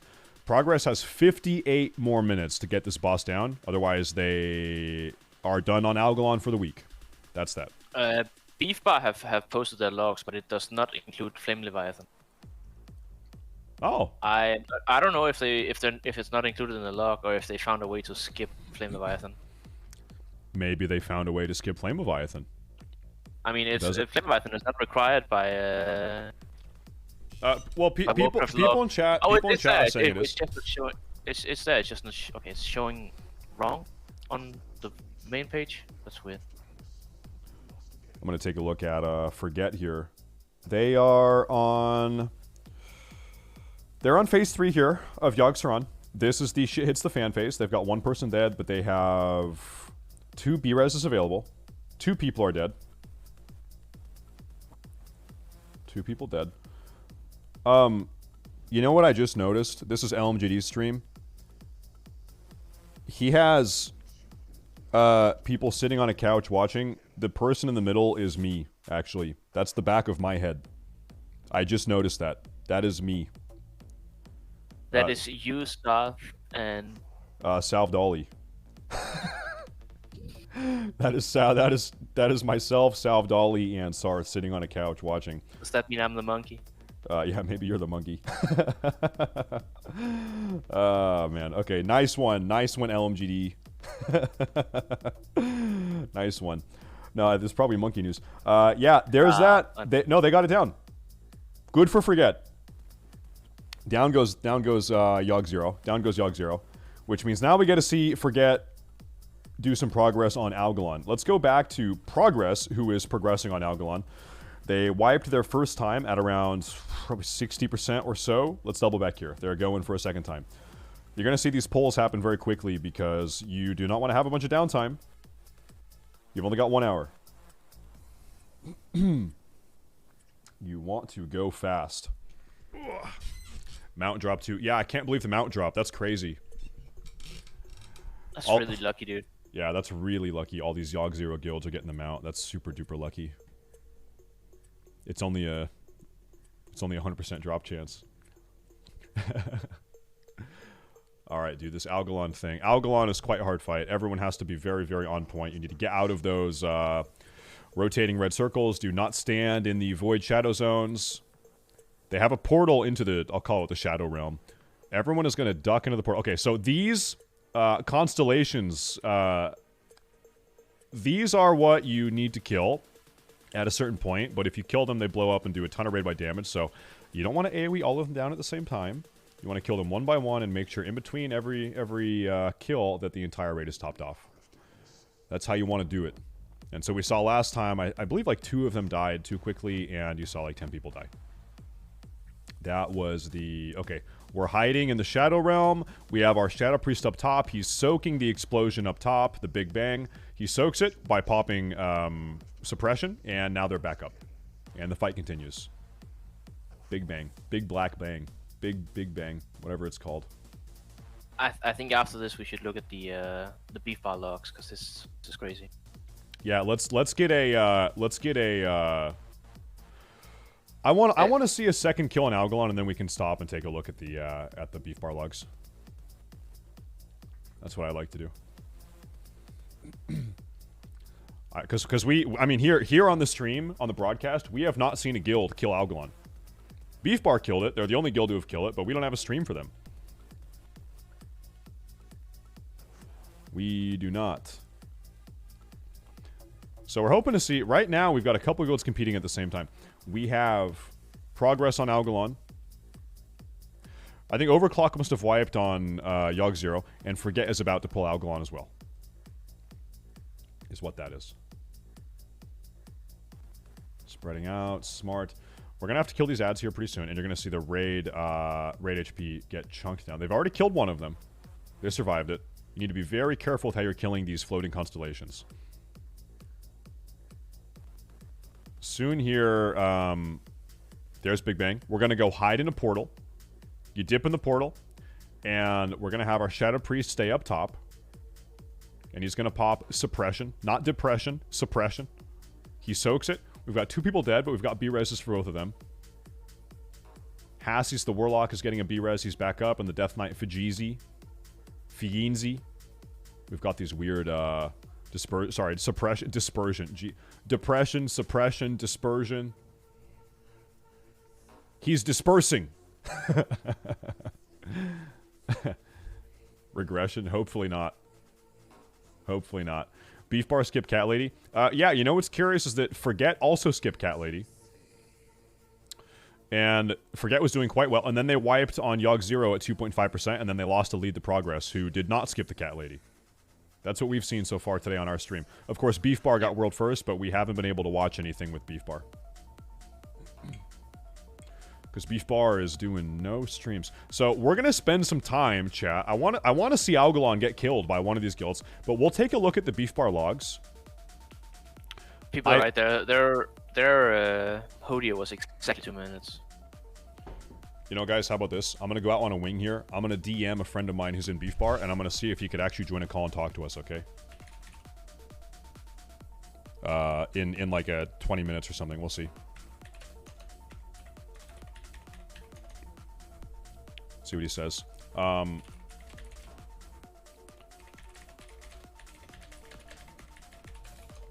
right, we'll see. Yeah, I'll try to get the inside information. Yeah, it's Gungan. Yeah, true. It's actually Swifty.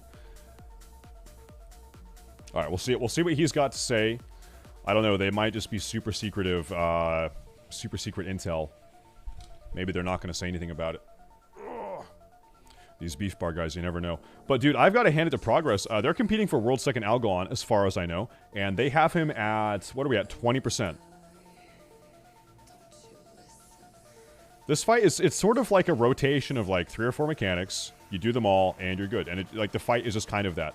At the very end, though, you start having these dark matter, whatever they're called. They start escaping out of the Shadow Realm, and you just have to have someone sort of off tank these off to the side, And you see the prop paladin doing that over there.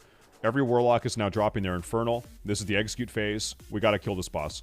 Because this is also getting to a point where it's sort of a race to the finish here. We're just kind of ignoring / cleaving these ads. And they like the thing is the ads just keep flooding out of the portals.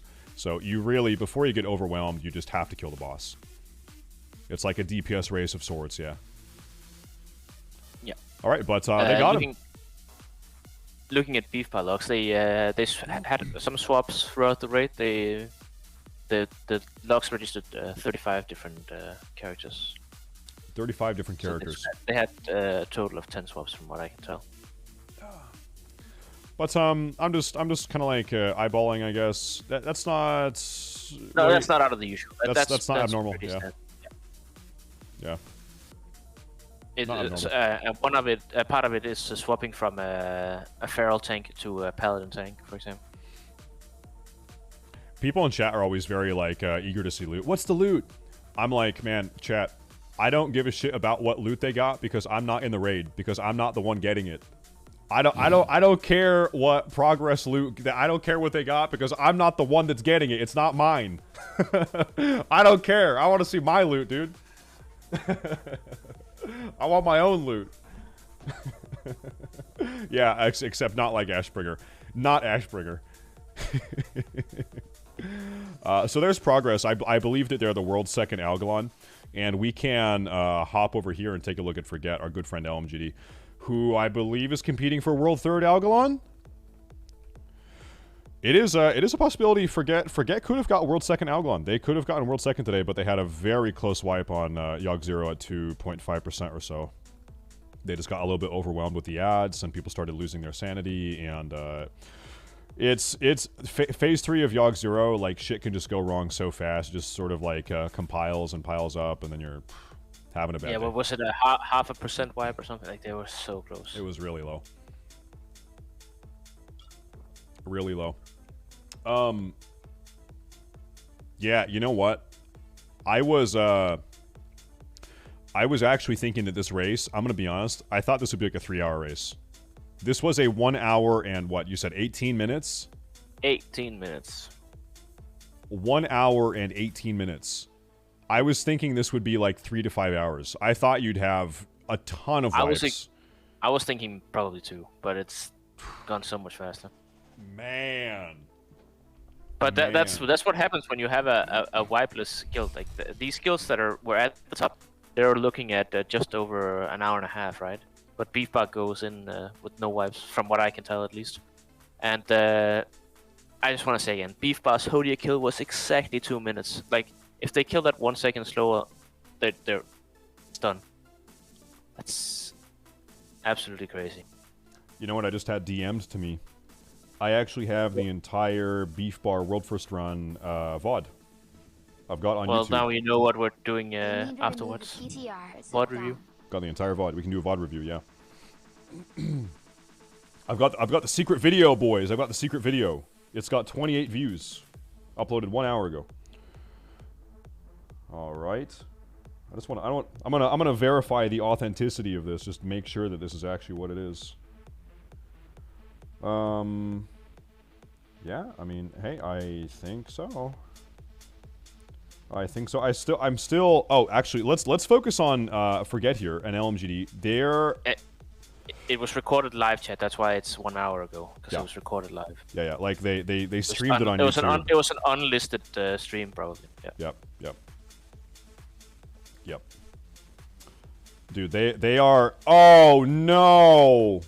You know what just happened? They didn't leave someone up for the meteor, whatever it's called. Dude, everyone took the portal. They didn't leave someone up. It's hard to say. Maybe the person that stayed up died to something up top, probably. And then yeah. Bro, they were so close. Well, all right, time for smoke break. Smoke break time. Smoke 'em, boys. Smoke 'em if you got 'em. Damn. Close. And so now you see progress is going back, and they're doing the bosses they skipped. That makes sense. Ignis time. Ignis time. Well, hey, listen, chat. I said that whoever got world first, I was gonna gift 10 subs to. But hey, they don't stream. Yeah, they're not streaming. So hey, man, I guess I don't have to gift any subs now. So that's cool. Yeah, you're gifting relapse 10 times in your own stream. Yeah. I'll gift him. Amazing. Well, hey, we can go ahead and watch the like. Okay, I would like to see Forget kill this boss. I would. They forgot to kill the boss. I'd like to see them do it. You see 3 other guilds here. Oh, you know what? We actually see Newman is on Algalon as well. Newman has surpassed these other guilds we were taking a look at on Yogg Zero. Yogg Zero is actually filtering some of these guilds. Like, not filtering, but they are wiping. Filtering sounds very negative. Yogg Zero is hard. It's a hard fight. And so you're seeing some wipes on Yogg Zero. It's always the phase 3 Yogg Zero where shit just kind of hits the fan. It goes crazy. But let's watch Newman for the time being. Let's watch Newman. You love my toxic. Hey, I'm not toxic. Hey, I'm not toxic, dickhead. I'm the least toxic. No one is less toxic than me. Let's watch Newman here. And Newman is an EU guild. Hey, who is gonna be the first NA guild to kill Yogg? Or I'm sorry, to kill Algalon. We're probably talking Overclock or Rain. Probably. Rain just killed the Apex going towards Yogg Zero. Okay. Let's go back to Newman. Overclock are in phase 2 on Yogg, but that's the second time I think they wiped on it previous. Really, what you're seeing is the big scary thing that you're seeing here on Algalon is getting in the Shadow Realm, having one person stay up, surviving the whatever that ability is called. And yeah, Big Bang is what it's called, and then getting back out. That little segue in and out is actually kind of challenging. You're seeing for some of these guilds. Yeah. Big Bang is what it's called. You do not want to get Big Banged, okay? Unless you do. Unless you do want to get Big Banged, but then you only want to have one of the raid members get Big Banged. Only one person. Typically Shadow Priest. Insanity on Algalon? Oh, okay. I don't think that we have had... we don't have an Insanity stream open right now, but if they did, if true, then big rats. Big rats. I am watching Insanity. Yes, they just did it. Right now we're watching Newman. They're all running out, so I don't know if they're going to Yogg now, if they already did that. So, Insanity didn't do Yogg yet. Ah, so I think they went for to get the Celestial Defender title. Yep. Oh. They're all running down now, so I guess they are. Yeah, so guys, if you want, you can kill Algalon before you kill Yogg-Saron. And so that seems like what that guild did. Yeah. I was also going to say, guys, we are going to, in just a couple moments here, I'd like to see maybe 1 or 2 more guilds kill Algalon here. We're going to actually take a look at Beef Bar's Warcraft logs. I have a VOD of their run. I've got the entire, it has 28 views on YouTube. I've got the YouTube VOD of the Beef Bar run. We can watch that also. We can skip around and go through that. We can see exactly what they did. Beyond that, I've got a friend in Beef Bar that I've DM'd on Discord, and he's not responded yet. He's probably celebrating right now. He's probably popping bottles. But I asked him if he would like to come on and talk to you guys.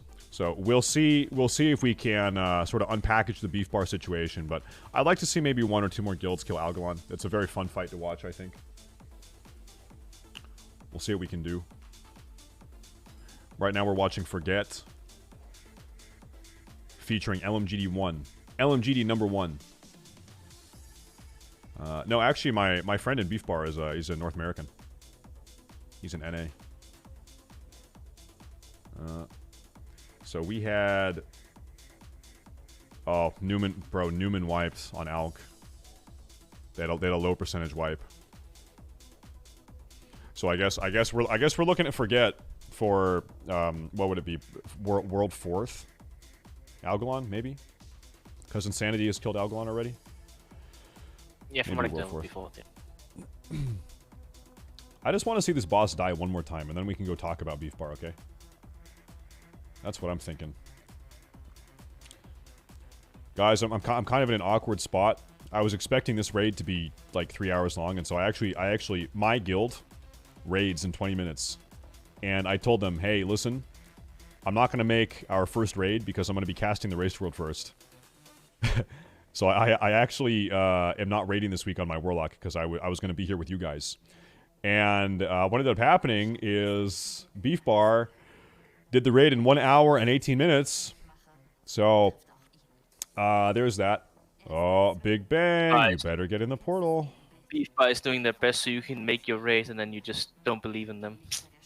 Well, the thing is, they replaced me for the week. They already got someone else on the roster just for 1 week. So I'm benched regardless. So that means none of you are allowed to leave. Okay, you guys need to stay here. You need to make it worth it. Okay, everyone stay here and Twitch Prime. Everyone's got a Twitch Prime is what that means. Okay, if you've enjoyed the show, drop a Twitch Prime. It's a big deal. What I am gonna do tonight though is try to do an ULDUAR 10-man run on my Warlock at some point once we're done talking about the race. But I do want to have the big Beef Bar talk. Okay, we're gonna skip around the VOD.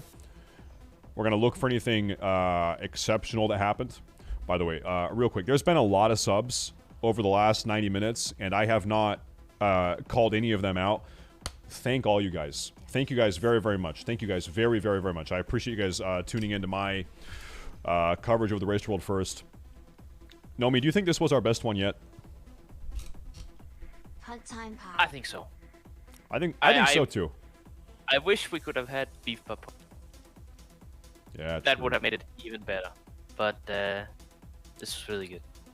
I remember Beef Bar streamed Tier 5, the Race to World First Tier 5, and then they never streamed again. Did they? Because I remember us talking about the server-wide achievements then as well. They did. What happened was Beef Bar lost World First Tier 5 by just like 30 seconds or something, right? And then Oh, Tier 5. Oh, I thought you meant Tier 7. I thought you went to 7. Yeah. No, Tier 5. And then maybe because they lost, it was such a close loss, maybe they were like, okay, we're never streaming again. Fuck this. It's not worth it. Yeah, well, there's that. Forget got it. Forget didn't forget. They got it. So that's probably World 4th Algalon for Forget and LMGD. Yeah. Big rats. Big rats. I'm looking at the logs, and so far the only posted runs that are full clear is Beef Bar in progress, but we've seen one more. So, what do you say we take a look at the Beef Bar logs and we can skip around the VOD? Do you guys want to do that? Nomi, sound good? Yeah, let's do that. All right. So what I have here is this video, and this is the Beef Bar run. This is Kenneth is his name, uploaded by Ken. It's a super secret unlisted video. You can see that. So he streamed this privately. URL leaked. Well, it's already getting passed around. It's up to 272 views. So no, like it's public now. It's all good. Let me take a look here. I'm just going to try to skip around. They go in here. Okay, so we had that initial misunderstanding where people were thinking that I'm going to full screen this also. Where we thought that they... Yeah, it was a little visual bug. It was a visual thing on... it's still there on Walker's logs. It's just... At first glance, it doesn't show that they killed Flame Leviathan on the heads-up display that they have, but once you go into the actual log, it's there. So, but they did. They got it. So they bang out Flame. They skip Razor and Ignis. No doubt about that. What I really want to see, I mean, they were, what, like probably 7-8 minutes ahead of progress? So this is 5 minutes after the raid opened. They're already 80% on XT. Yeah. Really fast. I'm trying to take a look at the roster here. So You show like when does it start? Does it start with all the run up? Because they did Flame Leviathan really fast. Can you go like way to the start of it, see what the time start? says? Yep. Yeah. Yeah, right at the start when as soon as he zones it. Hold up. 23:59. Yeah, yeah. There it is. It's a really fast drive up then as well. Straight up. 23:59. They're buffing. I actually kind of would like to see what their opener looks like here. They had someone run down there and start the dialogue as they all sit here and buff up. And the comp is I think they're just running 5 sieges. What is it? 5 demos or whatever, and then they are just zooming. Let's see how they navigate this first hallway. They're just W key, just going down, killing everything. Nothing too special. Nothing out of the usual, yeah. Yeah. Okay. While we're looking, I'll look at the comparison of the times between progress and beef bar. See where they lost time and made up time. We're killing the boss on the stairs. That's a great way to save time. But we pretty much saw every guild today do that. So you can segue right from the stairs over to the teleport pad. I wanna see, like, is there I guess what I'm looking for is some crazy trash skip that would shave off several minutes. That's what I want to see. Yeah, I also personally am not a fan of raid frames like this, but some people really like them. Yeah. Let me keep skipping here.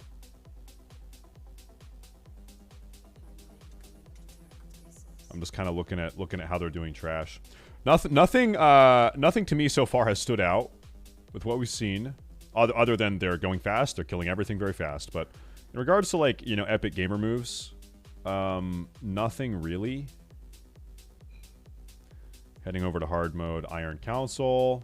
Let's take a look here. They're doing Iron Council just how you would do Iron Council. They're just doing it. What is... This guy's like... Do you see this mage here? He's lagging out. Do you see that? He's like dipping in and out of the death rune and just like stutter stepping, lagging all over the place. I'm not sure if he's trying to... Yeah, that does look very weird. What is that? What is going on? He's proccing his shield. Okay. First stream I have been able to catch in a while. Nice Hope you connection. had a great vacation. Got the Infernals. You bang him out. Over to Kolagarn. Who was that dude? Tanner. Thank you. Thank you. Chat, I think after we're done talking about the race here, what we can do is I'm gonna go back and thank all the subs. Definitely we're gonna be skipping Ayaya. Dude, I am shocked that a guild like Progress did not decide to skip Ayaya. Whatever her name is. That was actually very surprising. The two guilds we've seen, it was Forget and it was Beef Bar that decided to skip her. I totally thought that would have been status quo for every single guild to find a way to skip that boss. Totally would have expected that. On who? On Aria, yeah, whatever it is. Yeah, I'm surprised they didn't. Like, from what I can tell from the logs, that's the one thing that made them lose the most time. Hold up, pause. What just happened here? Hold up.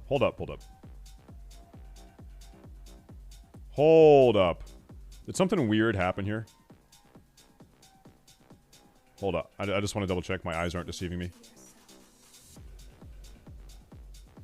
Huge race. Huge stream. Poggers. Yeah, they hunter pulled her and reset her. So they just got a hunter reset. Yep, okay. Alright. Something like that. Just a feign death hunter pull. That would seem... So, I would expect that to be status quo for every guild competing today. I am shocked that not every guild did exactly that. That's what's kind of mind-blowing me right now. Yeah. Why did we not see more of that? Surprising.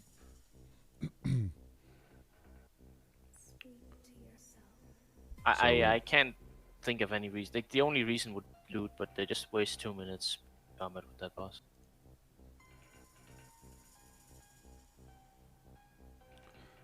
I want to see. You know what's curious? They went down and cleared the entire Hodier hallway, and then didn't actually segue over to Hodier. They doubled back. I guess they're just kind of killing time because of Ayaya patrolling or something. Or maybe they're just like on the way. They kill some trash, they dip back out, and then they're gonna come back and do Hodier after they get some more gear. Maybe it's a gear thing. They do unlock. They do Hodier last. Yeah. So that's definitely with intent. We do Hodier last because that DPS check is very tight. We're gonna get there soon. We're kind of skipping around. I want to see how tight they were on Hodier. Thorum, like, we don't really need to see Thorum, I don't think. Oh, it's our very first tunnel point of view, though. I actually want to see how they enter the tunnel. Do they have someone like rocket boot to the very end to stop the blasts? They don't. They just do the tunnel kind of normally. They're dodging. You can have someone rocket boot, pull the guy, and pull the entire tunnel to stop those blasts from going out early. Didn't do it. We just kind of do the tunnel normally, just very quickly. We go up. Okay.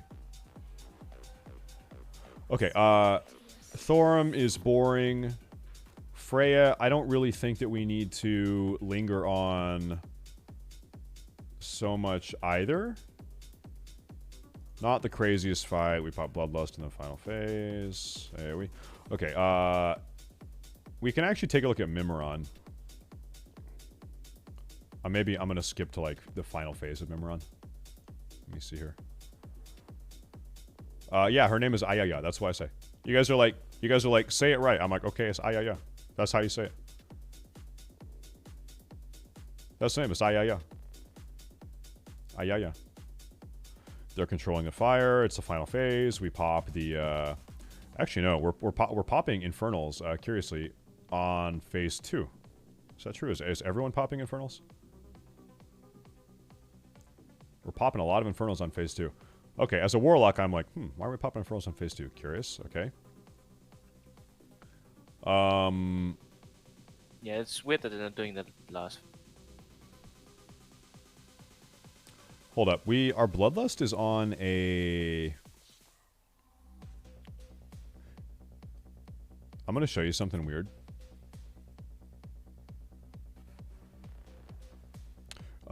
We pop Bloodlust now. So this is when they've decided we're popping meta. We're popping all our CDs. We're popping Infernals. We're popping Bloodlust. Just got popped. Phase 2 is the phase they've decided we need to get through this phase ASAP. Phase 2. Not phase 4. Phase 2. Does that mean they get less bombs on the ground or something? Because that could be the reason. But other than that, I'd imagine you'd normally use it at the end. Yeah, it's people saying it's hardest for the healers in that phase. Yeah. I guess that's the phase. Let's keep on going here. Yeah, phase 2 is where you have like your stacks on each of the like triangle portions or the little whatever, you know what I'm talking about. And whichever way he's facing, those people get hit really hard. It's a lot of healing. I'm remembering back to my PTR time a month and a half ago. We did the same thing, actually. I'm remembering now. We popped Lust on phase 2. All right, so they're doing a big skip here.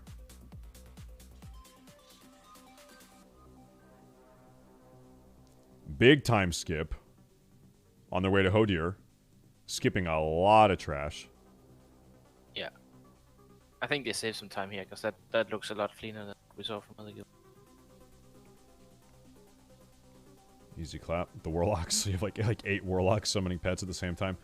And then they have to summon... they had a couple people stay behind. If you look on the map, they've got 3 people off the map here. Got to summon those people. And I would...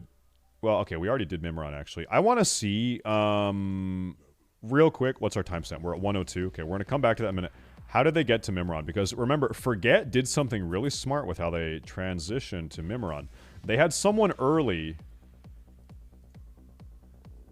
So, yeah, so we did the same thing here in Beef Bar. They sent someone over early through the Mimiron initial hallway and activate the teleport pad. So you don't have to take the tram. You can just have the entire red teleport to the Mimiron room. Smart, good. We saw Forget do that too. They stealth run through all the trash, yeah, and then unlock the teleporter. Very smart. I think that I've noticed it was only Forget and now Beef Bar that did that. I didn't notice anyone else that did that. I'm pretty sure Progress did. Okay. Okay, there's that.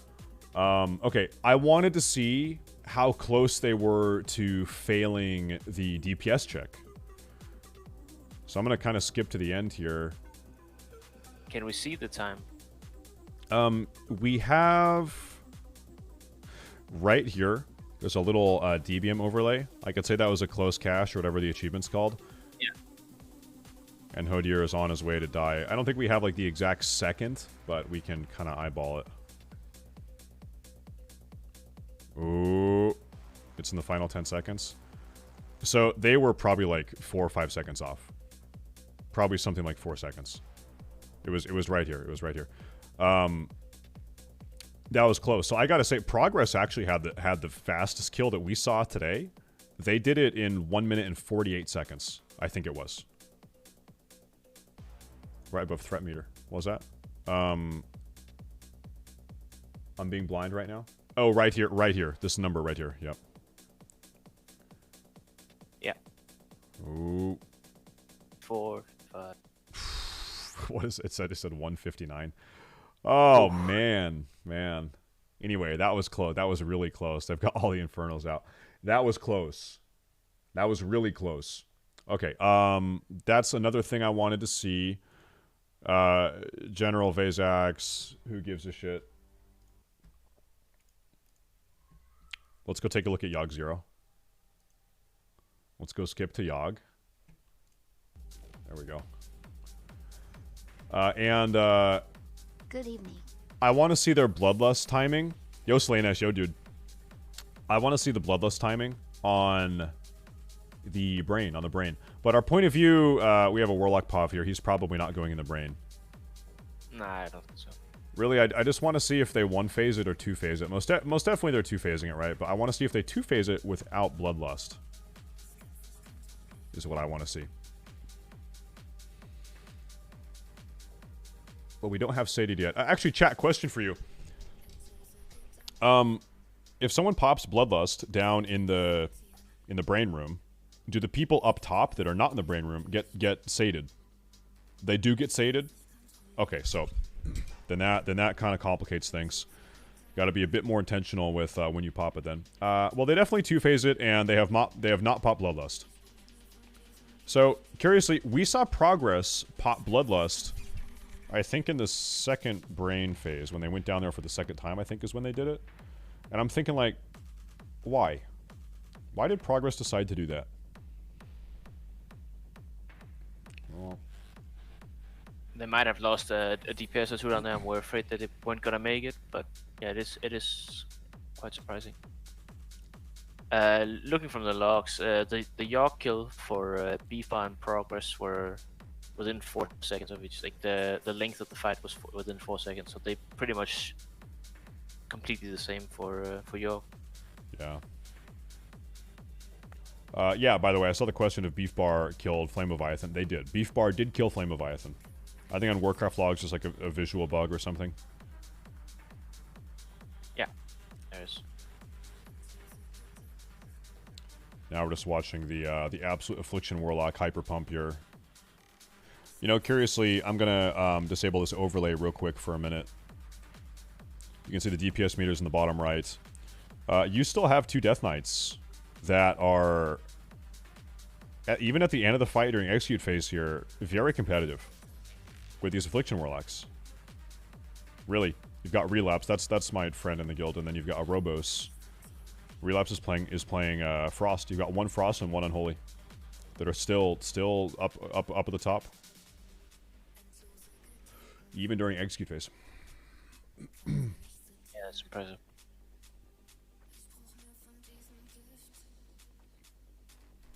So I don't think I'm gonna skip back here a minute. Are we doing the ad kiting thing? No, we're not. You've seen other guilds kind of like try to spin these ads out and kite the ads away. Ooh, we're logging into a different character. Ooh, we're doing a login. We're logging into the Holy Paladin. All right, down goes Yogg 0. Oh, extra healing on Algalon maybe. Yeah, he's logging out of the Warlock. He leaves the raid. He hearths out. He's logging in the Holy Paladin now for Yogg. Or I'm sorry, for Algalon. So yeah, they 6 healed Algalon. There's this fucking horde outside trying to gank him. Who won? Beef Bar won. Let me turn back on the overlay here. Yeah, Beef Bar got world first today.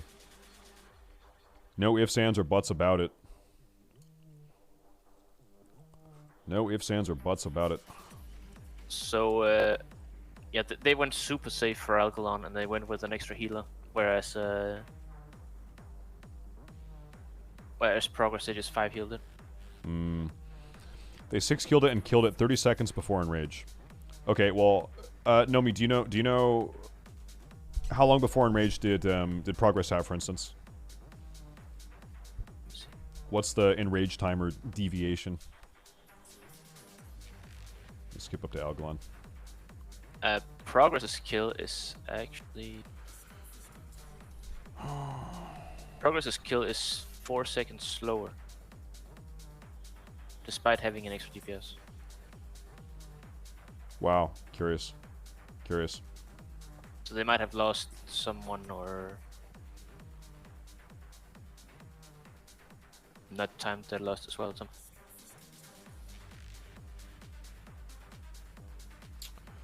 Did Progress there could like be a difference in tanks. Yeah, let me look at the tanks. Yeah, I was gonna ask about the tank thing.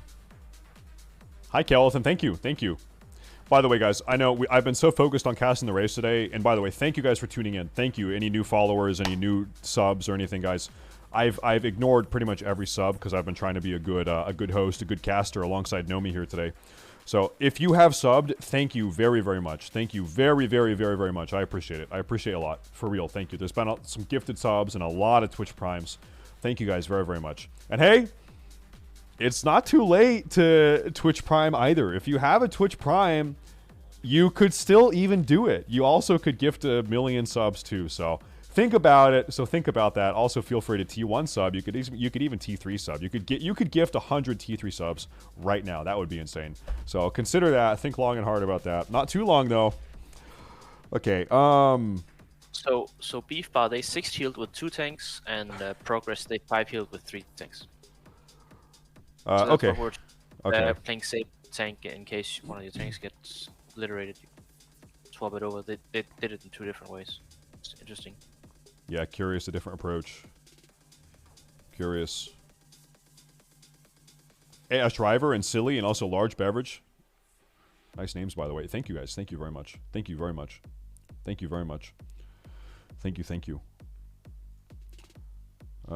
Yeah, they're just banging this down. I mean, Beef Bar just played well. So once again, dude, I was like betting money. I would have bet money that we would have every single guild wipe at least once today. And that is true. Every guild did wipe at least once, other than Beef Bar. Beef Bar did not wipe once on any of these bosses. They had a couple deaths here and there. Man, the classic Let me look curse. at the overall. Let's see how many deaths they have. I guess it's not a curse. Every single raid's here. Every single raid's here. Hey, listen, can you respond to my DM, Relapse? Guys, I'm trying to get, so Relapse is this Death Knight right here. I'm trying to get Relapse to join call and talk about his run. But he's ghosting me. Instead, he's posting smiley faces in the Twitch chat, so no, it's okay if you don't have to if you don't want. Yeah, his Discord is legged out. Okay, yeah, that's fair. That's fair. Yeah, you hear that, guys? Beef Bar not only got world first, they did it without Discord. They were actually using Ventrilo. That's crazy. Hey, bro, can I join your vent server? Yeah. Hit me with the vent info. They had 24 deaths total. 24 deaths total. So well, no wipes.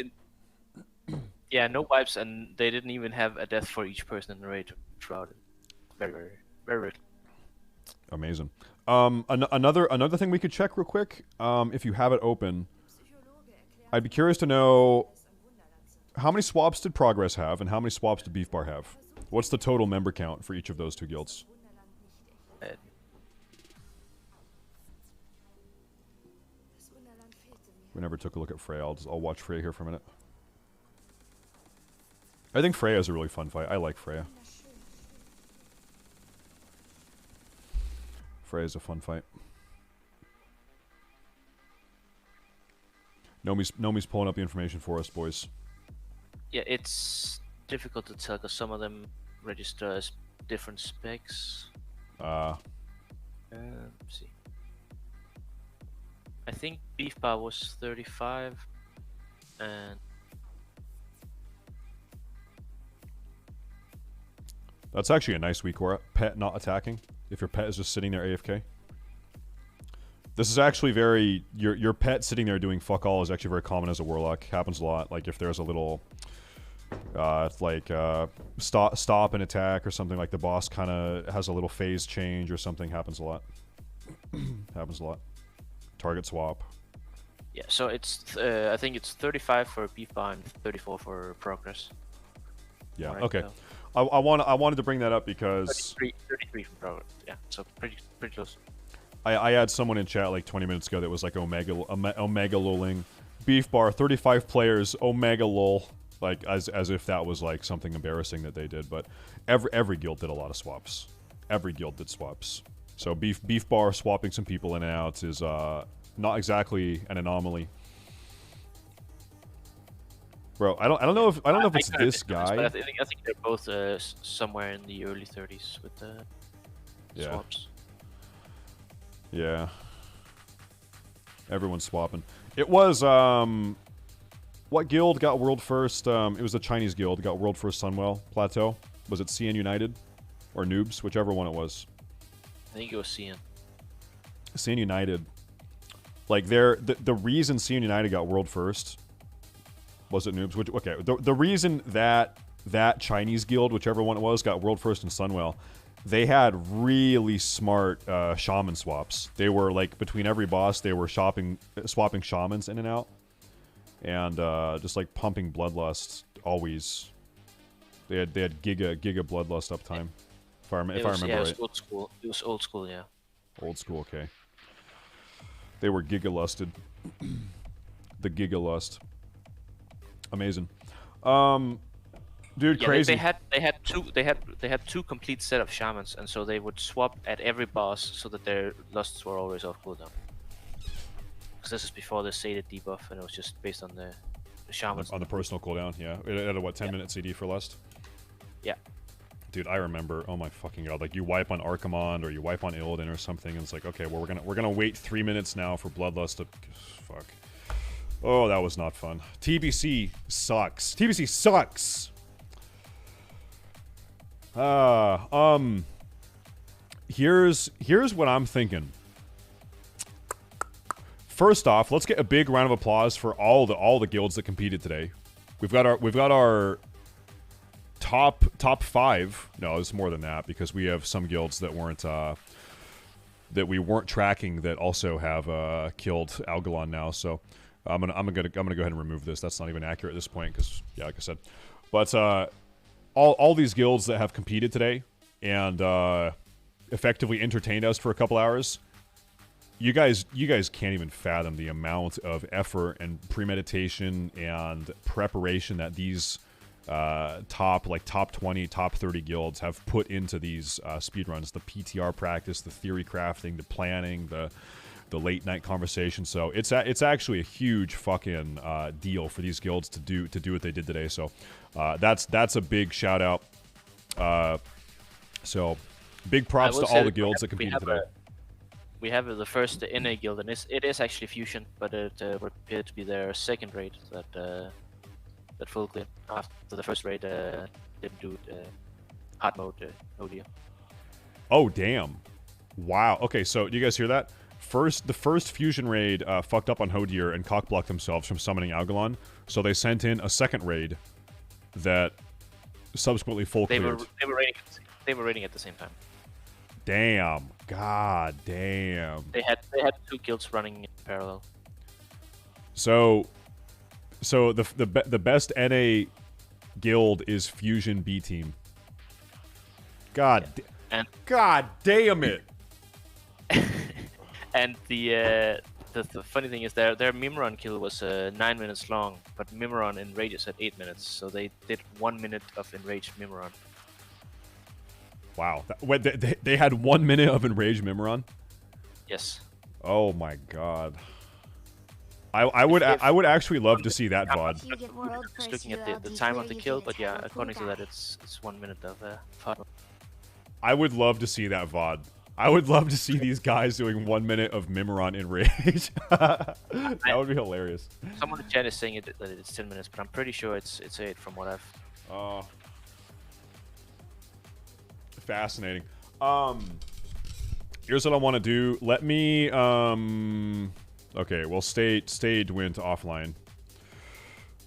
I want to give some subs to some of the guilds that we dude, he showed up, he raided, he got world second, he logged out. Peace. Can I gift so yeah, okay, he's got affiliate. Let me see. Gift 5. Let me see here. And then I want to do, that was world second, world third. Is it okay, hey, is it even worth gifting subs to LMGD because considering he's Russian and all the payment processors are frozen? Do we even gift him subs? Because he actually can't get, he literally cannot get the money. He actually literally cannot get the money. I've got to send him Monero. Send him a carton of cigarettes. Also, yeah, I'm gonna airdrop him a crate of Marlboro cigarettes. That's what we'll do. And then let me see here. Okay, so outside of LMGD, let's do next, which was Avatar. All right, where's Avatar? I think it was Max Dingo. These guys just fucking went offline, right? Yeah, okay, let me gift him 5. Let me see here. Yeah, they got work tomorrow. They're not all sponsored by an oil prince. It's the Europeans are up late. It's like super late, right? Like what, 2 in the morning or something? Yeah. 2 in the morning, EU. Hard to stay awake. You know what? I'm gonna gift 5 to Ampy because I like Ampy too. Let me gift Ampy. Let me see here. Okay. There we go. Alright, that's probably good. Wait, did that go? Yeah, I think that went. I should watch Shroud wiping on Flame Leviathan. Bro, they're probably trying to do hard mode. There is no way that anyone wipes on normal Flame Leviathan. Like, that's fucking impossible. They gotta be in hard mode, right? They definitely are, right? You can tell he's gonna have some buffs. Yeah, he's got the buffs. Okay, so they are doing hard mode Flame Leviathan. That's what they're doing. And hard mode Flame is kind of a dick in the ass. It actually is kind of annoying. So props to them for trying this. For me, I'm like, fuck, week 1, fuck that. Fuck that on week 1. Alright, crazy. Nomi, thanks for casting, dude. You did a great job. Chat, do we like Nomi? We like Nomi. Thanks for having me. I really enjoy doing it. Dude, it was great. You're great. This is our 5th time Nomi and I doing this together, casting a race world first. So next race, hey, next time I'm gonna hear you, we're gonna be talking about TOC. Yeah, I'm very much looking forward to Ice Crown. Yeah, like TOC is like, you know, it's okay, but Ice Crown. It's not really gonna be a race, is it? It's 5 bosses in one location. It's gonna be fun to see, but it's gonna be over in hours. What do you think? 37 minutes? 35? Yeah. Okay. Heroic Ice Crown, though. That is really what's gonna be crazy. That's what is crazy. Yeah, ICC is gonna fuck these guys up. Though I've said that for the last like 3 raid tiers. Tier 6 is gonna fuck these guys up. Sunwell Plateau is gonna fuck these guys up. ULDUAR for sure is gonna fuck these guys up. And then, like, these guys don't end up getting fucked up. There's always a guild that comes up, and then just, it is what it is, so.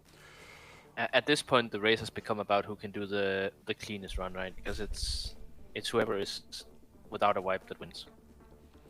Yeah, pretty much. I mean, we saw it. Like, proof of that is that, LMGD and Forget, they would have beaten Progress had they not wiped on Yogg Zero. at the last percent or whatever. Yep, true. True. All right, you're probably pretty tired, dude, huh? I'll drop off, yeah. All right, hey, take care, Nomi. Thank you very much for helping cast. Thank you very much. Thank you. Forever. Hey, when do you raid? When's your raid? On Sunday. All right. And if anyone on Fire More EU is looking for a guild, feel free to message me. Guys, we need to fill the raid. Get a hold of Nomi, N-O-M-I-E here. Post in chat, guys. DM Nomi in chat if you're on Firemaw EU and you're looking for a good, happy, fun raid. Okay, he's recruiting some of the best gamers. All right, hey, good luck on Sunday, dude. Thanks. All right, take care, dude. See ya. Oh my goodness. Okay, let me hang up. There we go. All right. Whoa! Guys, what a race. There's also one final person we need to thank. Guys, we have had, see this sheet right here? We've got mein Freund, mein Deutsch Freund, Mr. Tobesy in the chat right here. See this guy? He has been personally scanning like 60 different streams, tabbing between all of them, maintaining a spreadsheet, plugging in the progress of every guild into a spreadsheet live that I'm screen capturing so you guys can know which guilds are in what place. So that's a big shout out for Mr. Tobesy, for Tobesy in the chat. Thank you, Tobesy. Thank you. Above and beyond. Thank you, Mr. Tobesy. Thank you very much. Yeah, the silent hero of in the shadows. Yeah, true. Okay. I need to pee really badly, and then what I would like to do is try to set up an ULDUAR 10-man run on my Warlock.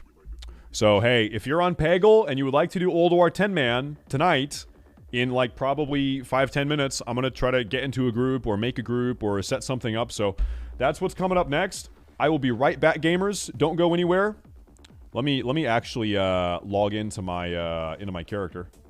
Okay, bro. Let me log in. And it is going to be about ULDUAR 10-man Gamertide hard mode. Yeah, we're probably not doing any hard modes. It's going to be a fucking pug. It's going to be like probably a trade chat pug. So this is going to be, if you want to see an absolute shit show stream, then that is how we are going to, that's how we're going to progress from here on out. We're going shit show mode. You've just watched some of the best players. Now you're about to watch some of the absolute worst players. It's going to be great. All right. Okay, give me a quick 90 seconds. I'll be right back, boys. I'll hit you with the classic. Is this what it is? There it is.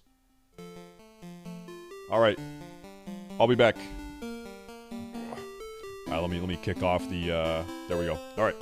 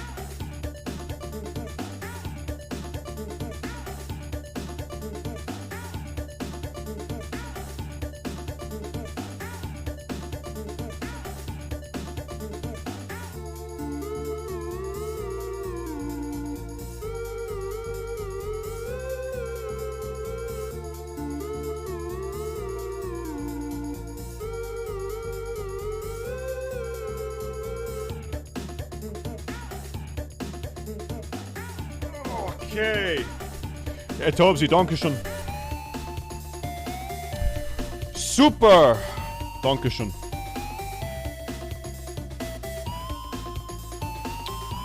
Oh, okay.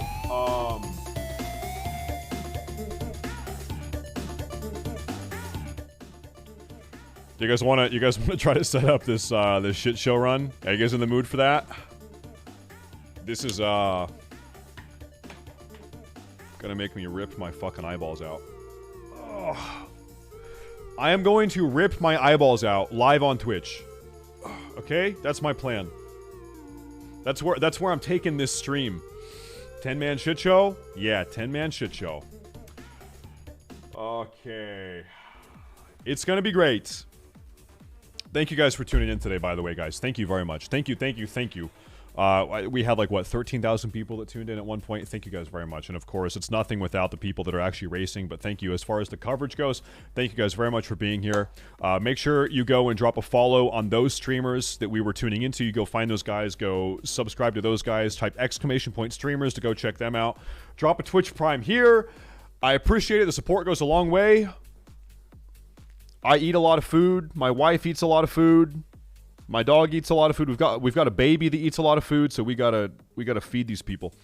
All right, what are the odds that I can just join a 10-man? Should I just join like, dude, here? Do you want to do absolute brain dead mode?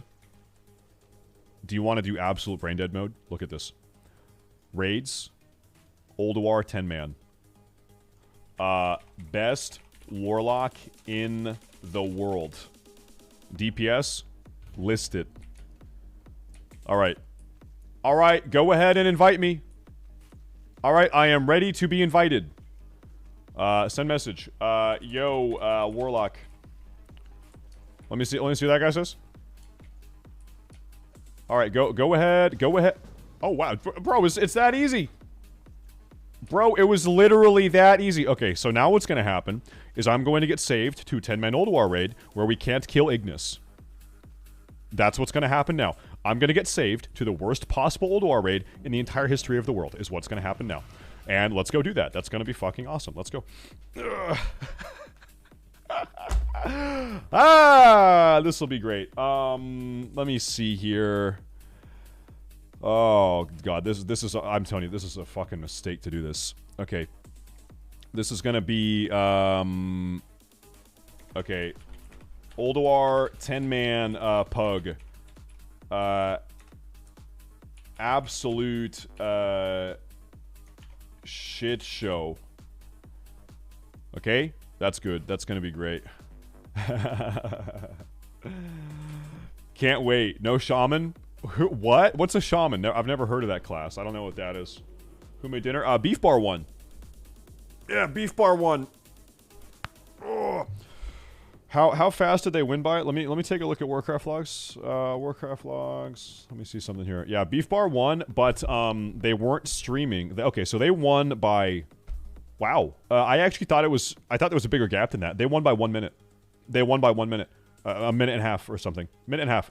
I thought it was like a several minute gap. A minute and a half. A minute and a half, Beef Bar. Oh, that's Nax. Yeah, true. Yeah, true. Hey. Yeah, true. Hey, Beef Bar. True. Okay, hold up. Progress. Let me see something here. Okay. Yeah, okay. No, I was right. So it is a 6-minute gap. My bad. Beef Bar had a 6-minute gap. Beef Bar, progress, forget, avatar, sunked. Okay, is it sunked or sunst? Oh, I'm getting a summon. Nice. Nice, nice, nice. Yo. Is my gear repaired? Let me make sure. Bro, I have like no soul shards.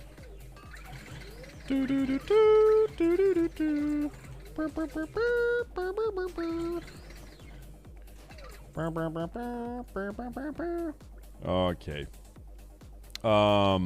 Hey, Max Dingo, dude, we were watching you a little bit today. I mean, you didn't get first, but grats on, like, chat, as far as I'm concerned, if you get like top 50, if you're like, especially top 10 or top 20, like, you're actually fucking owning. So, grats on the race. I hope you got good loot today. We didn't even talk about the loot that these guys got, but grats. Hopefully you got some good loot, at least, at a minimum. And, we were just having a conversation about how much time and effort it takes to be, like, raiding and competing and speedrunning at that level. The amount of PTR practice, the amount of late-night Discord calls and spreadsheets and all of that shit. Good God, bro. The amount of time that speedrunners are putting into their preparation, it's insane. So you guys definitely deserve some recognition, some acknowledgement. So that's kind of what the stuff is about. So thanks for putting it on, bro. We, however, that being said, we are about to do... Oh, yikes. Chat, it's worse than I thought. This raid killed Flame Leviathan, and then it disbanded. It imploded because they couldn't kill Ignis. Do I leave? I'm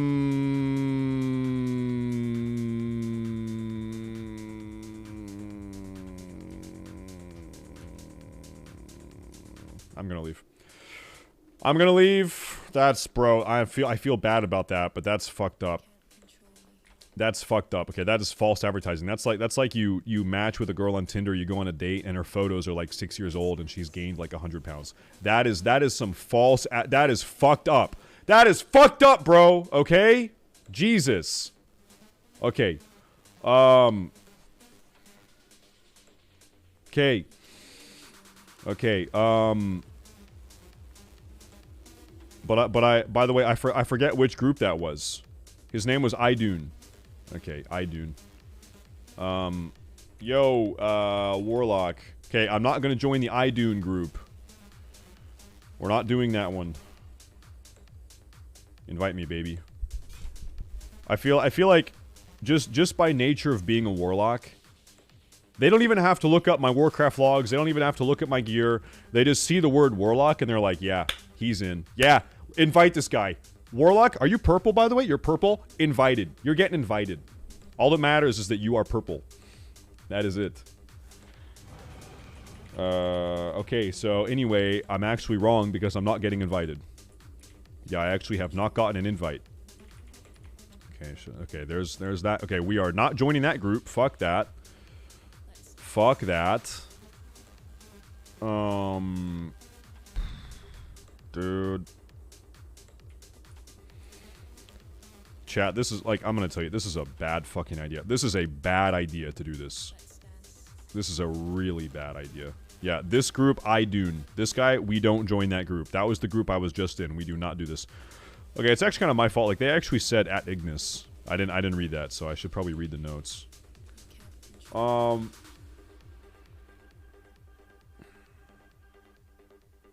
gonna join this group that has only one tank. Yo, Warlock, and hopefully they can find the tank. Hopefully. Invite me, baby. Come on. Come on, Bran. Come on, Bran Flake. Get me in there, Branny. Come on, Branny. Get me in, baby. I'm gonna reload. I guess I'm reloading. I am reloading. Heista. Request to join. 4.3k GS Warlock. He declined me. Oh, Brandflake invited me. Alright, well listen, Hestia, you really missed out. Listen, okay, every single person should want me in their raid. We can't summon. Kolagarn was the last boss we just killed. They killed Kolagarn. God fucking damn it. Yeah, it said 6 out of 14. Do I just take it? Do I just take it and say fuck it? Do I just take it and say, bro, he mentioned Power Gum, bro. He knows about Power Gum, dude. Come on, guys. He's a Power Gummer. Everyone is saying no. Oh my god. Good, but my cat just exploded. I'm so sorry. Okay, I gotta go. My cat exploded. Okay, I gotta go. Okay, fuck. Okay, then what? Then what? Okay, give me a fresh one. Give me a fresh one. Why do you have 3 tanks? Request. No, I'm not trying to report him. 4.3k GS. Warlock. My bad. Okay, come on. Get me in. Listen, I'm a pumper. I'm a certified pumper. Like, I can actually guarantee you, doesn't matter what group I'm in, I will be topping the DPS meter. I know I will be. It is a mistake to not invite me. You need to invite me. I'm one of the best players in the universe, okay? I need to be invited. They are... Okay. I've already whispered this guy. He didn't fucking invite me. Is this guy gonna get a tank? Probably not. Probably he's not gonna get a tank. I have a tank. The thing is though, tomorrow I'm tanking ULDUAR. Tomorrow in the morning I'm gonna be tanking ULDUAR 10-man. On my just start a group, bro. Like, if I try to start a group, we're gonna have the same problem everyone else does. And that problem is that there are no tanks. You can see who's in the finder. It's no one. AKA no one. Ah, fuck, dude. That's the problem. That's the problem. Come through, puss. We got a tank. What group are you in? You know what, chat? It's week 1. Like, if I burn a 10-man lockout, who gives a shit? Okay, invite. Chat, if I burn one 10-man lockout and it's like Thursday, whatever. Whatever. Fuck it, dude. Whatever. Okay, turns out, my cat, is okay. No, my cat is, just okay now. We good. Okay, I'm coming. Alright, chat, this is a 6 out of 14 Nax 10 run. Fuck it, whatever, let's go. I'm coming. I'm coming. Oh, God. Okay. So we're gonna go kill some of the keepers. Yo, Spock Saint, thank you for the prime. Thank you for the prime. Oh, they can summon me, nice. Thank you, dude. Thank you very much. Thank you very much. They want to do Hodier. Alright, Hodier is fucking easy. We can do that. That's an easy one. Oh, that's an easy one. Okay. Let's go. This will be bad, probably. I don't know. This will be okay. Yeah, the Race World First got wrapped up. Beef Bar ended up winning, and then Progress got second, and then Forget got World Third, is what it was. Beef Bar won by about 6 minutes. How much hit? I'm actually perfectly hit capped. I'm at 13%, 13.04. And that is exactly what I needed. By the way, guys, as of today, we have unlocked our next sub-goal reward. We hit 2K subs today, which means we're going to move on to our next sub-goal. And the sub-goal is... This one is particularly stupid, but it's along the path of getting to some of the better ones. Okay? We have battle station reviews, 24-hour hardcore leveling. We have a real-life shooting stream where we're going to shoot the AR-15 and the handguns with my wife out at a gun range. We're going to go camping, a 24-hour camping stream with my wife. But this next sub-goal that we're going to be doing next, I'm going to say the phrase gifted sub 10,000 times. I'm going to sit here. It's going to take like 6 hours. I'm going to sit here. And I'm going to say the phrase gifted sub 10,000 times. I'm going to sit here full webcam. Gifted sub. Gifted sub. Gifted sub. Gifted sub. Gifted sub. And I'm going to say it 10,000 times. And that is what the stream is going to be. And however long that takes, it is what it is. So we need to 5, 4. oh, I need to turn on audio alerts. Yeah. Let me turn this on. Yeah, good call. Let me see. Viewer rewards. Channel point. Let me kill this thing. Okay. Yes, for the entire stream, I will only say gifted sub. I'm not going to thank anyone. I'm not going to say thank you. I am for as long as that takes, I will only say gifted sub. That is it.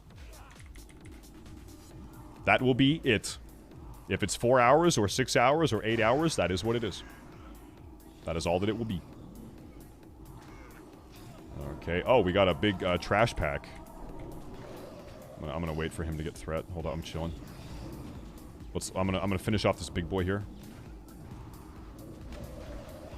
Come on, kill the fucking big boy. Kill the big boy. Okay, yo, we have a lot of trash. Thanks for the bop. Wipe it up.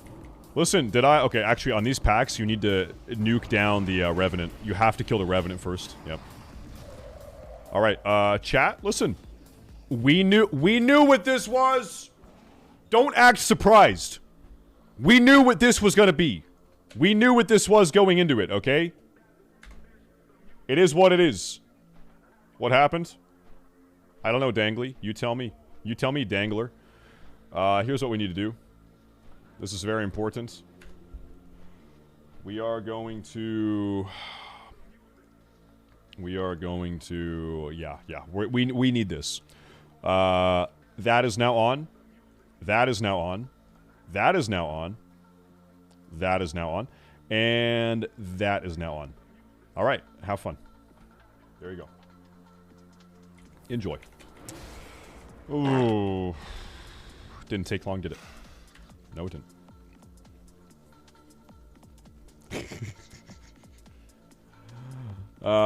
God, dude. You know, in hindsight, we should have left on the fart and only the fart. We should have, bro. We should have left on the. Imagine LMGD wipes. LMGD dies. Okay. You know, I didn't gift him any subs, but I should drop in his chat and I should go be nice to him for a minute.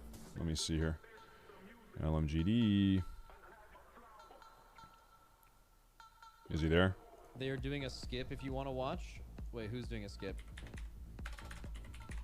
Is LMGD just listening to Max? No. Grats, Boris. I'm gonna mail you a box of how do you cigarettes to celebrate. There you go. All right, I'm ready. I'm ready. Oh my fucking god! Look at that, dude. Jeez. Jeez. Okay, I think we have like a second tank who has no idea what to do. That's the vibe I'm getting right now. That's my vibe. Okay, I probably shouldn't have AoE'd so hard so fast. That was a little bit daring. A little bit domineering of me. A little bit crazy.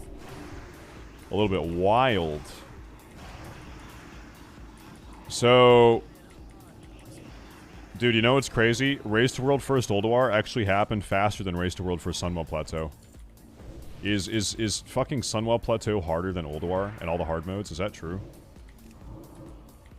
Is ULDUAR easier than Sunwell? What the fuck? No shot. No shot-a-rooney. You know the big difference, bro? Like, guilds had so much time to practice on the ULDUAR PTR. The ULDUAR PTR was up for so long. And I don't think we had the Sunwell PTR as much as we did the ULDUAR PTR. So the longer that PTR is up, the easier that raid is going to look by these top guilds. I'm going to wait for these to be summoned. Okay. More PTR, faster raid clears. Like even we 2 months ago on the PTR, we were able to pug the entirety of ULDUAR on the PTR. We pugged all the normal modes. We did a full clear and a pug on the PTR. Yep. Crazy. Crazy. Go, pet, go. Huh.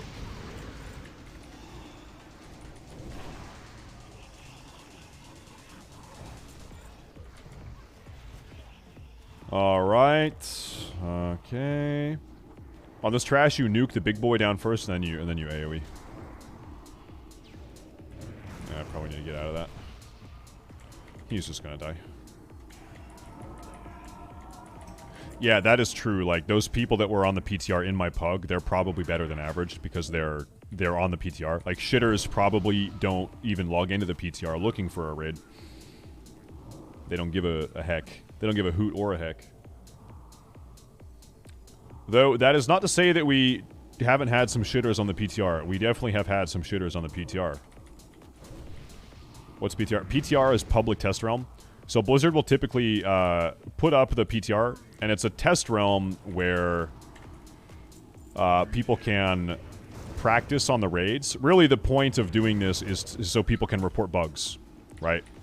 But people do report bugs, but typically just like a lot of really good guilds, competitive guilds, will do practice runs. They will perfect their approach to the raids. That's how it gets used more than anything. That's kind of what it is. Okay. Okay. Okay. Yeah, we don't need to go right, boys. I don't remember exactly how long the Sunwell PTR was there. Oftentimes the PTR will come up and then go down and then come up and then go down. There are a couple different PTR waves or phases. ULDUAR PTR had 2 phases. It was up for like 2 weeks or something, and then it went down for a month or so, and then it came back up just for a couple days, and now we're here. I think is what happened. Yeah. All right, nice. Nice. Nice. Oh, nice.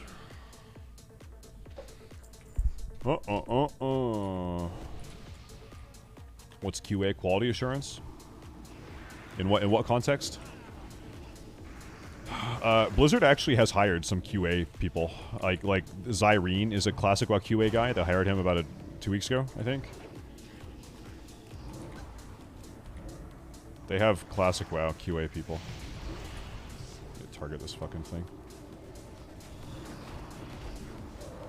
I don't know how big of an impact they have, because you can imagine like a QA guy, like your job is to you know, gather information and then send that information to the devs that actually can fix the problem. Like, your job is surface level. You read the forums, you talk to people on Discord, you talk to people in game, you gather the information, you find out what needs to be fixed or what is going wrong, how are people abusing the game, whatever. And then you pass it along to someone that can actually do something about it, right? You're an informant. They're classical informants.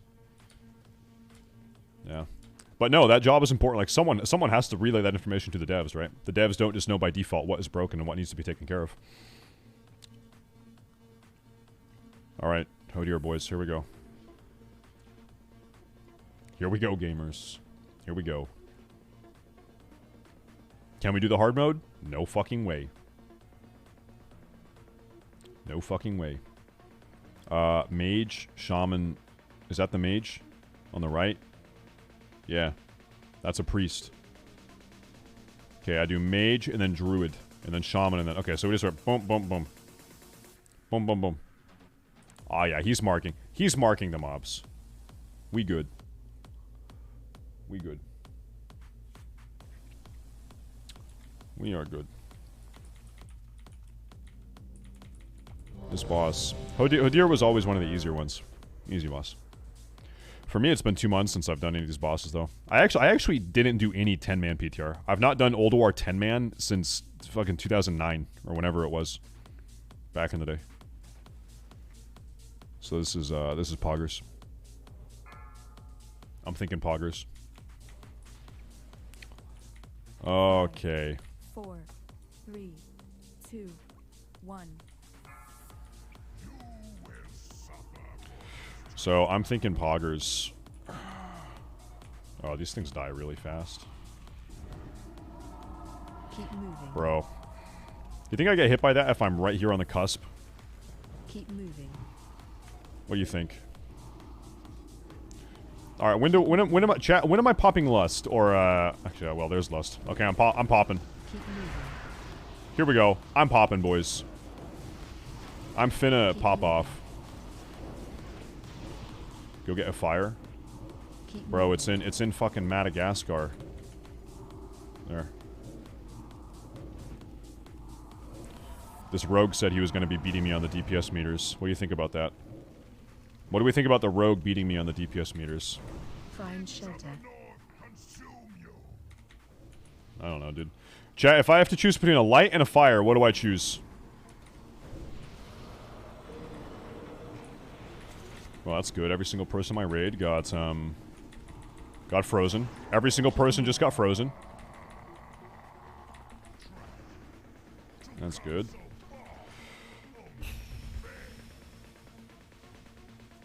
Okay. Anyway, that aside, light or fire? Light or fire, guys? Fire? No, light. Okay, light. Okay, light. Light.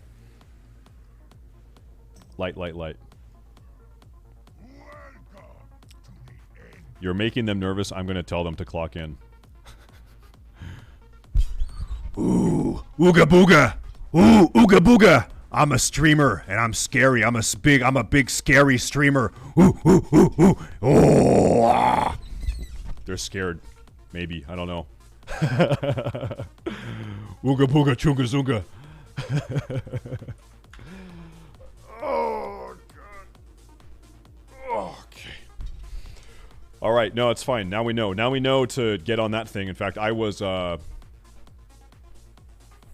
You've got, like, probably just, like, a 1 or 2 second window between where the cast is about to end and then the snow mound gets placed. I barely missed it. I almost missed it. There's like only a second or two of overlap where you gotta get on it fast. Ooga boonga chunga zunga. Uh-huh. Ooh. Ooh. Well, we can't wipe too much, otherwise I'm gonna run out of soul shards. I've got what, 5 left. 5 left. Hi everyone. There we go. Alright, no, this time, certified one-shot. Guaranteed certified one-shot. Verifiable one-shot.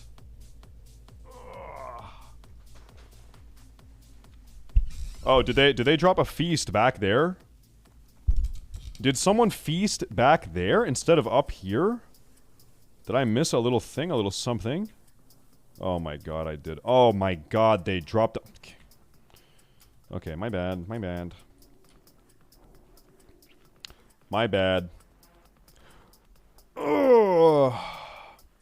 What would you do for a Klondike bar? Me? I would undermine the government of a small African country. I would seize control, and then my work would begin. That's what I would do for a Klondike bar. You know what I would do.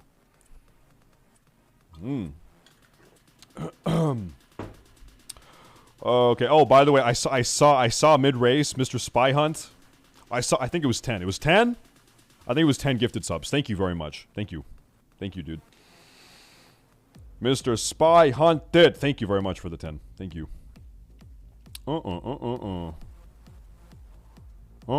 Today was a good stream. Very good stream. Is, not was, is. Present tense. Is a good stream. What is with this light? Bro, are you okay? Snorl, are you good, bro? He's tripping out. Okay. I'm starting to get kind of I'm starting to get a little bit hungry, though. Dude, I went and got breakfast today, at a breakfast diner I like to go to in preparation for the race. They had a new waiter, this like probably like 19-year-old kid. He said, "Wow, you have big forearms." I was sitting there browsing I'm on my phone. He says, "Wow, you have big forearms." I was like, "What the? Who the fuck says that? Who says that?" He complimented my forearms. Okay. Let me pop these motherfuckers. Thanks. Keep moving. Alright, how about this? How about you give me a fire? Yeah, there's a fire. I will escape artist that. Oh, did we pop Lust? Yeah, I suppose we did.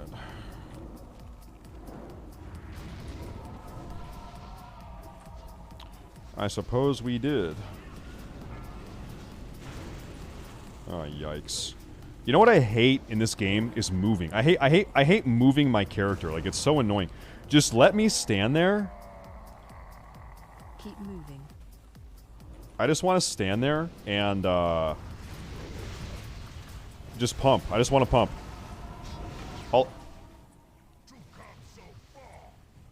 All I want to do is stand there and pump. That's all I want to do. I'm sick of these mechanics. I'm sick of these mechanics. Give me 1 minute. Oh, you're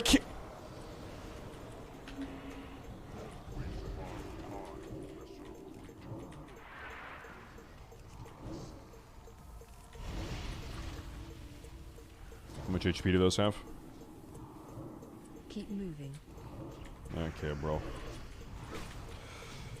Okay, bro.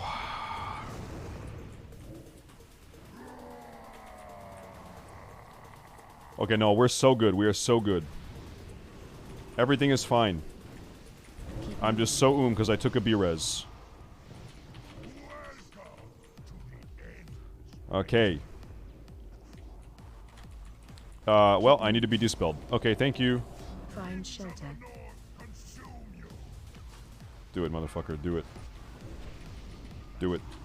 He did it. He really did it. Okay. Keep moving. You know, it's actually genius. If they go kite the boss Keep moving. on top of those fucking things, then I can just seed off of him, right? That's the meta. Defining the meta. Speaking of meta. Keep moving. Speaking of meta. God, I'm so fucking mad. Keep moving. If I jump, does it reset? Okay. I'm gonna keep it real with you guys. I actually totally forgot about the whole thing where I have to drop my stacks. I actually totally forgot about that. That's a thing on this fight. Yeah, that's a fucking thing I need to do, huh? Keep moving. Okay. Okay. Keep moving. Hey, we're almost execute phase, though. Keep moving. God, what is with... I don't want to move, okay? You understand? I want to pump.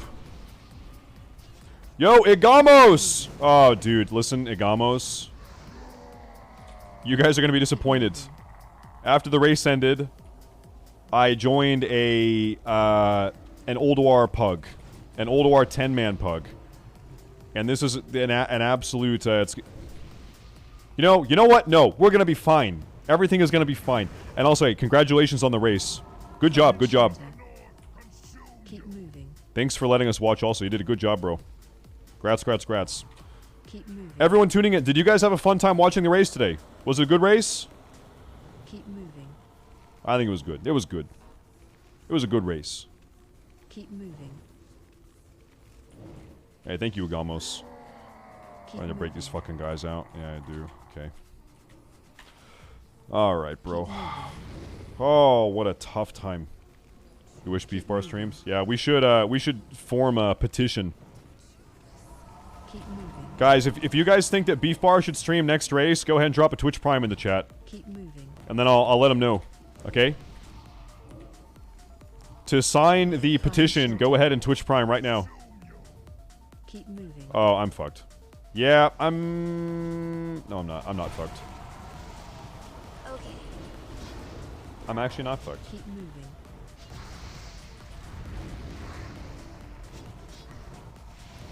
I'm actually not. Keep moving. I don't want to move. We did it! Nice, dude! Pa, pa, pa! Cha, cha, cha, cha. Nice! Lesson 3. Nice, we killed a boss. We killed one boss. Nice. Good job. Yo, Dangly69 with the tier 1. With the tier 1. 15 months with the most based stream or with the most based chat. Some would say dangerously based. Not too dangerous, though. Not that dangerous. Hey, Tuco Mudo with the 13. Thank you very much. Thank you. Akaram. Igamos again. Thank you for the host. Thank you, Igamos. Thank you. Good job today, by the way. Again. Thank you, brother. We had Passmore with the 5 months. Thank you. Dangle with the T1. That's a big deal. Thank you. Gnome Command with the Prime. Thank you, Gnome. A fellow Gnome brother. And we had Stealthy Nakra. Thank you, dude. Thank you. Whoop. Thank you very much. Thank you. Suburban White Brit. Are you for real? Oh, dude! Guys, my wife made Suburban White Family burritos. Suburban White Family burritos are so fucking good. Oh my god, I love them. I know you're like, what is that? What's a Suburban White Family burrito? You need to understand. There's like a normal burrito. There's like a normal burrito. And then you have burritos that are made by Suburban White families. And I grew up on those fucking things, okay? It's a very unique take on a burrito. It's how us whites in the suburbs make them. And I'm telling you, dude, I grew up on these things. I fucking love them. We pulled too much trash, and now we're going to die. We should not have pulled all of this. Right? Yeah, this is a white. Yeah, we should. Yeah, that's fucked up. Okay. All right. Hey, that's the way it goes. You pull too much trash, you die. Are we clearing all bosses? I hope so. I joined this raid, actually. The only one I could get into was a 6 out of 14 clear. They've already killed 6 bosses, so that Hodir kill was the first boss I was here for. I just joined these guys. I would like to try to do a full clear. ULDUAR 10 normal is like not that hard. We can bang this stuff out, I think so. And I'm down to wipe for like 4 hours. I don't give a shit. It's all good. Dude, I need soul shards. Oh my god, I need soul shards. Oh, I need soul shards. Oh my god. Anyway, my wife makes the best Suburban White Family burritos. Oh my god, I love them. And by the way, no, it's not racist. Okay, it's part of my culture. That's part of my culture. You're not gonna deny me my culture. That's how we do it. That's how we do it out here. Shattered Walkway. Okay, here we go. That's how we do it. What is different? Okay, I will tell you exactly what makes a Suburban White Family burrito a Suburban White Family burrito. First off, you take some store-bought tortillas. You don't warm them up. You don't put them on the pan. You don't apply anything to them. You take them right out of the fucking bag. Right out of the bag, they're good to go. Then you take a can of refried beans, put the beans in the microwave, take them out, and then you smear some of the beans on the cold store-bought tortilla that you've taken right out of the tortilla bag. Then, oh boy. Then,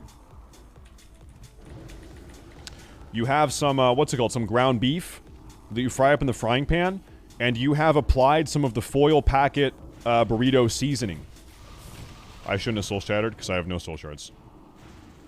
You season the beef with the foil packet seasoning. And then you put the ground beef on top of the refried beans. I need to tell these guys what they're doing because we don't know. Need to spread these ads. And nuke one. You need to spread them. You need to spread them. That's it. Then.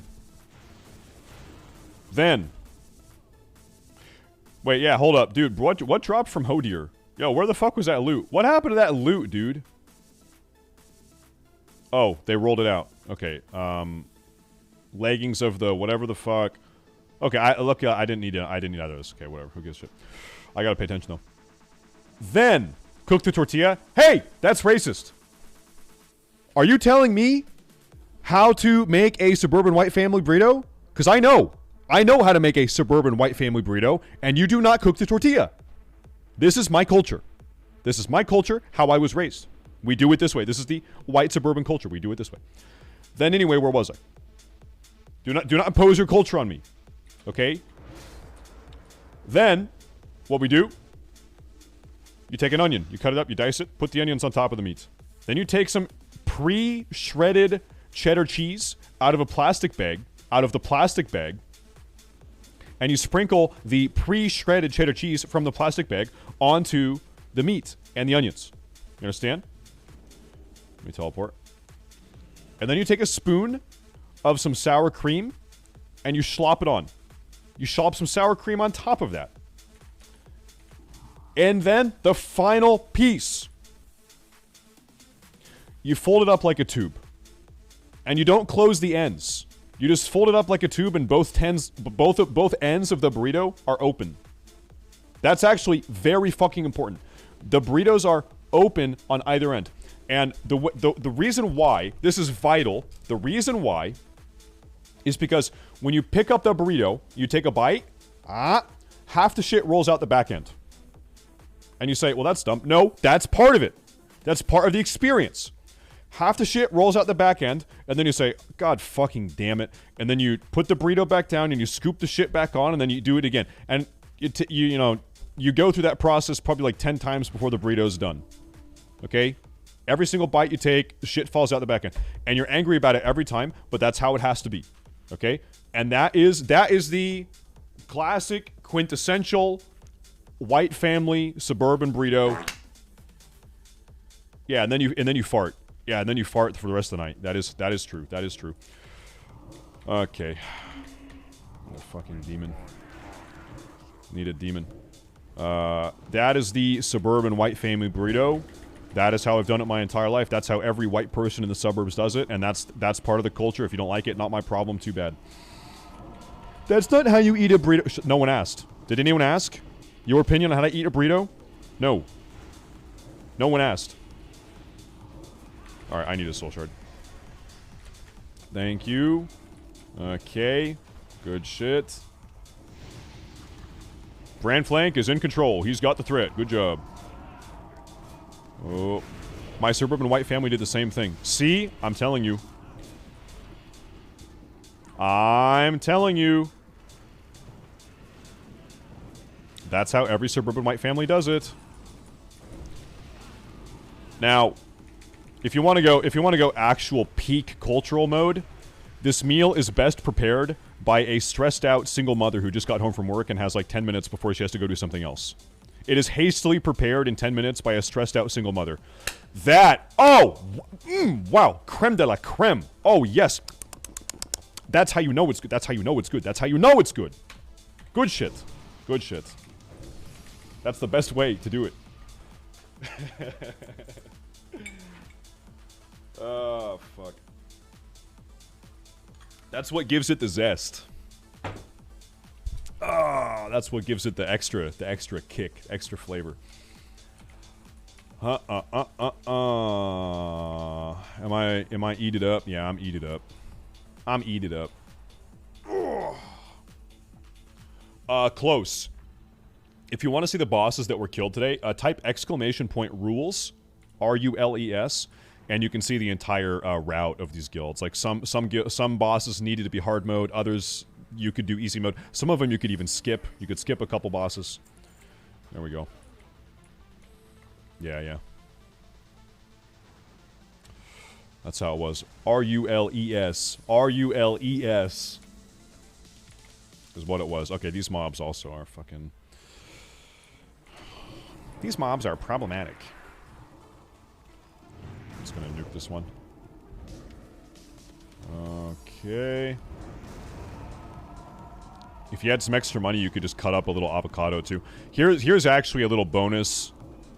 Here's a bonus to it. Like this is I'm gonna really hammer this one home. Okay, the whole burrito thing.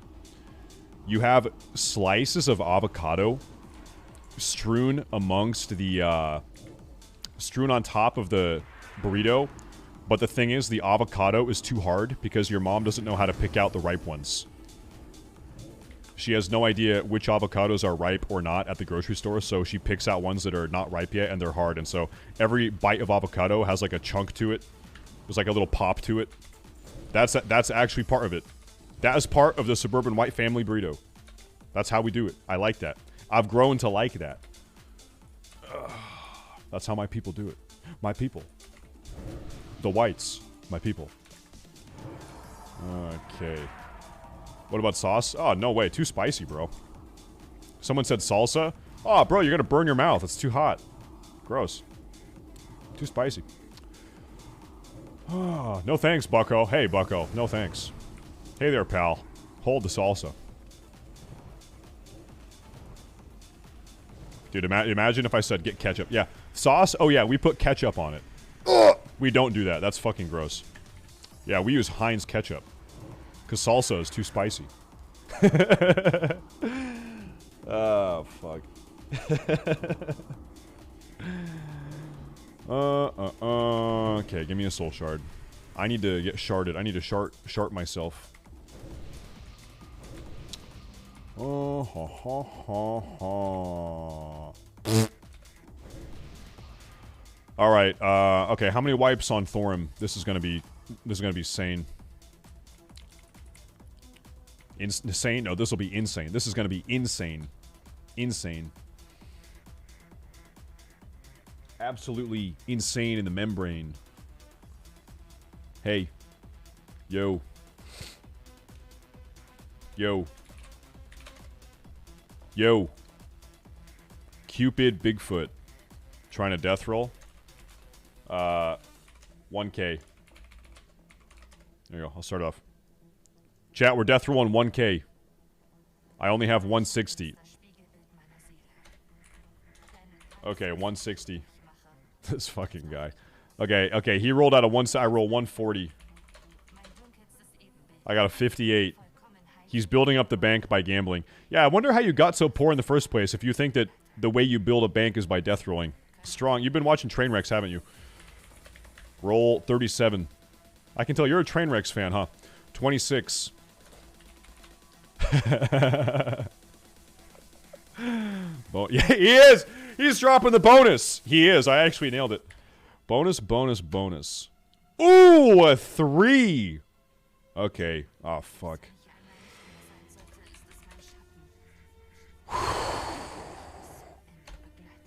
Hey, you are building your bank. Congrats, bro.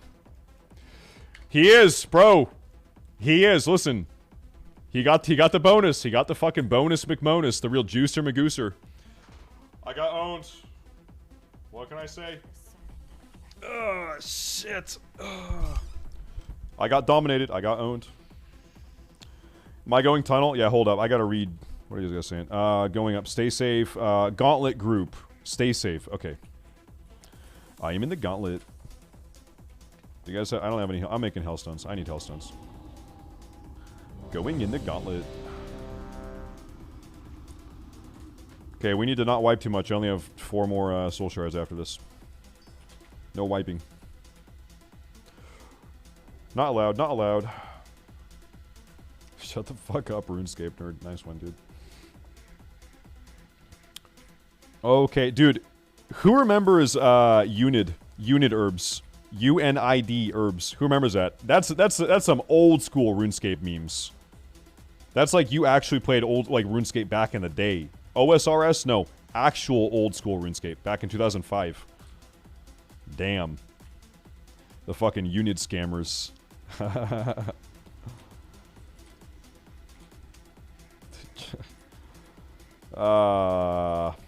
ULDUAR general chat. You love it. You love to see it. You love to see it. I'm just gonna keep posting that. Hi everyone. All right, I'm going in the tunnel, guys. I'm in the tunnel group. 3, 2, 1. I'm in the tunnel group. Okay, I hope I don't pull threat. I don't want to pull threat. Chat, I found a secret chest in the Wildy in level 39 Wildy. It's in a multi-zone, by the way. If you put items in the chest, it actually duplicates them for you. It multiplies them. It dupes them. So, if you come with me, bring your entire bank, bring all your gold, bring all your best items. Come with me. I'll take you there, and you will be rich. I will help you duplicate every item you have. Bring all your best mithril gear. Even bring your adamantite helmet. Trust me, you know your Addy full helm? Bring that too. I'm telling you, this is good shit. Okay, I'm chilling. I'm waiting for these guys. Why else would these invaders have come into your sanctum but to slay you? They must be stopped. I'm swapping. Okay, you're all gonna die. Oh, it doesn't even... Dude, I was actually hoping that would one-shot them. Oh!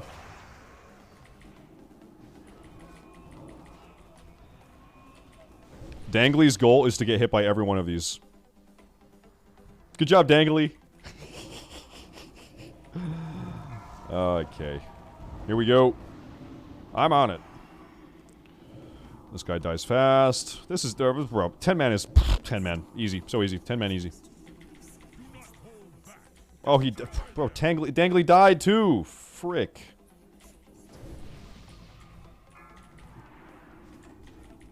Okay, he's back. He's up. We're good. Can I get soul shards, please, guys? I can. Good. Alright. Okay. Chat, let's get some hearts in the chat. What a nice, cozy day. Get away from me. Get away from me. Yeah, good job.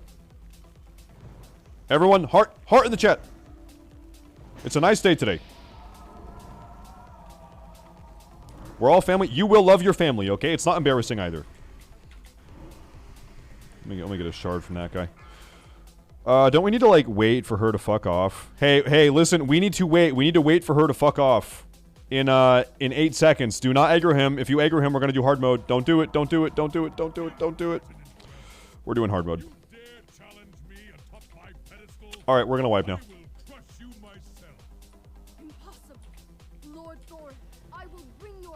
Well, I got an achievement. Alright, we're fucked. Okay, we're fucked.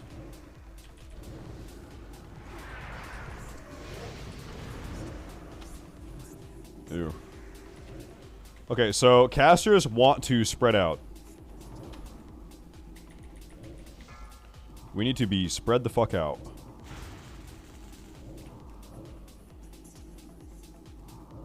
Dude, what if we just, like, accidentally do hard mode? That'd be pretty poggers. That would be pretty poggers. Oh, okay. I was on the corner of the world that I didn't want to be in. How do I tell which way he's going to do that? Okay, so I think if it comes from that way, you don't want to be on that side, right? Yeah, that's how you know. That's how you know. Whichever like pillar channels to him, you don't want to be over there. Alright, well, our tank is dead, so we're fucked now. Can you... Hey, Sif, can you fuck off? What is your problem, woman? What is your deal? Okay. Yeah, we got owned. No, dude, like, Thorm hard mode is so fucking easy, though. Think about that. This is so easy. So easy. Don't release yet. I gotta reset my thing.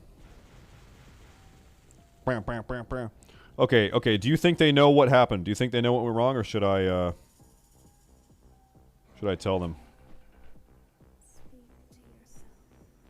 Oh, okay, he knows what he did wrong. Okay, we're good. Alright, next time we got it. Easy. Next time, me and my boys, me and my squad, we're rolling deep. Yeah, also, everyone, put on your nature resist gear. Everyone needs to put on their nature resistance gear. Put on your cloak with the 20 plus nature resistance enchant from the Cenarian expedition. From the Cenarian Crusade or whatever they're called. Put on your Cenarian nature resist cloak. I told you to save it after AQ40. You saved it, right?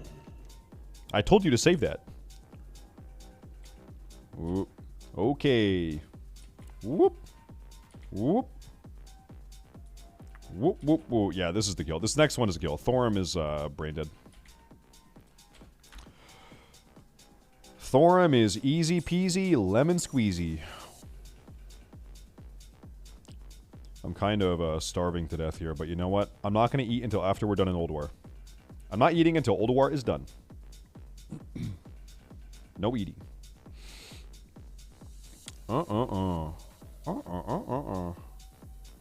So tomorrow, yeah, so AKA never, so I will die. So pretty much, I'm going to die, is what that means. Pretty much, I'm fucked. I'm going to do something very dangerous right now.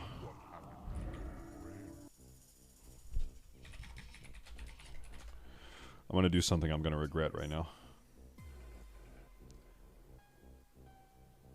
I'm going to check the classic WoW forums. I'm going to see what people are saying. Wrath general discussion. Everyone's talking about RDF. Latest. No one is even talking about ULDUAR. They're just still bitching about RDF. The entire discussion is still on the day of ULDUAR release. People just bitching about. Oh, here we go. Nerf Warlock. Warlocks need to be nerfed. I knew it. I knew these people would pop up. Here we go. Here we go. Since, you know, they're being stacked in numbers similar to Death Knights in this phase at the top end. Since Blizzard makes changes based upon the top end trends. Nerf Warlock win. Dude, you know the thing? Like, players will always stack whatever is best. There will always be a mathematically best, and then the top guilds will stack that. If something was 2% better than everything else, the top guilds would still stack that thing. Whatever the fuck that thing was. And so, the question is like, not what's best, it's how much better is it? Is it like insane? Like, bro, Death Knights were like disgustingly better than everything else. Like, it was not even... It was sickening. It was absolutely sickening. And by the way, always the people posting these brain dead threads, he's on a level 60 alt. Because he's not going to post on his main, because if he did, everyone would see his fucking 34 parses. None of these people will ever be caught posting on their main characters. Ever. It has never happened. Never. 5, 4, 3. Coward. 2. Coward. Post on your main. Okay. Or he's like one of these guys that doesn't even play WoW anymore. Like he quote unquote quit, and he doesn't play anymore. But he still spends all of his mental energy browsing the WoW forums and watching Twitch streams and complaining about the state of the game, even though he hasn't played it in 6 months. Yeah, I quit WoW. You still play that game? Meanwhile, like his entire life is still complaining about WoW and thinking about WoW all day. You still play that? That's kind of cringe. Oop. Okay, give me this. Thank you. Yeah, it is true though. Like part of playing an MMO, part of being an MMO enjoyer is just bitching all day endlessly. That is like part of the experience. That's part of the fun. Is complaining always. There he goes. Oh, we're doing all of it. Oh, god damn. We're doing the Giga mode. I'm gonna let him build threat for a second. Okay. Okay, I got cucked on my seed. Not cool, bro. Okay, I got cucked on my second seed. Not cool, bro. Let me just go ahead and do no damage. Okay. Pull him. Send it.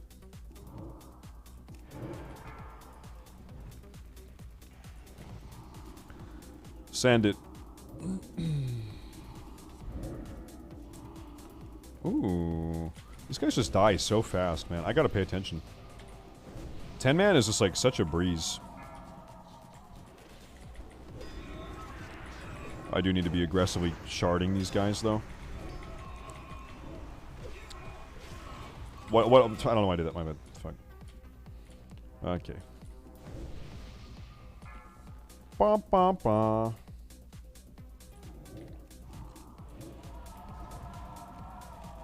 I'm on Peggle. I play on Peggle. Based Peggle. Based Peggle. The most based? Yeah, probably the most based. Thank you.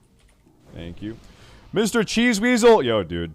Cheese Weasel, you have been here a long time. Okay, so we wait. How long? 4 seconds, and then she's done, and then we can go, right? Is that it? No, that's actually not the timer. When does the timer end? I thought it was Stormhammer. Guess not. Is it actually... Is it for real 45 seconds away? Oh my god! It's 38... Oh my god. Okay. Yo, let me open Netflix. Let me watch something on Netflix real quick. Let me watch the entire director's cut of Lord of the Rings on DVD box set. Okay. 13 seconds, 12 seconds. Okay. Do. 5 seconds. 3 seconds. The thing is, like, we actually could do hard mode. If we wanted, we could do hard mode. Hard mode is not that hard, I don't think. We could do it, we just don't want to. We just don't want to do it, okay? We could, we just don't want to. Okay, are we popping lust? You gonna lust me? Yep. Oh yeah, he is. Alright, so this whole being fourth on the DPS meter thing is not cool. We need to do something about that.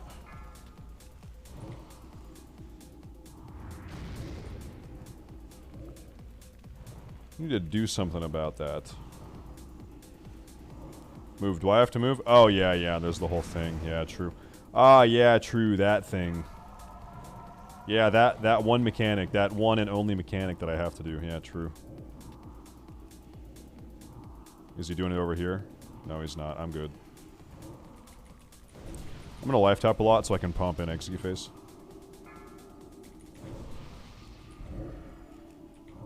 Alright, here we go. Oh, God, bro, just as I pop everything. Okay. Do I get hit by that? There's no way I do. No shot. Bro, Thorum is like so brain dead fucking chimpanzee easy. Look at this boss. Look at this boss. Look at who made this boss. Actually, funny story, Ian Hazakostas made this boss. Ian made this boss long ago. Oh. There was like a streamer conference like 4 years ago that I got invited to. It was down in California, and so I went down there, and I was able to have dinner with... I had dinner with Ian Hazakostas. And, hold up. Dude, I would take those pants, probably. Oh, I would lose so much hit, though. Bro, I would lose so much hit. Okay, I'm gonna take him anyway. I'm gonna take him anyway. I'm gonna take him anyway. I'm gonna take him anyway. Anyway, I'll finish that story here in a minute. Is anyone else rolling? If someone else rolls, I kind of feel bad. I'll take him. I rolled 100. That's right, bitch. That's right. I just slapped my fat dick on the table. That's right.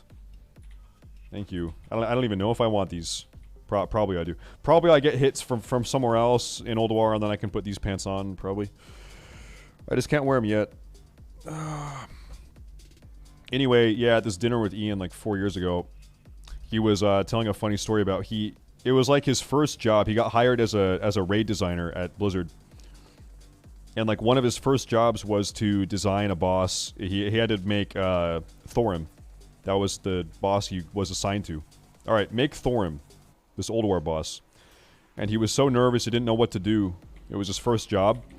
He said that he copied Kel'Thuzad. One of his favorite bosses was KT from Nax. And so he like copied a bunch of the scripting, like the coding. Because he said that like on the back end, the coding that has the mobs slowly walk in from the perimeter of the edge of the KT room is like copy pasted into the Thorim fight, and that's like how the mobs like jump into the arena on the back end. So he said he like copied a bunch of Kel'Thuzad coding and tweaked it for Thorim. Ugh. Do I play Destruction? I am the designated demo lock. I'm the based Giga Chad demo lock. That's all I do. That's it. Plus I play a Holy Paladin also. Or, I'm sorry, Prop Paladin. I raid 2 days a week on a Prop Paladin also. Yo, that's not cool. Oh, okay, okay, I need to stop casting when he does that. Bro, that is true. He told me that story. That's what he said. That's the story. When he does that ability, I need to stop casting. Oh, you just kite him when he does that. Okay. Stop. Good. All good.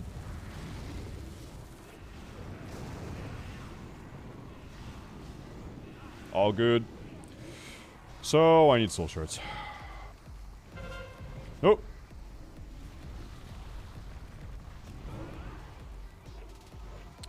Alright, give me a nice little shard. Whoa, 13k crit. Holy. Bro, when I'm in ULDUAR Abyss, am I gonna be critting like 20k? Oh! Are we gonna be seeing 20k crits by the end of this raid? Oh, I hope so. That would be pretty bonkers. No, I definitely will, because I'm already critting 17k when I'm in Metamorphosis. I definitely will be critting 20k. Probably, definitely. Right? Pretty sure. I'll be honest, man, dude. Oh, I need to move. I'm dumb. I don't even pay attention to, like, the numbers that pop up. The only numbers I care about are on the DPS meter. Yeah, I'm just gonna get some shards. Thank you. Why not dual spec AF? Actually, my dual spec is AF. I just, still just really play demo. To be honest, I haven't rated as AF since the Wrath beta. It's been demo every week. Like, every roster has to have a demo lock. You have to have one, and so that's, I just kind of signed up for that. Yeah. I signed up for it. Okay, I play on Peggle. I'm a Peggle gamer. How's Peggle doing? Let me reload here. Peggle, look at that. Peggle, 16k. Benediction, Gehennas, Ferlina, Grobulus, Peggle right there. Are we the biggest PvE server? No, Mancrick is. Mancrick. I transferred to Peggle. It's a PvE server at the very end of Vanilla. But all through Vanilla, I played on Ferlina, the PvP server. Oh, I need to nuke the big guy. My bad, my bad, my bad. No, that's not how many people are online. That's how many people are registering for Warcraft log uploads each week. So last week, that was like 16,000 and something people raided on Peggle. Dangly has me on follow. Oh, Dangly! Oh, Dangler. You know, give me a soul shard. Yeah, OG Ferlina back in the day was pretty fucking fun. It was very toxic. Oh, it was toxic. 1414, not a single Valinor token. Bro, that's impossible. Doesn't Algalon have a guaranteed fragment? Right? I thought he did. I thought Algalon had a guaranteed fragment drop. Okay, is it Yogg? Maybe it's only Yogg 0 that has a guaranteed drop. I don't know. I feel like something in there had guaranteed fragment drop every week. Like you got one at a minimum per week. I thought. Maybe I'm tripping, dude. Maybe I'm bugging. Well, what is it? It's, I made a video where I did the math. If you full clear ULDUAR every single week and you never do any hard modes, it takes 4 months to build Valenier, like 4.5, yeah, 4 months. It takes 4 months to build one Valenier if you full clear every week and never do any hard modes. But if you do hard modes, hard mode bosses have a higher drop chance. So you shave off several weeks if you're doing hard modes every week. So yeah, you wanna do hard modes if you're building Valenier. Do I want to kill that guy? Should I kill this guy? Oh no, that's like an MC'd player. Alright. Well, you're dead now, buddy. Yeah, 10-man does not drop fragments. Correct. Only 25-man drops fragments. Yeah. True, true, true. You need, what is it, 30. 30 fragments, I believe, if I remember right.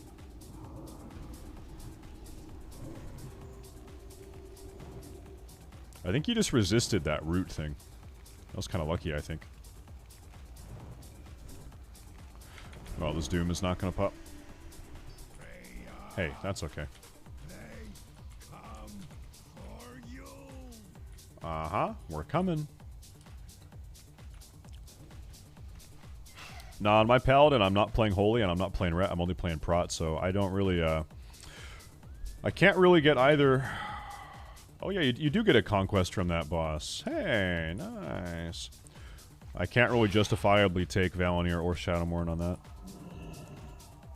It would be simply unethical. Where's my weapon oil? Make a new one of these. It would be simply unethical. Let me reapply here. Okay. I considered going Holy. Actually, we still have a problem in the guild. We don't know for sure who's getting Valenier. We had a Holy Paladin that raided with us all through Nax, and then he left. Like in the final 2 weeks of Nax. And so we got a new Holy Paladin. He's a nice guy, we like him. He's actually a viewer. He's been watching for a long time, but like he's only been in the guild for 1 week. So it feels kind of like weird to give him Valenier. He's been in the guild for 1 week. So I don't know. I don't know. I don't know. I don't know what we do. I don't know. Any shadow mages? Actually, by the way, we do need... I recruited another DPS last night. I need 2 more DPS. Saturday, Sunday, NA, 2 p.m. Eastern to 6 p.m. Eastern. Saturday and Sunday. We are an ULDUAR hard mode progression guild. We need 2 DPS. Is what we need. Like, literally any DPS, as long as you're not a fucking Ret Paladin. 2 decent, nice DPS. No drama, just nice people. That's what we need. Sorry, no Ret Paladins allowed. Okay, this is fucked. Okay, we're fucked.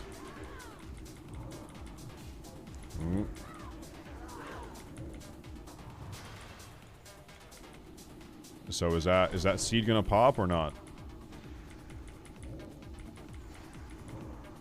What do you want to bet we pull those flowers up there? What do you want to bet those flowers walk into us and pull? Okay, don't die, tank. Oh yeah, we pulled the flowers. Oh yeah. Oh yeah, we pulled the flowers. I saw that coming from a fucking mile away. Mile away. Oh yeah, we got the ones from behind too. We got everything. We are good. Okay, that's good. Oh my god. Oh my fucking god. Oh my god. Okay, we're coming back. It's all good. It's all good. Okay, tee up. Tee up, boys. Come on. We can do it, gamers. Believe in ourselves. We can do it. Oh. No, like we literally we cannot take rets. We already have too many rets. Sorry, no rets. How come every person asking to join the guild is a fucking ret paladin? What, like, you know what it is? It means no one wants ret paladins and all the ret paladins don't have guilds. That's what that means. Mages, I'd take a mage. Yep, I would take a mage. We need 1 or 2 DPS. Okay, 2 DPS. Saturday, Sunday, 2 p.m. to 6 p.m. Eastern Time. 2 to 6 East Coast. Saturday, Sunday. Saturday, Sunday. So this means your weekends are shot. This means you're raiding on the weekends, okay? To be clear, if you have a social life, do not join this guild. This means your weekends are shot. But that's how we do it. Oh, yo, see, actually, this guy... I recruited this guy. This is the guy I just said I recruited last night. Okay, hey, Piorum, if you're online, can you invite this guy Naz? Hey, Naz, I'm on my different character. I need to log in a different character to invite you, bro. If anyone in ATD can invite this guy Naz, he's a warlock. Gotta get that guy in ATD ASAP. He's an Aflock. We dropping a fish feast? That's like 5 Aflocks. You know, I've made a point of not turning away warlocks though, because warlocks are like super fucking goated in ULDUAR, right? So I figured another Aflock is not the end of the world. That's what I figured. Ba, ba, ba, ba. Read your DMs? Yeah. Wait, did you DM me? Let me see here. Oh, okay. Okay, well, okay. Can we invite this guy also if anyone's available? Ugh. Okay, very carefully. Very carefully. I don't know if he's watching right now, so I'll whisper him. Like, bro, like, how in the fuck did this like, what? Someone pulled fucking Freya? What the fuck? Who did that? Oh my god. Jesus. Okay, that's fine, boys. Now we know not to do that. Now everyone here knows not to do that. In case there was any confusion. Check logs, reportable offense. Can you report someone for doing that? I don't even know. Okay. Ah, shit. Whoop. Let's just try to pull, like, 1 pack at a time. Let's just pull 1 trash pack at a time. That's all we really need to do. 1 pack at a time. And I think we can probably handle that. Oh, I should teleport to Conservatory of Life. Yeah, there we go. Whoa, whoa, whoa, what the fuck?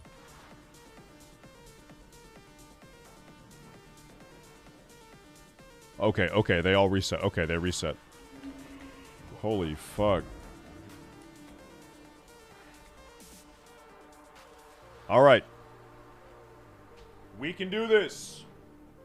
We got a grip on the situation. We can handle this. We can handle this. Never mind. Oh my god. What the fuck, man?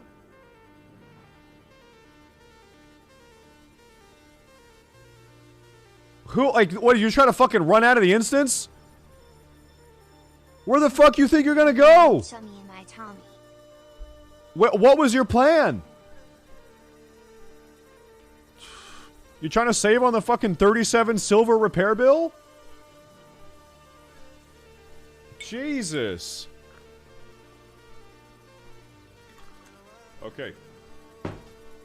Let's get back in. We can do it this time now, boys. We can do it. Summon this fucking thing. Jesus. Fuck. Okay, no, it's fine. Everything's fine. Everything's fine. No more. No more. That's what he says. I have a feeling there will be more. I have a feeling that there is going to be more. How many times do you have a chance to eat the same fish feast twice? That's pretty rare. You don't do that every day. Okay, let's go. We're going in. Fish dude, we're going in. We're going in, bro. God damn. Alright, no more fucking around. Now we got it. It's all us. Oof. Kulamir. Good job today with the casting. Dude, I thought today, in regards to the casting, I thought it was a pretty good. I thought we did a pretty decent job.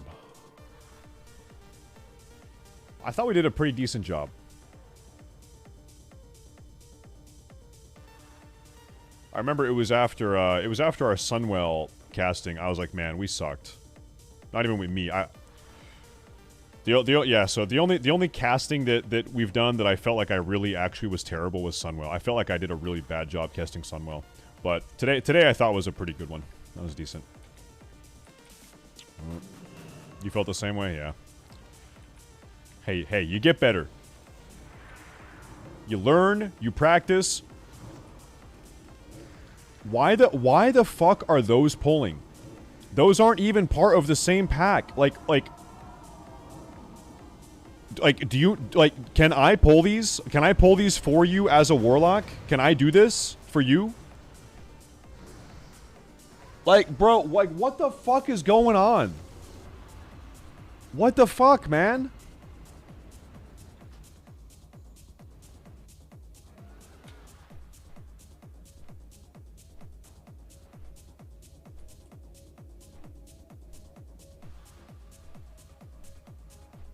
Oh my fucking god, dude. Oh, god damn. Oh, damn.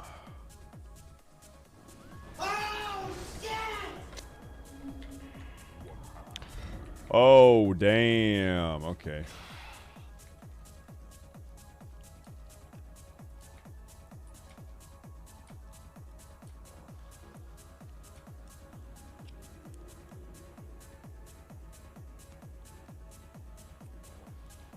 This guy, Jim Leahy, is bubbling and... Okay, I'm gonna snap. Jim, listen. Do you understand? You are, prolonging this every time by trying to run away from the mobs, and you can't even zone out. Just die. You're wasting everyone's time. Literally. Like, where the fuck do you think you're even gonna go? Where do you think you're gonna fucking go? Jesus, fuck. Okay. If I teleport and there's fucking mobs running around because Jim... Oh, there are!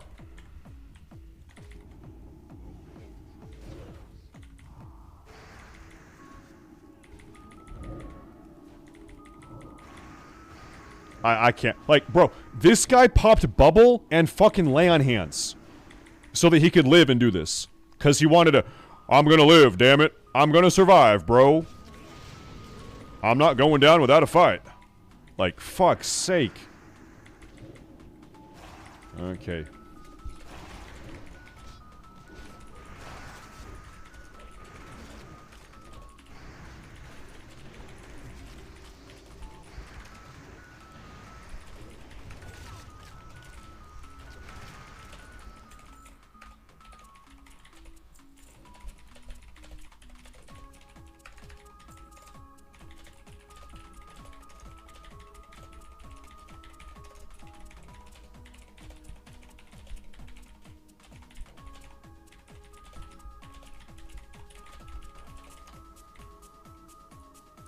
This fucking guy. Okay.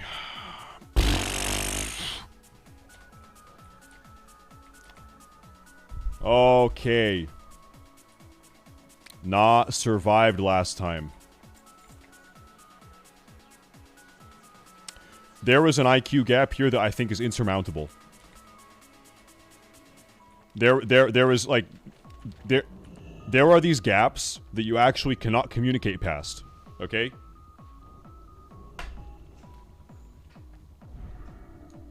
It's not even worth it. It's not even worth it.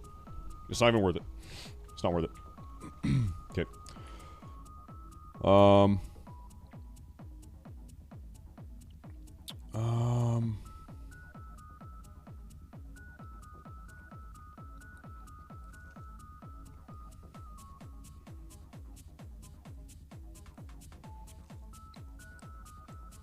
Okay, I just skimmed your message, Purem. I'll respond after this. Okay.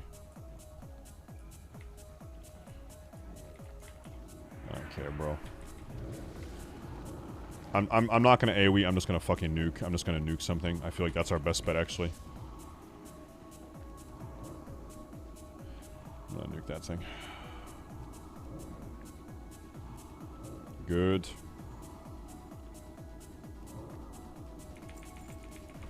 Okay, yo, we did it. We did it. We did it. Jim LaHaye.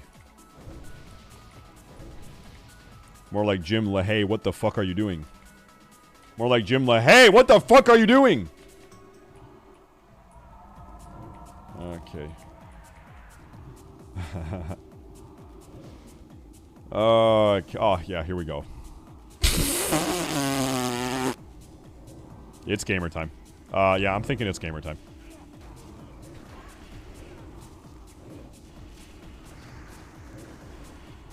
Can we at least kill the nymph? I think she's a solo Pat.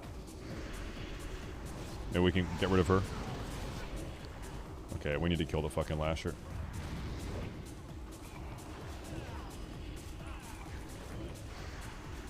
Kill the Lasher, kill the Lasher, kill the Lasher, kill the Lasher.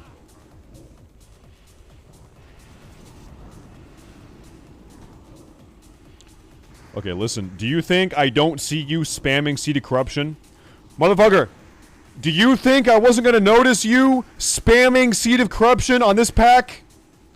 Nuke the okay. Kill the big one. Kill the big one. Kill the big one. Kill the big one. Kill the big one. You, Blizzard. Huh, that's curious. Shameless. Absolutely shameless. Okay, that's fine though. Dude, the spiller, the spiller! The spiller of fortitude. Nice. I need to fucking spill some fortitude. Nice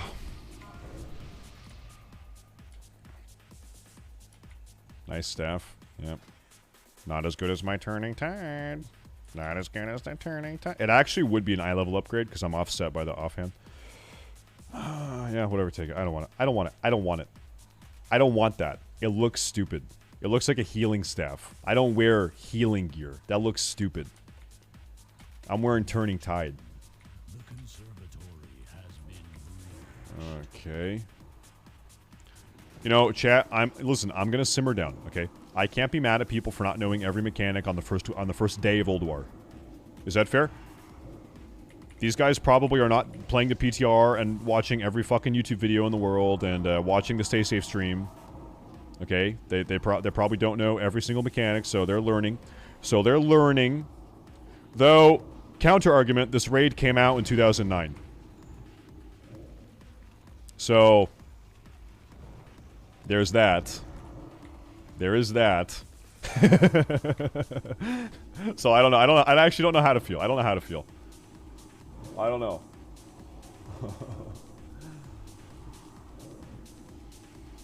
Okay. Okay.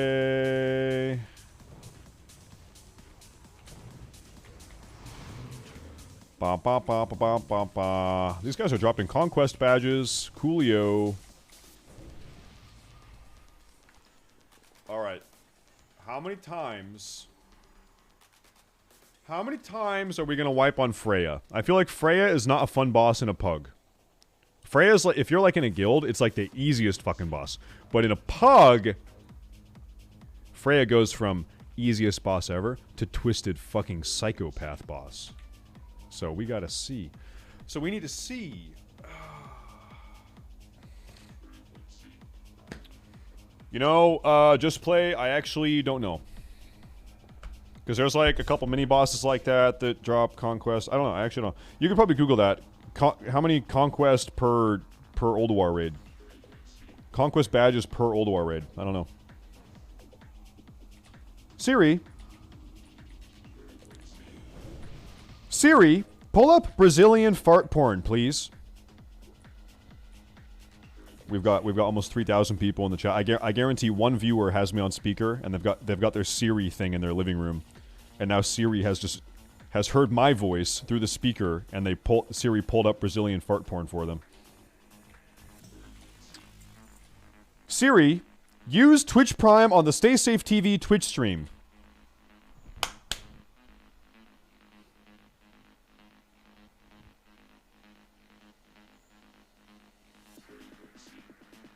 Nope, no one's got it. Nope. What about Alexa? Alexa, Twitch Prime StaysafeTV, please. Yo, there is one! Holy shit! Obsnetti, hey, listen, wait, that means now he's also, not only is he Twitch priming, he's listening to the Brazilian fart porn. Sorry about the Brazilian fart porn, bro. That was fucked up of me. I did you dirty on that one. Meanwhile, he's like, hey, it was already open. Hey! Wait, I forgot, I've got Siri.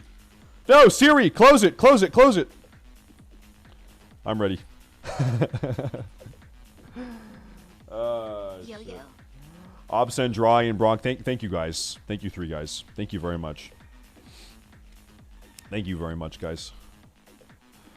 Goodness gracious, what a day! Is this one of the this is one of the best days? One of them. It's one of them. We probably got some new followers. If you're a new follower here today, thank you very much. 5, If you haven't followed, 4, 3, you should consider. You should think about it. You should think about it at least. Think about it at least.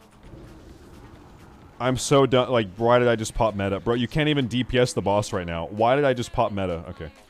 Well, this guy's up, thank God. Thank God. Okay, don't kite him away from me, please. Do not kite him away from me. And we're out of range. And we're out. Although I can kill the... Okay, I'm on tree duty. I'm on tree duty.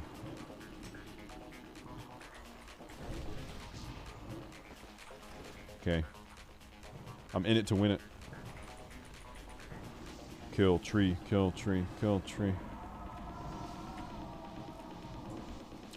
I can probably still farm Freya for, like, corruption procs, right?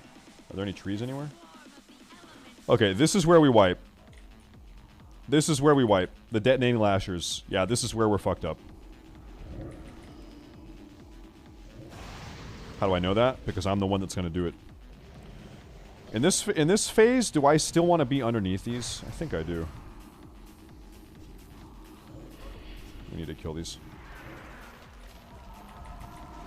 Okay, this is pretty fucky-wucky.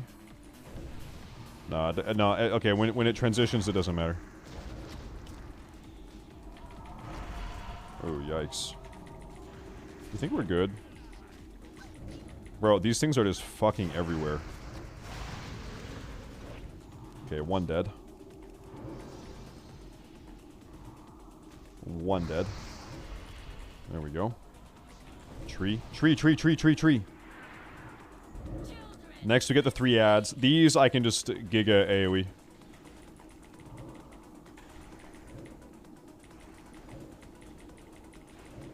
I think it's on probably these guys where I want to pop meta and go stand on them and spam seed. I think this is my meta pop. And once there's only 2 of them, I need to swap over to a single target. Good lust. Good time to lust. Good one. Okay. Like that, I like that.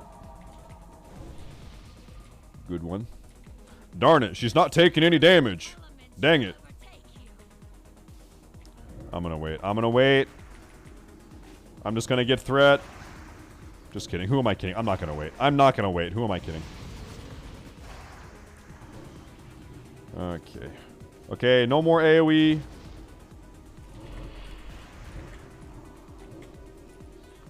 No more. Ooh. No, listen, like, this is not a bad group. Like, we're gonna be able to actually probably clear the raid. With enough time, we can clear this raid. But also, you know,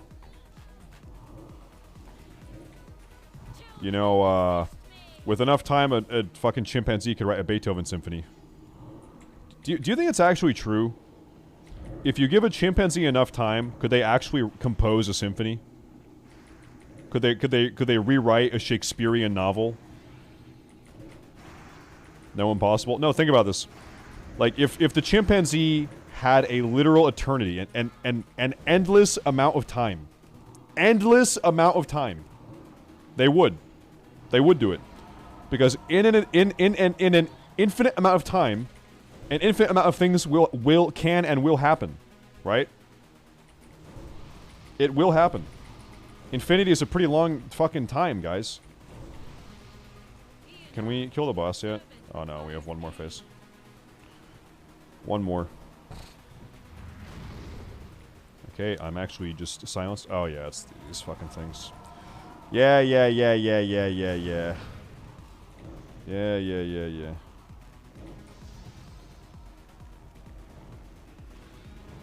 I'm gonna be honest, like, I'm actually astounded that we have not wiped yet.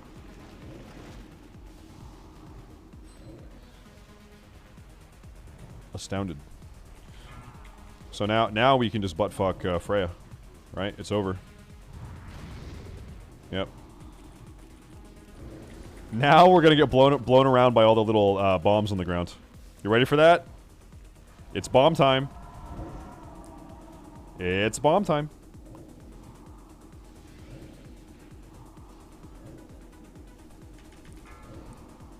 I got this rogue talking shit, so I'm gonna actually pop a potion.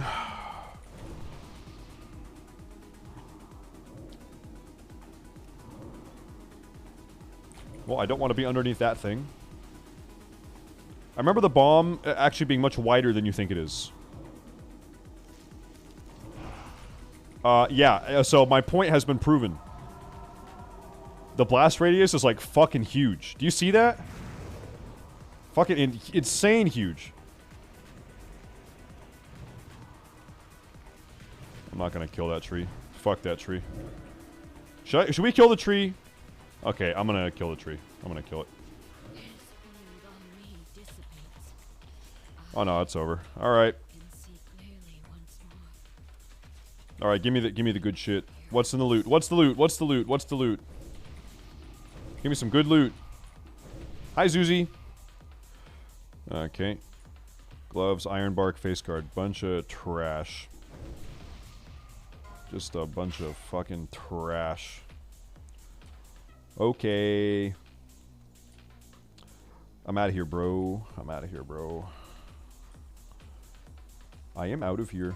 Now we have Mimron. We've killed every keeper other than Mimi.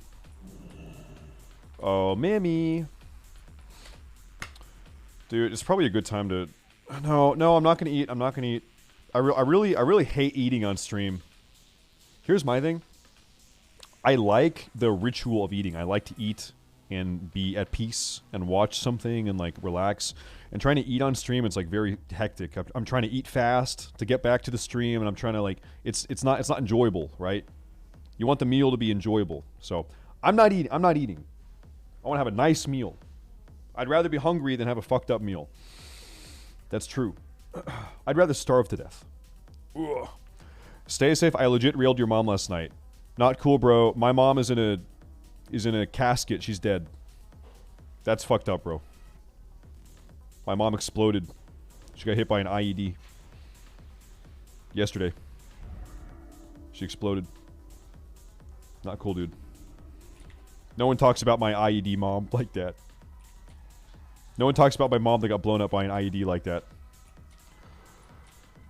Okay, unlucky. Dude, these things happen. Many such cases.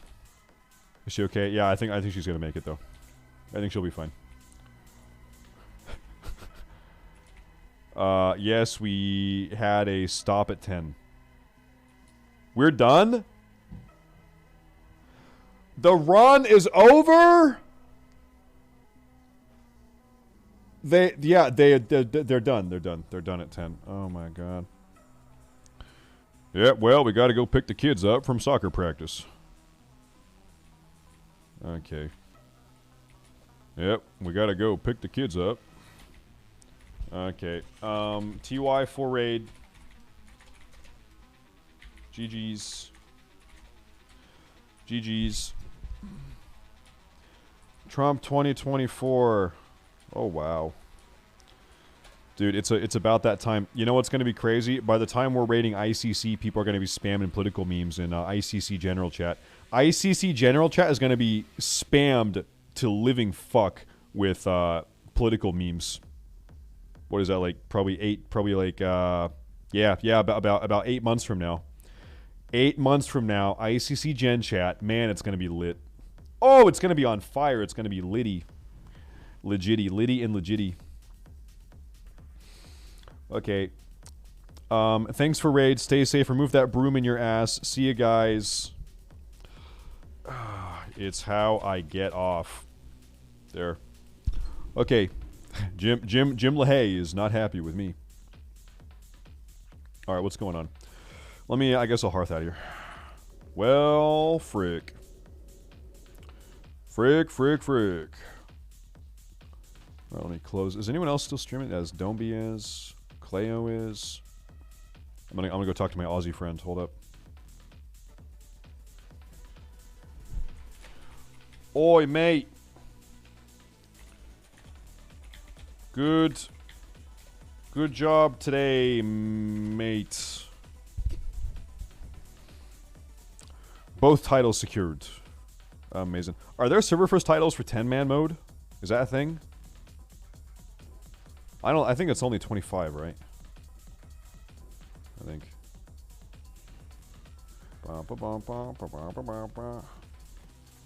Hey, you stay safe. Hopefully you enjoyed the stream. Oh, there he is. Hopefully I'm unbanned your chat. Wait, did you unban me?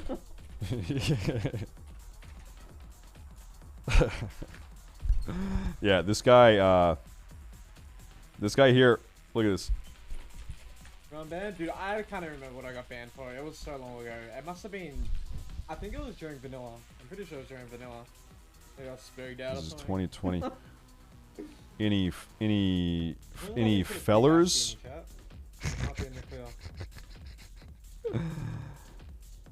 Any fellers?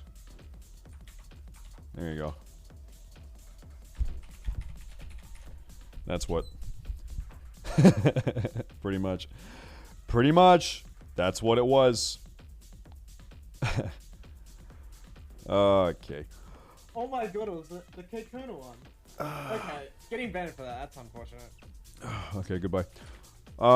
Wait a minute. Wait, these guys are gonna try to keep going? Okay, wait, chat. This guy says, feel free to take the lockout and keep going. Okay, guys, I have explicit permission to ninja loot this lockout this weekend if we feel like it. Okay? If I want to, like tomorrow or Saturday or whatever, I can ninja loot this lockout and we have to kill Mimiron, Vazax, and Yogg. Okay, well, honestly, I'll probably do that. Maybe like tomorrow or something. I'll try to do that at some point. I don't know. I'm raiding on my Prot Paladin tomorrow at 2 p.m. Eastern. 2 p.m. Eastern we raid. What do you guys say we just kind of chill? It's been a pretty hectic day. I spent a lot of time this morning and last night getting ready for the event. Getting some stuff ready. What do you guys say we just kind of hang out? Is that okay with you guys? We just chill. Maybe there's something on YouTube. What's going on around the world on YouTube? What's going on here? Let's see what's on the news. Hold up. Watch Asmon's vid. Asmon goal. That guy? I'm pretty sure Asmon was in the chat at some point. I didn't see what he said, but I saw people adding him. Was Asmon watching the stream today? What did he say? Oh no, he didn't. No, he didn't. People were just randomly adding him, I guess. Okay. Grilled chicken. Awesome race coverage today, StaysafTV Jan. Hey, dude, thank you. Thank you. It was a good race, and I think we had pretty decent coverage today. I appreciate the 16 months, bro. Thank you. Thank you. Asmongold dad update. This? What happened with his dad? So yeah, that's not gonna happen. You know, I hope your dad's okay. My dad's doing a little bit better. Obviously, he's had, I don't know if it's one of these new flus or something like that. I have no idea. But yeah, he's been sick for a bit. Obviously, he's 75, okay? So yeah, that's getting old. That's big old. Surprise. He's gonna get sick sometimes. It is what it is. And yeah, it's season changing too. Yeah, and so he's doing a bit better. I mean, like basically, like my dad has been getting absolutely fucked recently. Like in the like this is like 2 or 3 months ago, he had pneumonia. Okay, so then after fucking pneumonia, Bro, if you're 75 and you get pneumonia, it's like a 50-50 odds you're dead.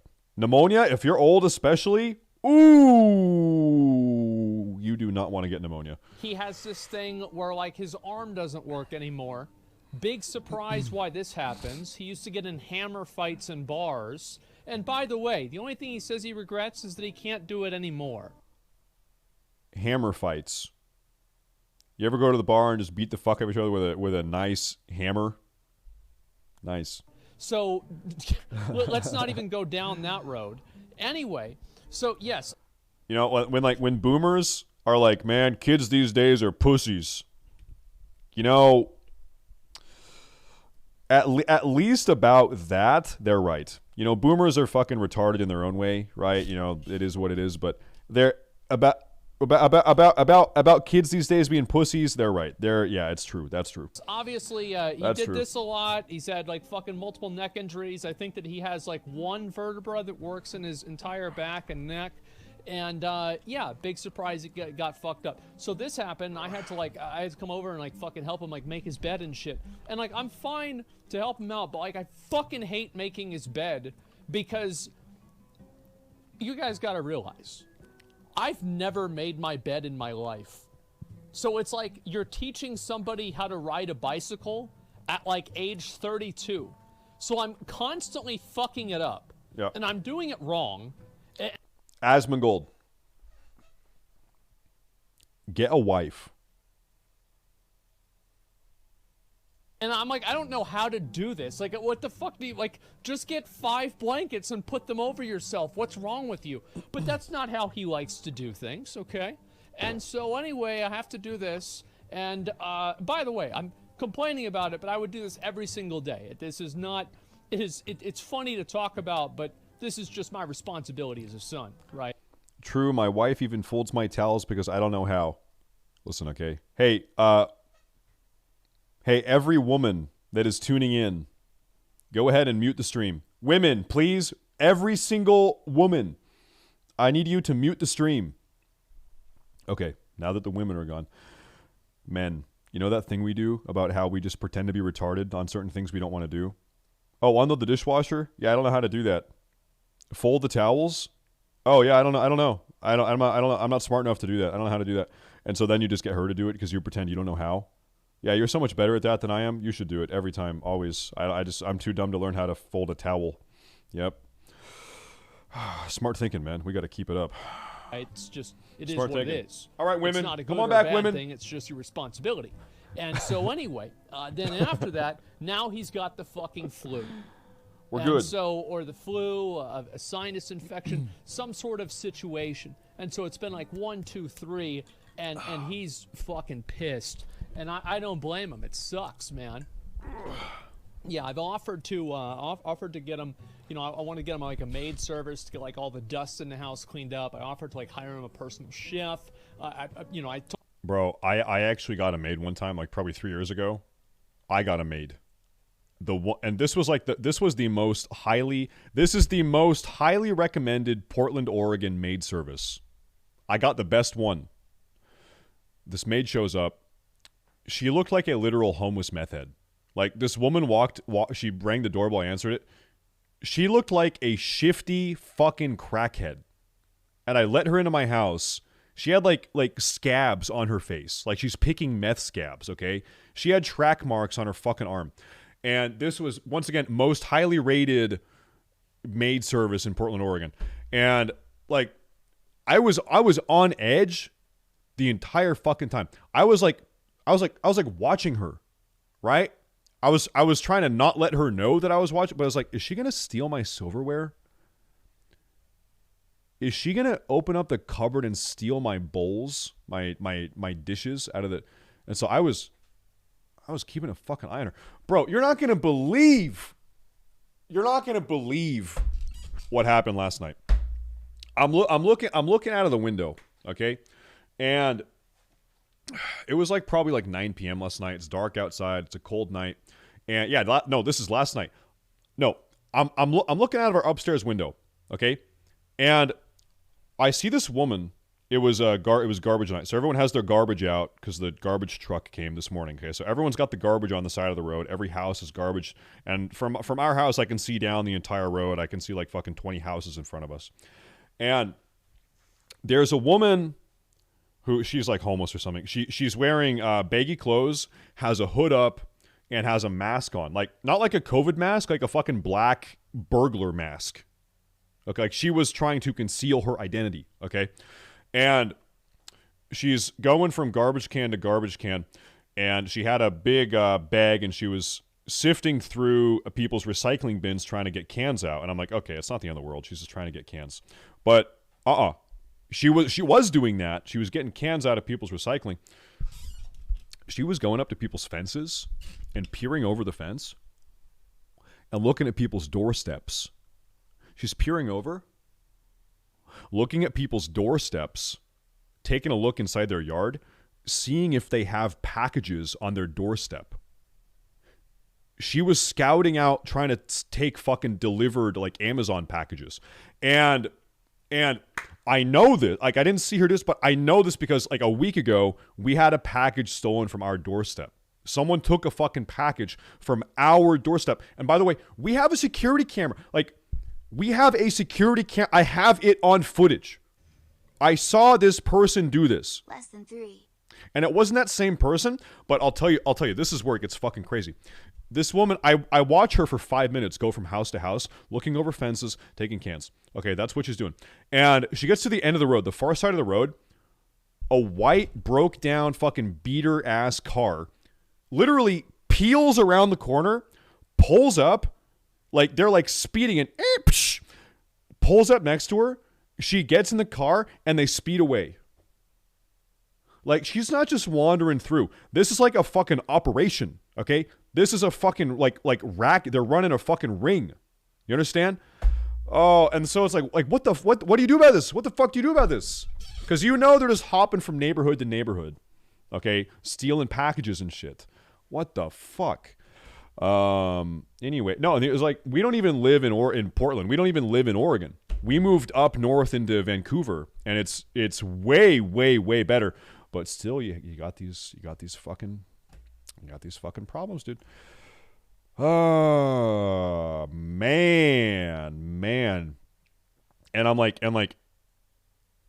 we are not the only house that has security cameras. We've got a camera pointed right in your face. It's very obvious it's there to try to deter people, and it's not a fake camera. Like, I've got the fucking footage of someone coming up and taking a package off the stoop, and they wear masks. They are brazen. They don't even care. They walk up because they know, like, if you call the cops and say, hey, cops, a masked, unidentifiable individual came up and stole a $30 Amazon package from my doorstep, they're not going to fucking do anything. The cops are not going to fucking do anything. They're like, it doesn't matter. And so they're just ninja looting, bro. They're out here ninja looting packages, dude. Unfucking believable. Okay. Anyway, what's on the news? What's on the news today? I have no idea. Yeah, shiz. This is why, bro, we need to move into the fucking country. We need to move out of the suburbs into the country. Okay? That's what we need. Officer, there's a port. Listen, bro, I don't care if you're poor. Just don't steal my fucking personal. Just don't case my house and come up to my doorstep and steal my fucking personal property. You can be poor all you want. In fact, I sympathize for you. Up to the point that you were stealing shit off of my fucking front porch. Okay? That's it. That's where you lose sympathy, motherfucker.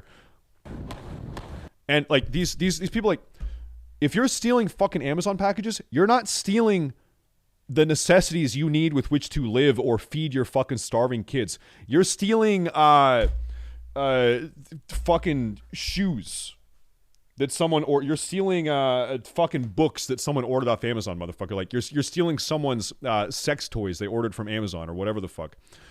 Whatever. As fighting continues in eastern Ukraine, the United Kingdom's government has confirmed that it will be the first NATO country to supply its ally with Western tanks. A squadron of 14 tanks called the Challenger 2 will deploy to the in the coming weeks. But what is the Challenger 2 and what kind of impact can it have on the war? That's a tank. The Challenger 2 is what's called a main battle tank, or MBT, and it's specifically designed to attack other tanks and armored vehicles, seen here during NATO exercises 2 years ago. Is Russia even using tanks? Is Russia pumping out tanks on the front line? No, they probably are. They probably are. Until now, Ukraine's military has primarily relied on its older Soviet-era tanks. It's also captured and repurposed some of Russia's during the invasion. President Zelensky has long pleaded with allied countries to include their tanks in aid packages, but some Western officials have been cautious over the concern that Russia or even China could get their hands on advanced Western military technology. Moscow's also likely to see the introduction of Western tanks onto the battlefield as an escalation of the war, and NATO is desperate not to be drawn more directly into it.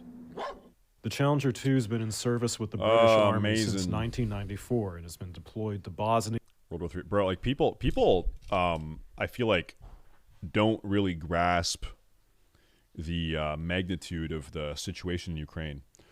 We are so fucking close to a World War III type scenario with how things are in Eastern Europe right now. Like day to day, that shit could pop off any day. Iraq and other crises.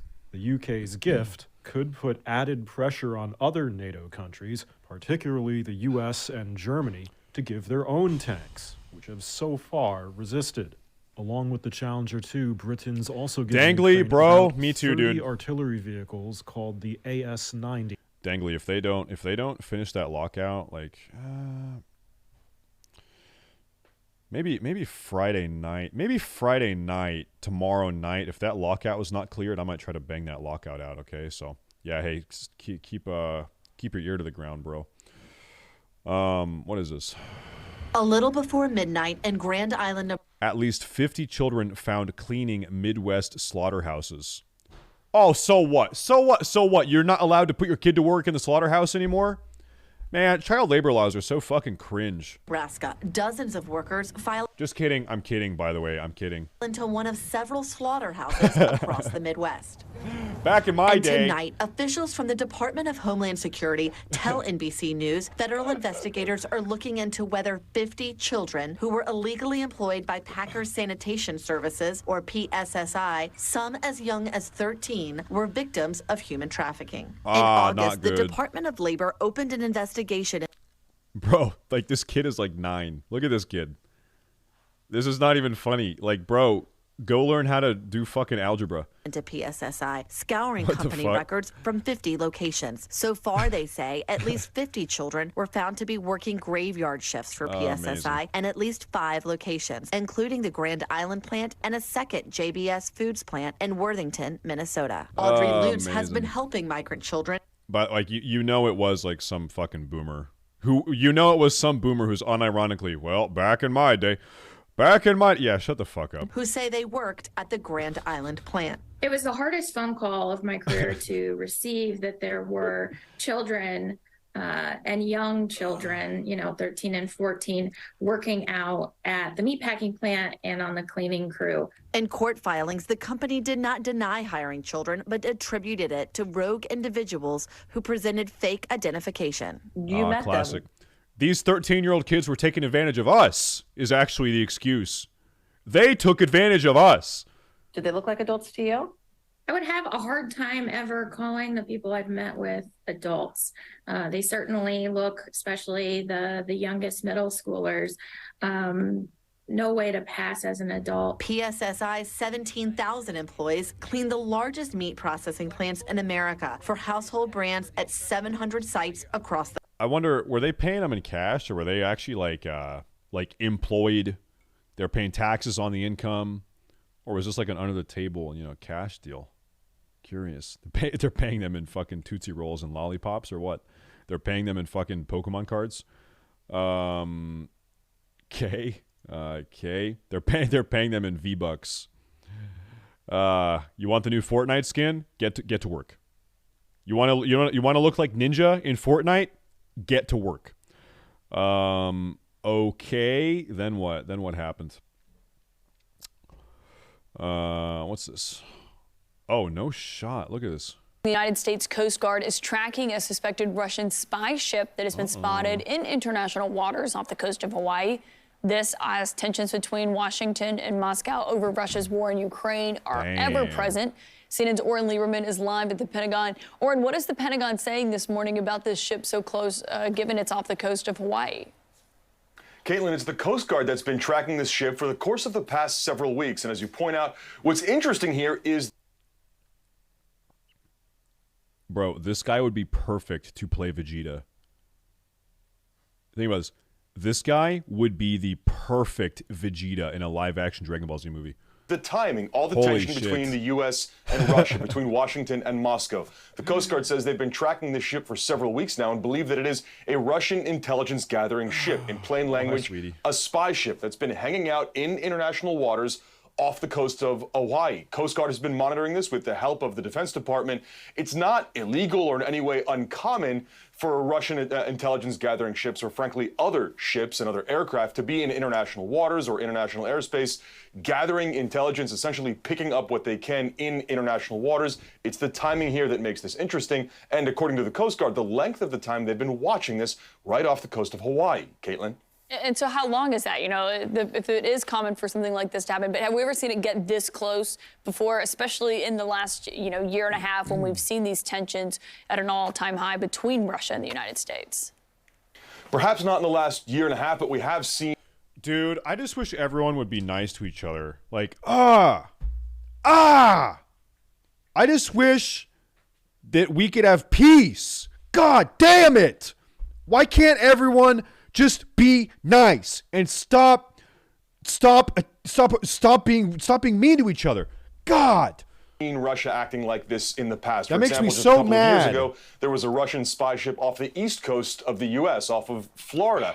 What made that one different is, again, operating in international waters, but DoD called it out on operating in an unsafe manner, meaning operating without running lights and not responding to commercial vessels. That's where these become incidents and perhaps are even raised at the diplomatic level. Another example on the flip side, just a few weeks ago, we saw a U.S. reconnaissance aircraft intercepted by a Chinese aircraft in international airspace. Again, that's key here. What made that different is the U.S. accused China of acting in an unsafe manner and getting too close to the U.S. aircraft. That's when these rise above simple interactions and become... No. If we spy, that's okay. But if other people do it, not cool. Not cool. Is there a, what's it called? Inside Edition, yeah. Inside Edition. All right. Yeah, okay. We got some crazy shit here today, I bet. What's going on? McDonald's customer finds $5,000 cash in the McMuffin order. No shot. Talk about a Happy Meal. I just went to McDonald's and they handed me my sausage McMuffin and this bag. Well, what's in this bag? Josiah What's in Vargas the was bag? just handed a bag filled with cash. Just What the for real? Bro, what? Bro, listen, okay. You're going to, like, you need to get rid of that money. That is fucking dirty money. No, he's lucky? No, he's not. That, you don't just get $5,000 from a fucking McDonald's and everything is fine, okay? No. He does not want that money. Did a bag filled with cash. Just a couple $1,000s here. Actually, $5,000. They handed me a bag full of cash, and I didn't know it until I actually got home. I was just stunned there for a minute. Josiah, who works as a welder in Indiana, was accidentally given the Josiah. restaurant's bank deposit. What to do? Why would you guys do this to me? You know how bad I want this? This is the restaurant's bank deposit.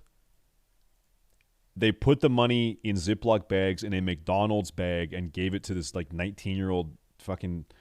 Okay. What to do? Why would you guys do this to me? Amazing. You know how bad I want this money? Why put me in this situation? After thinking it through, he returned to the McDonald's. All the Hey, as a token of our appreciation, we're going to give you 50% off your next Bacon McDouble order. Thanks. employees come out and start thanking me. Oh my God, I really want to give you a hug. It was just like a heartfelt moment. What did they tell you when you returned, what the error was? They just said it was an accident, and I'm just guessing the person who did it was really tired. You know how bad I want this money?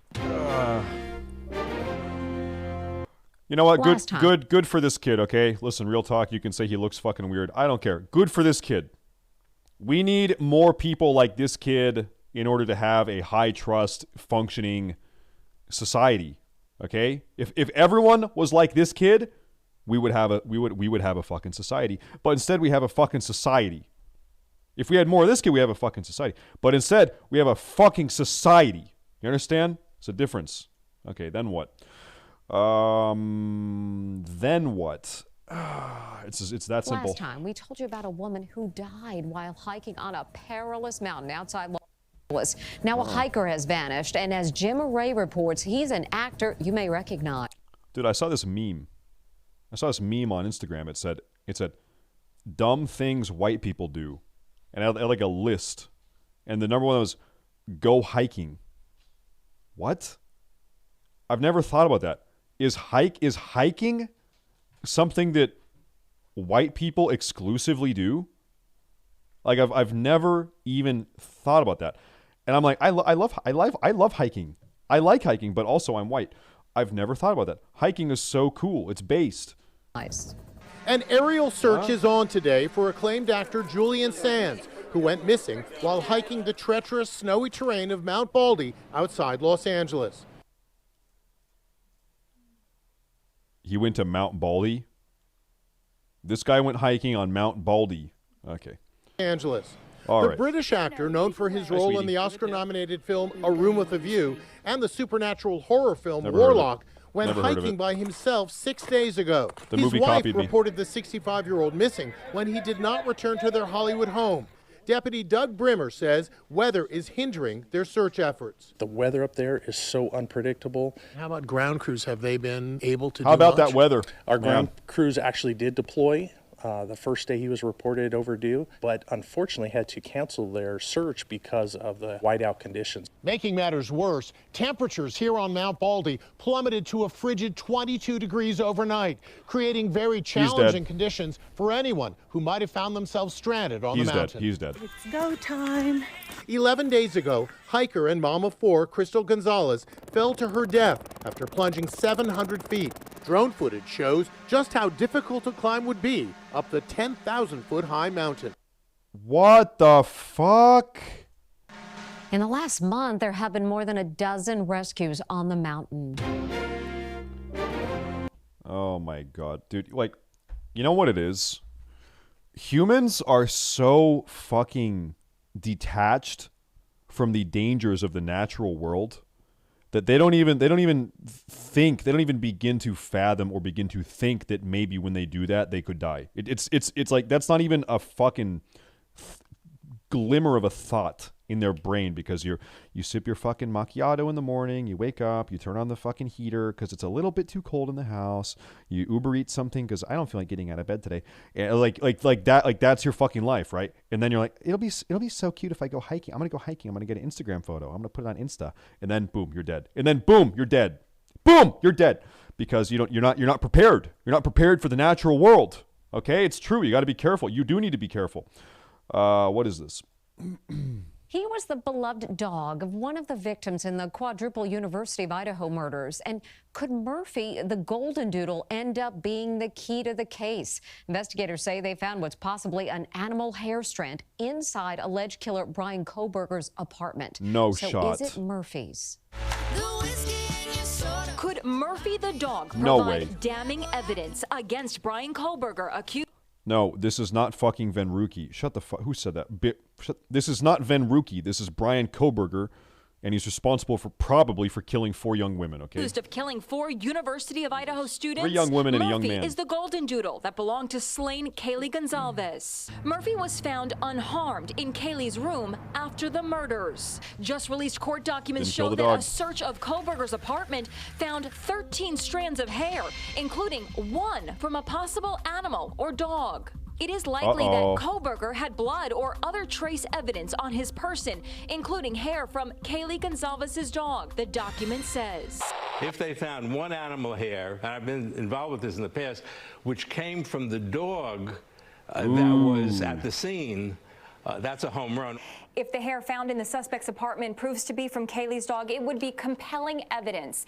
But can a strand of hair be shown to come from a specific animal? I'm at John Jay College of Criminal Justice. 100% probably. Named Riley to find out. Can they take that hair that they found and match it to Kaylee's dog? That's correct. If you get a full genetic profile from a hair found... Listen, dickhead, you're a fucking genealogist, you're a scientist or whatever the fuck. What is going on? You are a scientist. Okay, you know what? I'm old school. I'm going to stop. I'm being too old school today. Off-site, you can then match it to a DNA sample that you take from a dog as a reference sample. Forensic biologist Dr. Nathan Lenz showed me how the match is made. First, find... Is it true that in the 80s or 90s or whatever the fuck that guys would get a piercing on their... I don't know which one, on one of their ears? Because it would mean that it's like signaling... It's like the fucking gay signal. I'm gay. I'm gay. Are you gay? Oh, you have a... Was that like secret gay code? How they would signal to each other?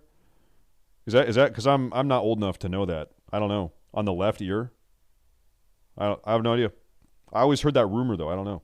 Finding a dog hair from my clothes after I played with Riley. We would first look under a microscope, confirm what species it came from, and as long as it has a root, we can get plenty of DNA from it. Meanwhile, Kaylee's beloved It was in dog the DNA is being the entire embraced time. across the USA. An Instagram page has been set up by Kaylee's former boyfriend, Jack Ducour, who is now taking care of the dog. Look at the name, Good on you, Jack. Murphy Gonzalez. And it is written as if... It's not Gonzalez. It's Goncalves.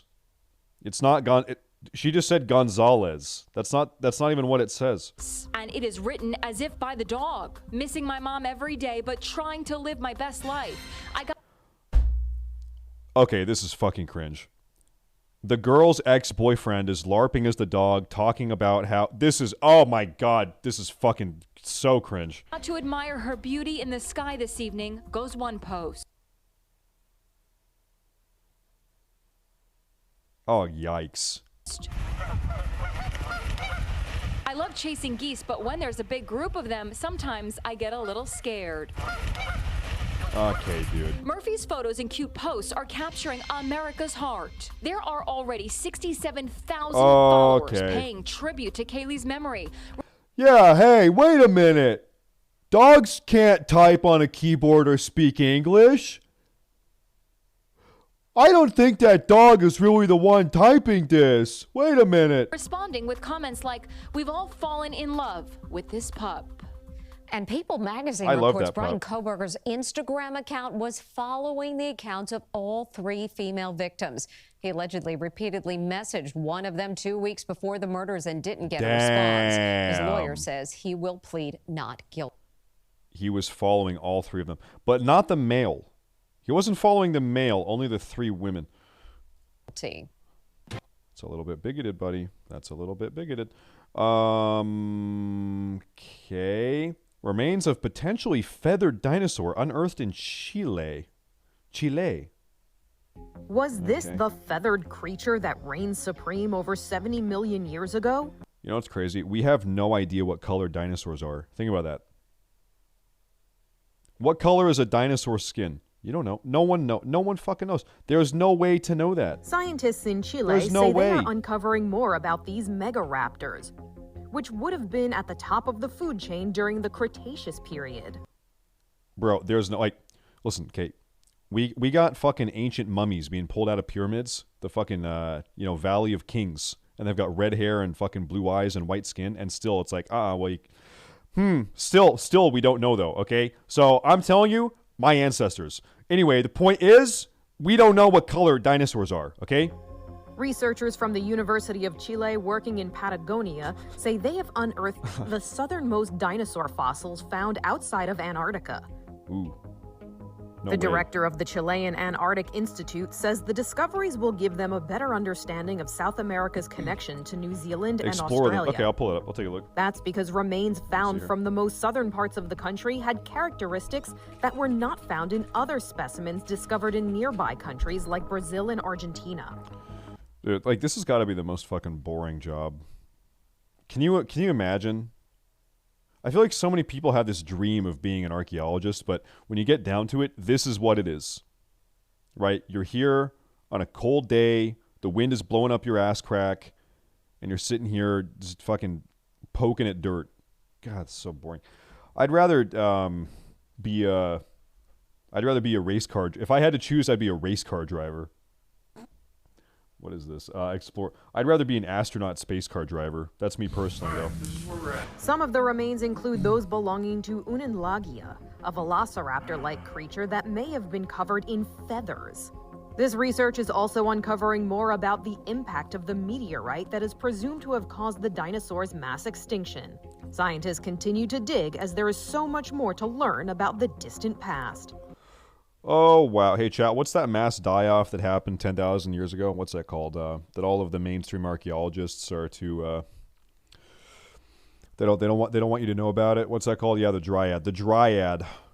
No, it's the Dryas. The Dryas. No, it's not the Dryas. No, I think it is. Yeah, it's the younger Dryas. Who the fuck picked that name? Dryas. The younger Dryas.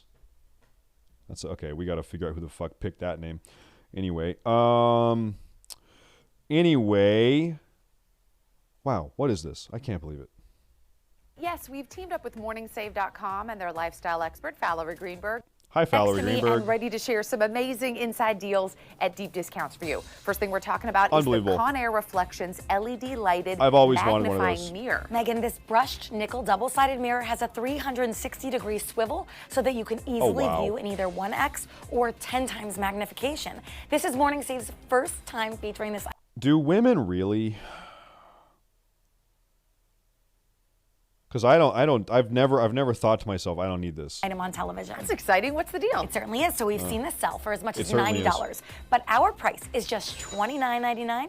That's 67% off. No That's great. shot. Next, we have the Simply Tech Power X True Wireless Earbuds with LED power bank case, available in black and white. They're ergonomically designed and come with multiple sizes of ear tips for a comfortable fit. The company says that the charging case delivers. What are the iPhone ones called? EarPods? No. What are the iPhone ones? The white ones everyone has. What the fuck are those called? Yeah, no, they're called EarPods. AirPods. They're called AirPods. 36 hours of. God, dude, I actually am becoming a fucking boomer. What is it these kids have? Playtime, and also doubles as a power bank to power your smartphone on the go. Let's hear it. So we've seen this sell for as much as $80, but our price is just $19.99. Megan, that's no way, Megan. Megan. There. And finally, we have the Nicole Miller hooded parka jacket with faux fur trim hood. Beat the chill this winter with. Hold up, Megan. I only wear jackets with real fur of animals that were brutally killed. Okay? Sorry. I'm not wearing any faux fur. This quilted puffer jacket from Nicole Miller, a brand sold in high-end department stores. It's available in navy, burgundy, and black, and in sizes small to 3X. Oh, wow. What's the deal, Val? So we've seen these sell for as much as $185, but our price is just $49.99. Megan, that's 73% Wow, off. I can't believe For that. more information about all She kind of looks like Dina from Jersey Shore. Remember Dina? Do you remember Dina from Jersey Shore? She kind of does. She's got the same physiognomy. She's got the same kind of deal going on. these deals, everybody, scan that QR code below or head to morningsave.com. Ba, ba, ba, ba, ba. All right, then what? 11-month-old overheating baby girl rescued from stolen car. You know, I'm not even gonna. Nope, not gonna play it. What next? Ever feel like you need an extra set of hands while working? Yep. Forgot my tools again. This Oh, guy my would be the hands. Wish I had perfect more. assistant. Boston Dynamics shared a sneak peek of their Yeah, that's crazy though. How about you make self-workout fucking chat? How about I can go to the grocery store and I can buy fucking groceries at the self-checkout aisle without setting off a fucking alarm? How about that, robot guy? How about that fucking robot dickhead? humanoid It makes me robot's so mad. newest skills. Atlas Okay. can do it all. It jumps, That's crazy. moves around like a human, and picks up objects of all sizes and weights, all while staying balanced. Oh, wow. And it can also perform an inverted 540-degree multi-axis flip.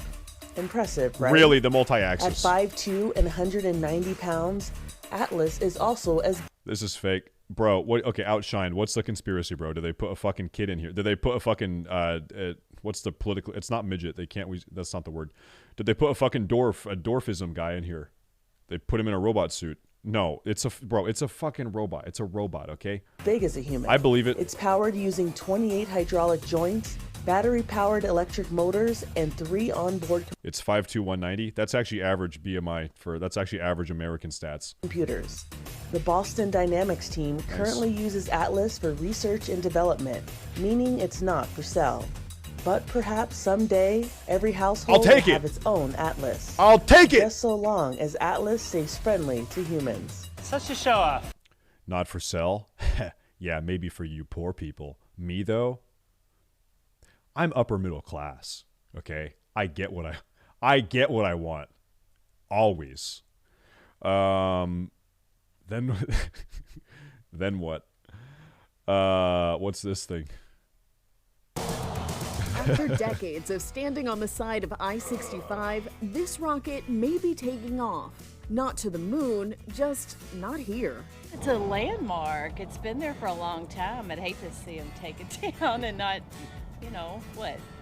put anything up. This Saturn 1B rocket has greeted visitors at a rest stop on the Alabama-Tennessee border since 1979.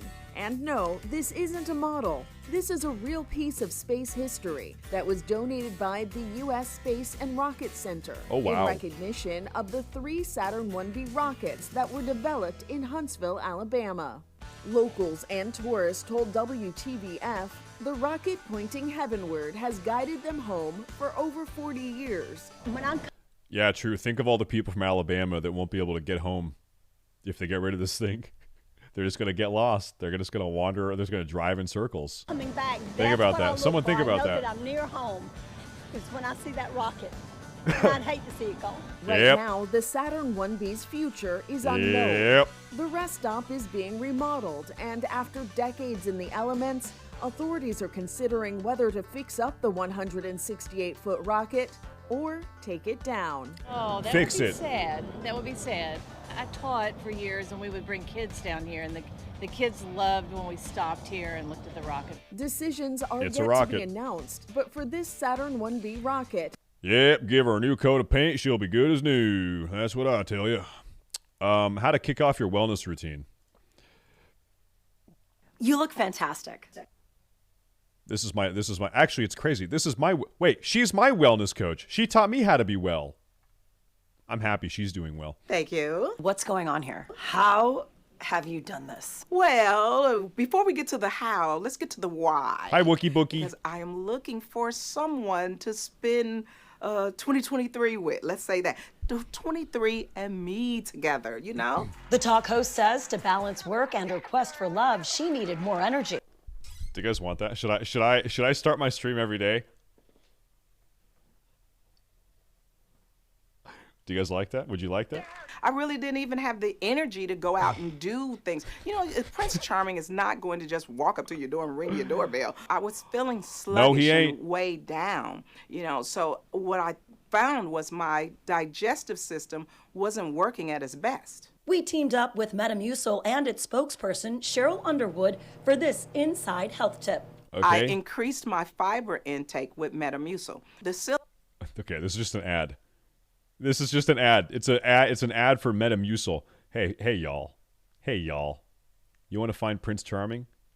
You need to increase your fiber intake using Metamucil so you're not taking such fat, stinky shits anymore. You want loose, fibrous, stinky shits. Psyllium fiber in Metamucil, it traps and removes the waste that weighs you down. Oh, and there's a 2-week challenge. Nice. You go to Metamucil.com. You sign up for the 2-week challenge. The 2-week Metamucil add challenge. Metamucil to your daily routine for 14 days. And once you add it to your daily routine, I bet you're going to feel... Well, I took Metamucil. Now I've been shitting blood for a month. So what now? I'm kidding. I'm lying. That didn't happen. That didn't happen. I'm lying. Lighter and more energetic like I do. She is energetic. Maybe this stuff does work. Okay. Crazy. That's crazy. Then what happened? What about this one? What's this? Oh boy. Oh boy. A slain LGBTQ rights activist from Kenya was laid to rest 2 weeks after his body was found stuffed in a metal box on the side of a road. Not good. Friends and family of Edwin Chiloba escorted his coffin to his grave in his family's village. Police reportedly said he died from asphyxia after socks were stuffed in his mouth and a piece of denim tied around his face. While a motive hasn't been released, 5 people are being held in connection with the killing, including Chiloba's roommate, who he may have been romantically involved with. Ooh. Chiloba was a fashion designer and model, as well as an influential force in his country, where being gay is still considered taboo. Gay sex is punishable by law in Kenya, although it is rarely enforced. Edwin Chiloba was in his mid-20s. For Inside Edition Digital, I'm Mara Montalbano. Not good. Yeah, take a look at this one, boys. It's a police pursuit of a slow-moving farm tractor. Yep. The chase happened in Boone, North Carolina. Police say the suspect behind the wheel of the tractor was driving erratically in a parking lot and trying to hit people. I don't know why. That's not funny. The suspected driver also hit several cars, a dumpster, and a church before hitting the road. Police tried to use stop sticks to bring the tractor to a halt, but they said it didn't work. Then one officer shot at one of the tires. That took out the tire, my God. but didn't He's on like the 1970s John Deere. entirely stop the fleeing tractor. After driving for some time without a front tire, the driver turned onto a You can tell the guy's got like a fucking beer belly and a mullet. private road this and is jumped out. He was soon taken into custody. Damn. No one was injured throughout the entire ordeal. This is like a fucking Dukes of Hazzard episode. This is actually like the plot of a Dukes of Hazzard episode. You ever see that show? Oh, amazing. Okay. Then what? Holy shit, look at this. Sister Andre. What do they want? Chocolate. Chocolate. Sorry, that's fucked up. Sister Andre, the world's oldest person, has died. She was born Lucille Randon in southern France on February 11, 1904, and became known as Sister Andre upon taking religious vows. Dude, like, that's how you, like, she is fucking old, bro. Like, she's too tired to even open her fucking eyeballs. She's just like, fuck it. I'm not even, just fuck it. And known as Sister Andre upon taking religious vows in 1944.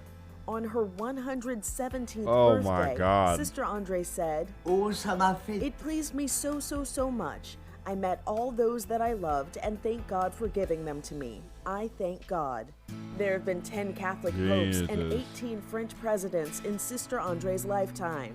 She experienced 2 world wars, watching her older brother go off to fight and taking care of widows and orphans during World War II.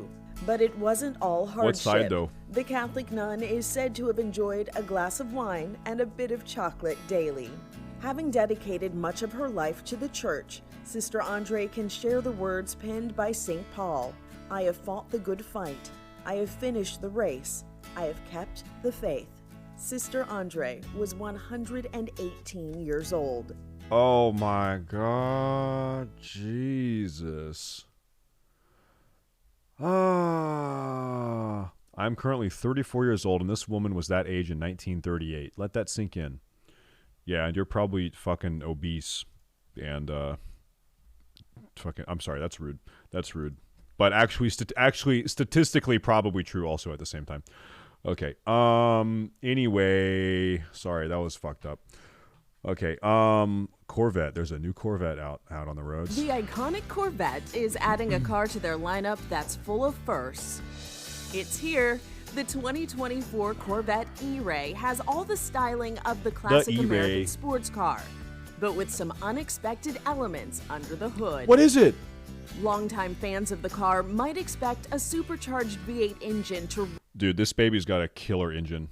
Like, I can only imagine the fucking V8, probably got a V10. If I had to guess, probably got a V10. These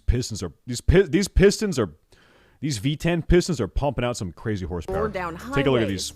But the E-Ray is Corvette's first hybrid. We got a V20. The new model will come with a 6.2-liter naturally aspirated V8 engine, combined with an electric motor you don't have to plug in. Unless you're my wife, no. Hi, Hiniku. Another Corvette first? I am, however, Hiniku, I'm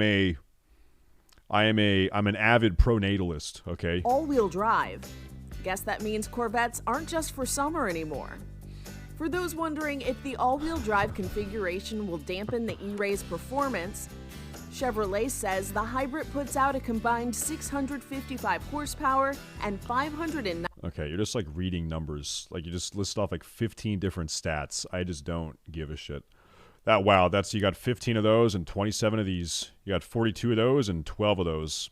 Wow, that's a lot of those though. What's happening to Ronzoni's Pastina?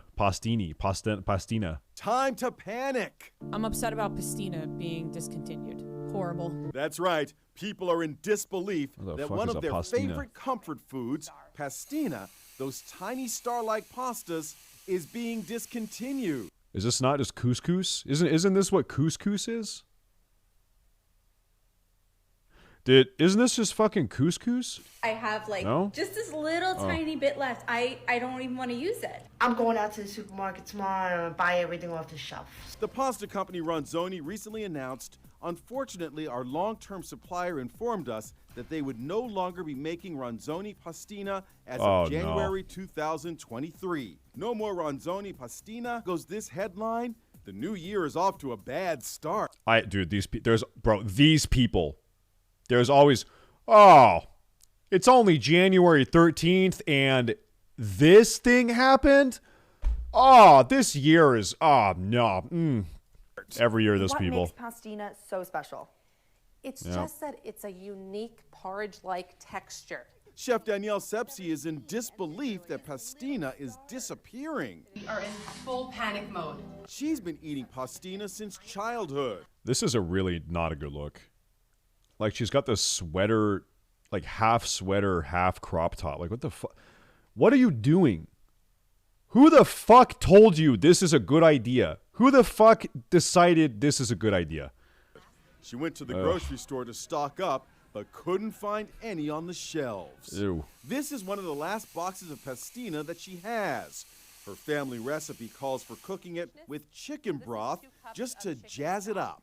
Just jazz it up. Stir every so often. Now that a lot of the liquid has been absorbed and the pasta is starting to get nice and tender, we're going to add some butter. Throw in some cheese. This is so amazing. Pastina alternatives are out. I've never had, chat, is this a thing? Have you guys had this? I've never had this in my life. White people. No, this is like specifically like probably like an East Coast Italian thing. I've never had this. This has got to be some like Italian fucking, You live in fucking Boston. Ma, did you get the pastina? Ma, get in the car. Go buy it. We're getting a pastina. Some of that shit, okay? This is made by Barilla. But as far as the class... And he's like 35. He's like 35 and lives in in the mom's basement and has a fucking set of dumbbells that he hasn't touched in 9 years. Ronzoni pastina, that unfortunately is going bye-bye. Okay. Cool. Thanks, Ma. Just like Ma used to make. Uh-huh.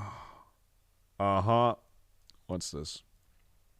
A great performance from the back seat.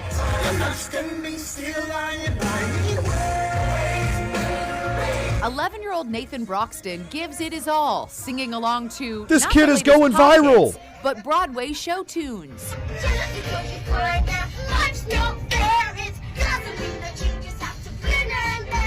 Dude, imagine being the dad and you've got this fucking kid screaming at you until you turn on the show tunes.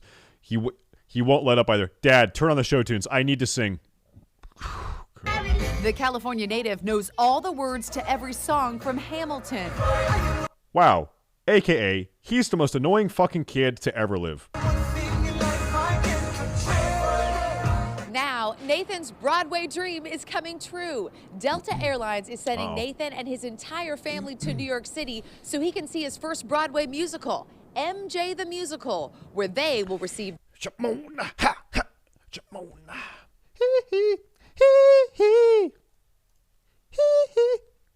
This man was grateful to be rescued from in California. I got that much room before the water's into my house, man. Arthur Bowen tells KFMB in San Diego that he was living along the river for about a year and has never seen anything like this. A weather system moved through the area, dumping massive amounts of rain. Bowen says he was trapped by the rising water for about 20 minutes before rescuers found him. I woke up to this man swimming up to my deck. They did a great job, man. They did great. I'm sorry that they had to come do it, but... The rain also soaked the ground. He's just a nice hobo. He's just living a hobo life. Causing trees to uproot. Peaceful Throughout hobo. the area, trees fell on houses and cars. Luckily, there were no reports of death caused by the storm. Now residents just have to wait for the city to dry out. It could have been worse. For Inside Edition Digital. Could have been worse. What a nice wholesome hobo. Just a wholesome hobo. Surveillance video shows young child holding gun. Yeah, that's not good. It's Okay, this is not funny, but it's like actually hilarious, kind of. video shocking all. Oh, whoa, kid! Boy in a diaper. Holy wandering around fuck! the Okay, hallway I take it back. This is not funny. Of his family's apartment building, wielding a gun. Jesus. And that's no toy gun. Authorities say it's for real. You can even hear clicks as he pulls the trigger. Okay, that's really fucking bad. That's really, really, really fucking bad. Yeah, these parents belong in a fucking prison cell. Not good. A security camera Not captured good. the terrifying episode outside Indianapolis. Neighbors called cops to report a child with a gun. He was up the stairs, and that was when he looked down and pointed it at me and said something like, look what I got, ha ha. Hello? By coincidence, a camera crew from the Reels TV show On Patrol Live followed the officers as they went to check out. On coincidence, we had a camera crew in the neighborhood anyway. You know what that means? Like, this is not the first time crazy shit has gone down in this hood. Okay? If they've got camera crews patrolling on a daily basis, yeah. Went to check out the report and speak to the dad. The cops. Or it's scripted, or the camera crew gave the kid a gun. The camera crew planted the gun so the kid could pick it up. There's no way. There's no way. Are about to leave, but then a neighbor plays the doorbell video for them. They return to the apartment. We have video of your kid holding a gun. They look around. He said he doesn't personally own a firearm, but his brother does, and leaves it here. Then they find the weapon inside a roll-top desk.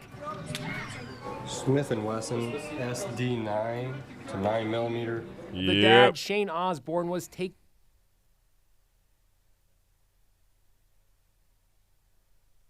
taken into custody, charged with child neglect. I spoke to prosecutor Ryan Mears. When you watch the video, it sure seems like this 4-year-old is pretty comfortable handling this gun. It's almost like he's familiar with it. No question. I mean, I think it's a reasonable inference that child had possessed that firearm on previous occasions.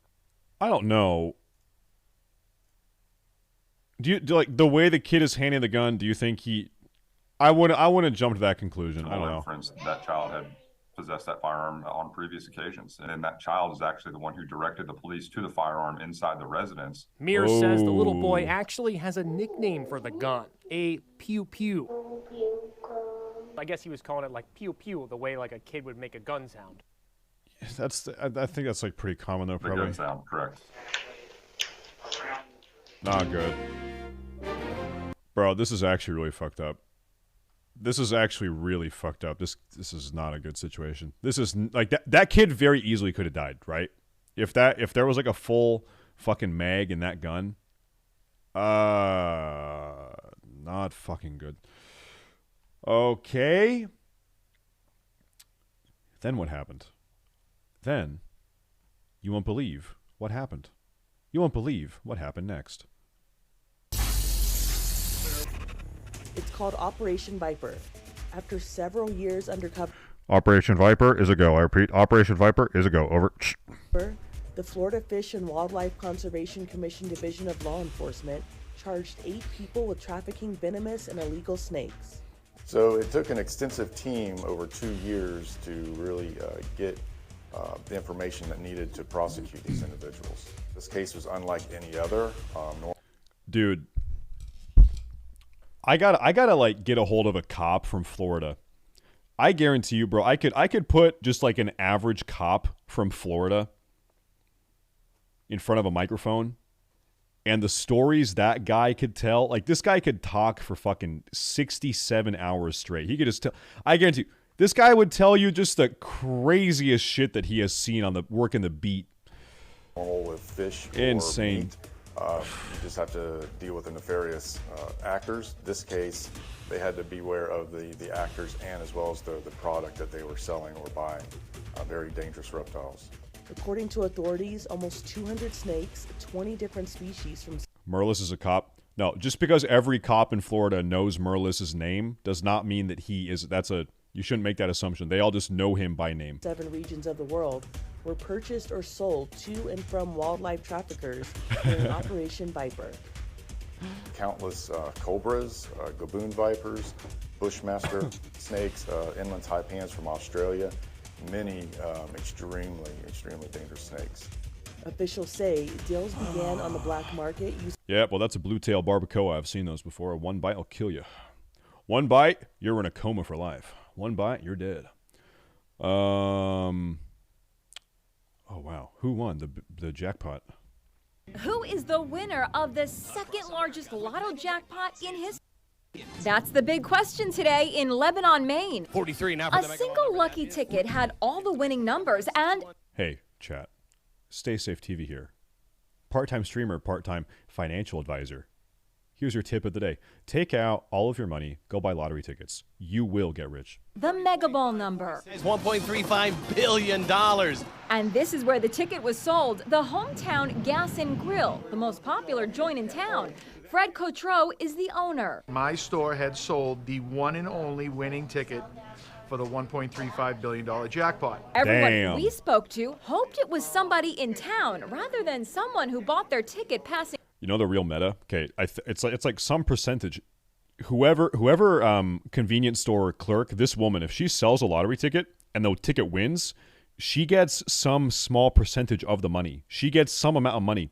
So that actually the real meta to become a fucking billionaire millionaire is to be a convenience store clerk and sell tons of lottery tickets. Sell 100 tickets a day, because if one of those people wins, you're getting a kickback, okay? That's actually the meta. Through. Get a job at a convenience store. That worked there. There's a lot of us locals that do hang out here, and none of us really know who it is. I'd love to see it be somebody from Lebanon. Rodney Sanborn and his dad eat lunch at the grill every day. He bought a ticket there and thought he could be the winner. But then, could have been me. he lost the ticket. He's looking everywhere, tearing his clothes apart, throwing laundry out the windows, you know, going through the whole house, the truck. We go out in the truck, he pulls out a stack and says, check that, make sure. It was right on top. So, what do we know? Why is Mac not Mac not talking? See this guy Mac? This guy's fucking crazy. On a double dog dare in 1987, he cut his own tongue out of his own mouth with a fucking K-bar. He got it in the U.S. Marine Corps. Someone double dog dared him. He fucking did it. He's insane. He pulls out a stack and says, check that, make sure. It was right on top.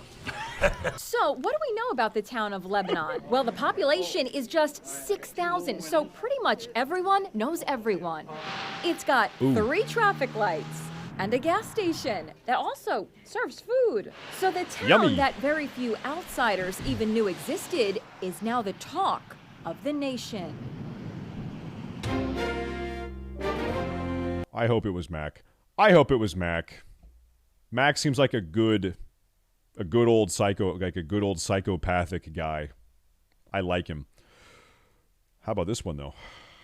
A high-speed chase resulted in a suspect crashing into a tree. No way. Into authorities. Dashcam video released by the Oklahoma City Police Department shows several law enforcement agencies pursuing a red vehicle. Authorities say the person inside was suspected of stealing the SUV. Whoa! He's taking off again. He's a white male, tattoos on his face. Police say the suspect drove to a home and tried to steal a different vehicle. Chat, here's my pro tip of the night. If you're going to commit a crime, cut your own face off first. Remove all of your skin. Skin yourself alive so that you don't leave any fingerprints and you're unidentifiable. They can't describe your face if you literally have no face. Instead of a new ride, authorities say he stole the homeowner's gun, which was allegedly used to shoot at officers. The movements of the red SUV were tracked by a police helicopter, while the suspect was followed on land. Whoa! The chase went off-road and into a wooded area, where the suspect drove into a tree. Hands up! No officers were hurt in this pursuit, and the suspect has been taken into custody. God damn. This is Inside Edition Digital. Wonder what he did. What did he do? What did he do? I don't want to watch that. Sorry, I can't. No, I can't. Like all the like disability videos, I can't watch those. It just gets me. It makes me feel weird. I can't. I'm sorry. Okay. Then what? Chat, I love you. Mwah. Chat, I love you. Mwah. Silly.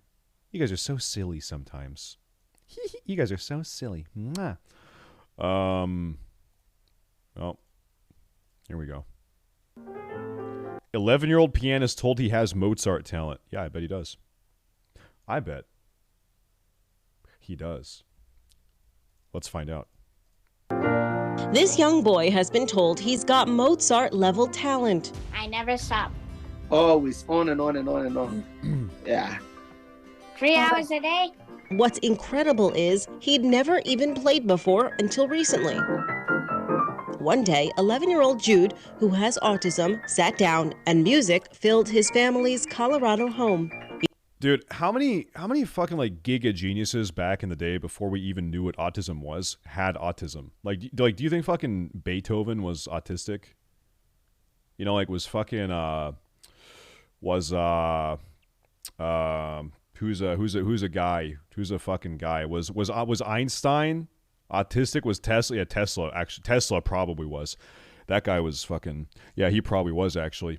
Who else? Who's the guy that invented gravity? What's that guy's name? Before him, there was no gravity. What the fuck is that guy's name? Yeah, Newton. Yeah, before Newton, shit was just floating around, and then boom, he said, "You know what? Gravity time," and then everything went boop. Everyone went.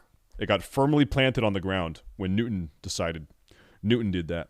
He hasn't stopped since. A local TV station featured Jude in a story which caught the attention of professional piano tuner Bill Magnuson. He's the one who believes Jude has Mozart-level talent.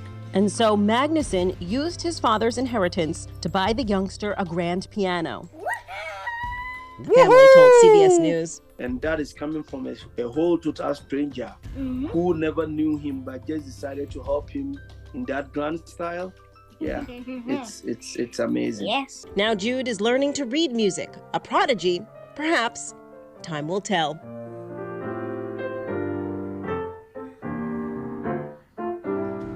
This is Good for you, Jude. Jude, you're a genius. Jude, you're gonna change the world. Maybe his music will usher in an era of world peace. Maybe. Then what? Then what happened? Okay, I'm not gonna watch the video of this guy getting shot. I saw that though. I saw that video on 4chan. I did see that one. I don't know if you guys have seen this. People are saying this white dude in the bottom left corner that he's actually guilty of murder.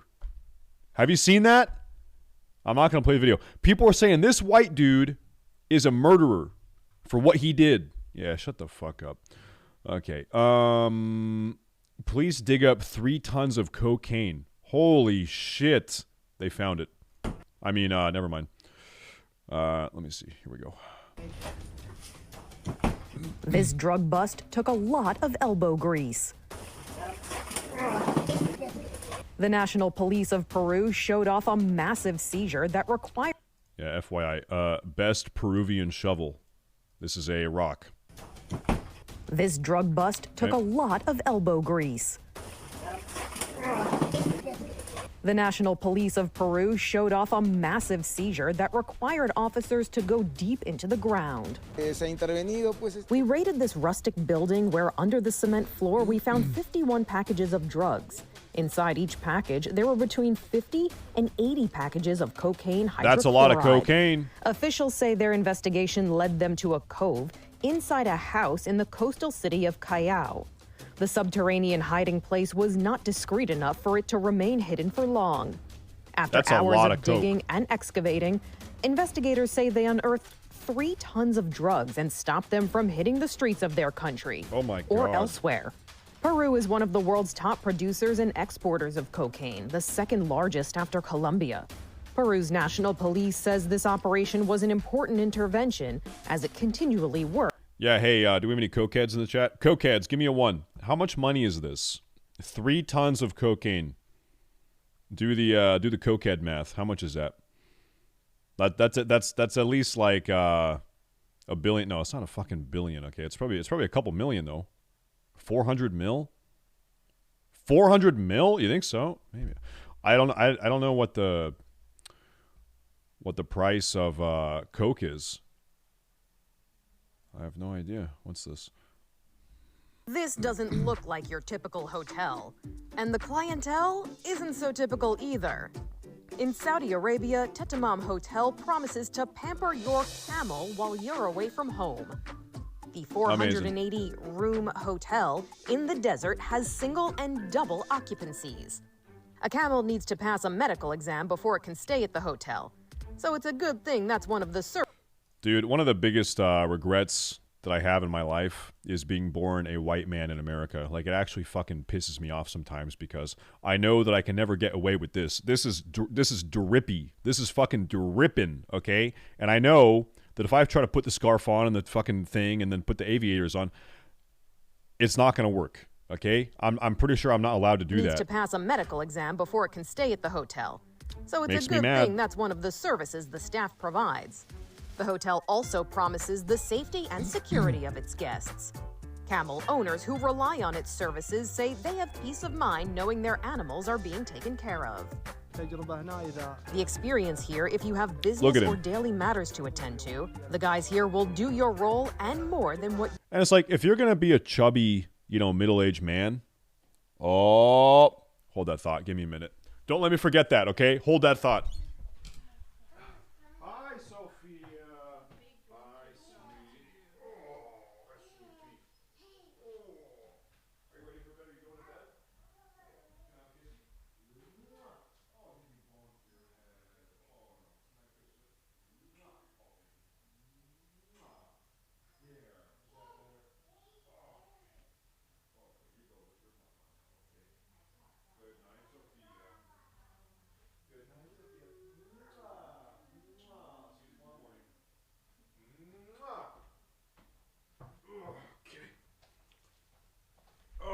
Okay. Sorry, it's baby bedtime. Okay, listen. If you Stacy, my yummy gummy tummy gummy commander, I am so glad you had a nice team with the world first race. Yeah, race, LMGD, MMR, LMGD MMR. Did he win? Did he finally not get second this time? Was it? He got third. Merkel, your donation was so annoying. We've decided to cancel the next World of First race, whatever the fuck. We're canceling it. In fact, there is never going to be another race to World First because Merkel just donated that message. So, grats, Merkel. We've canceled all the next ones. We're never doing it again because of that singular donation. Hi, Merkel. Hi, Merkel. World to race first. World first race. World to first race. Yep, that's what it is. Listen, okay. If you're gonna be a chubby middle-aged man, would you rather be an American chubby middle-aged man where you're wearing fucking like New Balance shoes with fucking chino shorts and a tucked-in shirt that exposes your fupa, or would you rather be this fucking guy riding a camel with a fucking a scarf that looks like a can of strawberry jam, right? It looks like some strawberry jam. You do for your camels. The cost for a camel to stay at Tetamam is around $107 and includes food. Oh wow! For high rollers, there's also milk, which costs an extra $27. Oh, amazing. Oh wow, chat! I gotta tell you, I am getting really hungry. Okay, I am getting pretty darn hungry. Behold the mighty garbage monster and despair. The stinky statue weighs 8 tons. It's over 40 feet tall. This is so gross. Just put this back in the ocean where it belongs. This is such a gross looking sculpture. And it probably doesn't smell that good. That's because it's made of trash and plastic waste. Bottles, wrappers, bags, you name it. The Giants got it. Gross. It looks a bit like a garbage Voltron. The legend of Voltron. Constructed in just a week, the sculpture looms over the beach in Cox's Bazar, Bangladesh. It's a curiosity for beachgoers in this tourist town, and also highlights the massive amount of plastic waste that is created in such a short period of time. As well, the sea of waste underscores the amount of waste in the sea. A recent study from Spanish... Dude, we need to fucking... Okay, listen. We need to genetically engineer a new species of fish that eats plastic. We need a new fish that consumes plastic. And then we got the fish out there, and then we can dump the plastic in the ocean, and the fish eats the plastic, and then we can eat the fish. Then we'll fish them up and eat them. And then the cycle continues. Then the cycle repeats, right? It's all good. Spanish and Danish researchers found that the amount of plastic on the seafloor has tripled in the past 20 years. In 2022, an institute in India found what it described as an abundant variety of microplastics in the gills and GI tracts. Can't see them? Don't care. No, it's actually true, though. Microplastics are really bad, bro. This is like probably a month ago. We switched. We got rid of all the plastic containers in the house. We got glass Tupperware. We got glass bottles. We got rid of all the dietary plastic in our life. Boom, got rid of it. There's plastic everywhere. It's true. Of fish off Mumbai. Microplastics may cause genetic, reproductive, and food supply problems to fish, humans, and other living things. Scientists are still working. I wonder if all of this plastic is altering the hormones of our youth. Do you think that this plastic lifestyle we have is maybe maybe? Do you think it's fucking with the hormones of people? Is it hormonally fucking with people and making them kind of like, I don't know. That's pretty far out.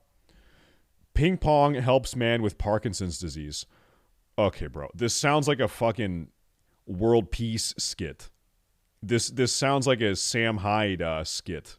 Okay, I'm going to play it, though. It's probably not like that. Let me see here.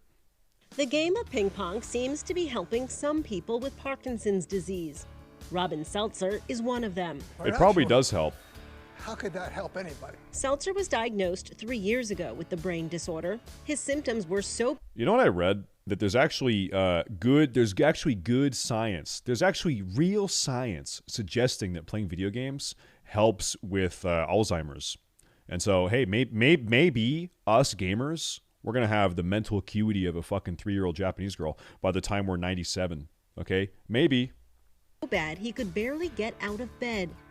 Maybe. Then his doctor suggested ping pong. Dr. Ilana Klar co-founded the New Jersey chapter of Ping Pong Parkinson. She told CBS News.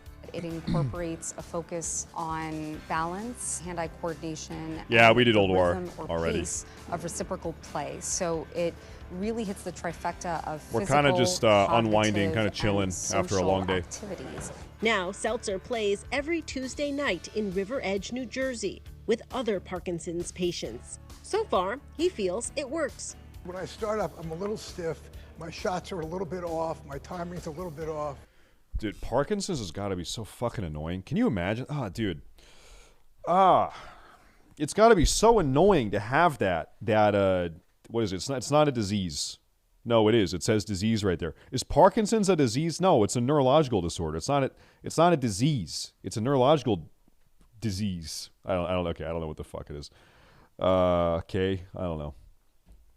This teen pilot saved his entire family. 18-year-old Brock Peters recently got his pilot's license and rented a plane to fly his grandma and 2 cousins to breakfast. You can see Grandma praying as the plane takes off. Good thing, too, because once they were in the air, the engine conked out. Oh, and I hear a boom from the engine, and then all of a sudden, right after, I lose all my engine power. The teen's only option? An emergency landing on historic Route 66, 60 miles outside of Los Angeles. Oh my God. Did you know for sure that you could land that plane? At first, I was really nervous. I wasn't too sure. But after I saw the road and I had the perfect angles, I was set up for landing. I knew I had the landing. So there I was. I angled tower, it. So he did. So there I was, in the air, my grandma in the back seat, my engine's kaput. And so I took the wheel, and I got the perfect angle, and I found the road, and I landed it. The next best thing, he called Mom. Amazing. He's like, Mom, call for help. I'm like, well, who do you call? So I just called 911. Everyone walked away without a bump. Will your grandmother ever get in a plane with you again? I think it's going to be a while. Nope. Yeah, Last time. no. Yeah, no. Yeah, no. Dude, I'm really hungry. I'm fucking super starving. I am omega starving. I am super triple. I'm craving a pizza. Oh, I'm craving like a fucking gross trashy pepperoni pizza. One that's gonna raise my blood pressure by fucking 15 points. You know what I mean? I'm not gonna have that. I'm not gonna have that. Not gonna do that. I'm not gonna do that because I don't want to be fat. I don't want to be a fatty.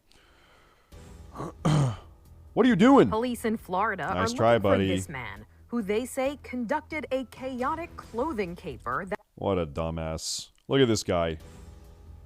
Police in Florida are looking for this man, It's always who in they Florida. say conducted a chaotic clothing... That's what I'm saying. Bro, it's $10 off. Okay? You're going to rob the store that's already giving you savings you would not even believe. Unbelievable. Shows parts of what happened at the store in Lauderdale Lakes. According to the Broward County Sheriff's Office, a man browsed through the racks for about 30 minutes, gathering an armful of items and then tried to make a break for the exit without paying, only to realize the door was locked and he was trapped. Cops say that's when he dropped the clothes and focused on getting out of the store, trying to force the doors open or break the glass. Stunned employees watched the man's tirade, and one of them tried to unlock the door for him. That's when the suspect realized he could unlock the door and did so. But cops say he didn't give up on his original plan. Yeah. They say he pushed one of the employees to the ground as he grabbed the pile of clothes and left, jumping into a getaway car. What an absolute Investigators say retard. he made off with around $200 worth of merchandise. What an absolute Anyone retard. who can help identify this Jesus. suspect is asked to contact Broward Crime Stoppers. Yeah, this is like straight up just a low IQ individual. Well, I feel like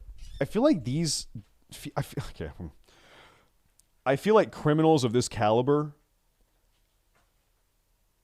I feel like they know that nothing's going to happen. They know the police aren't going to follow up. That they maybe get a fucking misdemeanor. Nothing's going to happen. Fuck it, dude. Whatever. What's the worst that could happen? At 954-493-TIPS. Tips out.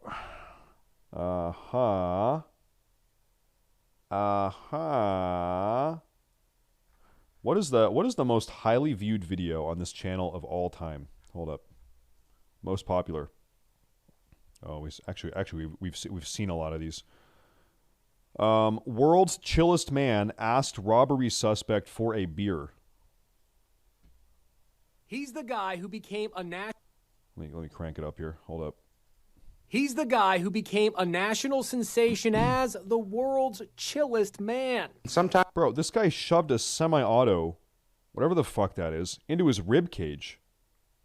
What? The chillest man. Sometimes you just have to stand up to punks like that. Tony Tovar just nonchalantly sat there, lighting up his cigarette as his favorite neighborhood bar was robbed. Yep. So this is your bar. This is your home bar, and you weren't going to let anybody push you around in there. That's absolutely correct. Tovar looked cool as a... I'm an alcoholic, and I've been coming here 7 nights a week for the last 23 years. Cucumber as the other patrons at Bierman's Bar in St. Louis follow the robber's orders and hit the deck. He puts the barrel of that gun into your rib cage. What's going through your mind? He was reaching for my phone at the same time, so what was going for my mind is, no, this is not going to happen. The bar's surveillance video shows the Damn. 57-year-old master mechanic grabbing his phone back after the bad guy tries to take it. The surveillance video is silent. Now, Tovar is revealing what words were exchanged during his scary encounter. He actually asked me, I need the money out of your wallet. I just said, I got $2 in my wallet, and that's for my next beer. I actually told him, hey, since you're back there, get me a beer. He looked at me and says, no, get your own beer. After taking money from other patrons, the robber forced the bartender to open the cash register. He took all the money, $200 in total. All the while, Tovar just sits there taking it all in. His advice for anyone else who finds themselves in a similar situation, don't do what he did. If you don't want to get hurt and you're not Do not try this at home. sure, comply. The bar is kind of like the bar in the classic TV sitcom Cheers, where everybody knows your name. So what do the other patrons think of their drinking buddy? I'm proud of him. Sipping a Bud Light, lighting it up.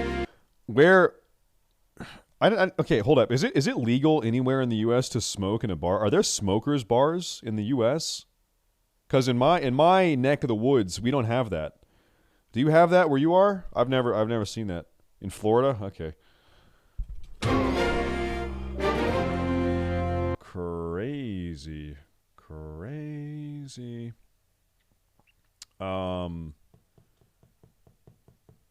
Teen with backwards foot attached to knee meets other cancer survivors like her. I don't want to see that. Bro, I don't want to see that. That's some cop escorts 5-year-old Indiana boy to school after his dad dies in the line of duty. No. I do not want to fucking see that. How about no? Okay, crazy. All right, chat, listen, I'm done. Chat, what a day. What a crazy day. This has been one of the best streams ever, one of the greatest streams ever. We had a crazy, yeah, Kathy, I'm going to come up there. You know what I'm going to do to you when I get up there? I can't even say it on Twitch. I can't even say publicly what I would do, what I am going to do to you when I get up there. Listen, I'm gonna eat, and I'm gonna go to sleep. I'm gonna eat the food, roll over, pass out, and then fart a lot when I'm sleeping. and then you're gonna get mad and probably open the window. Okay, that's my plan. Yeah, that's what I'm gonna do. Yeah, so pretty much the usual, what I do every night. Okay, today's been a great stream. Okay, first off, couple requests. First off, exclamation point Discord.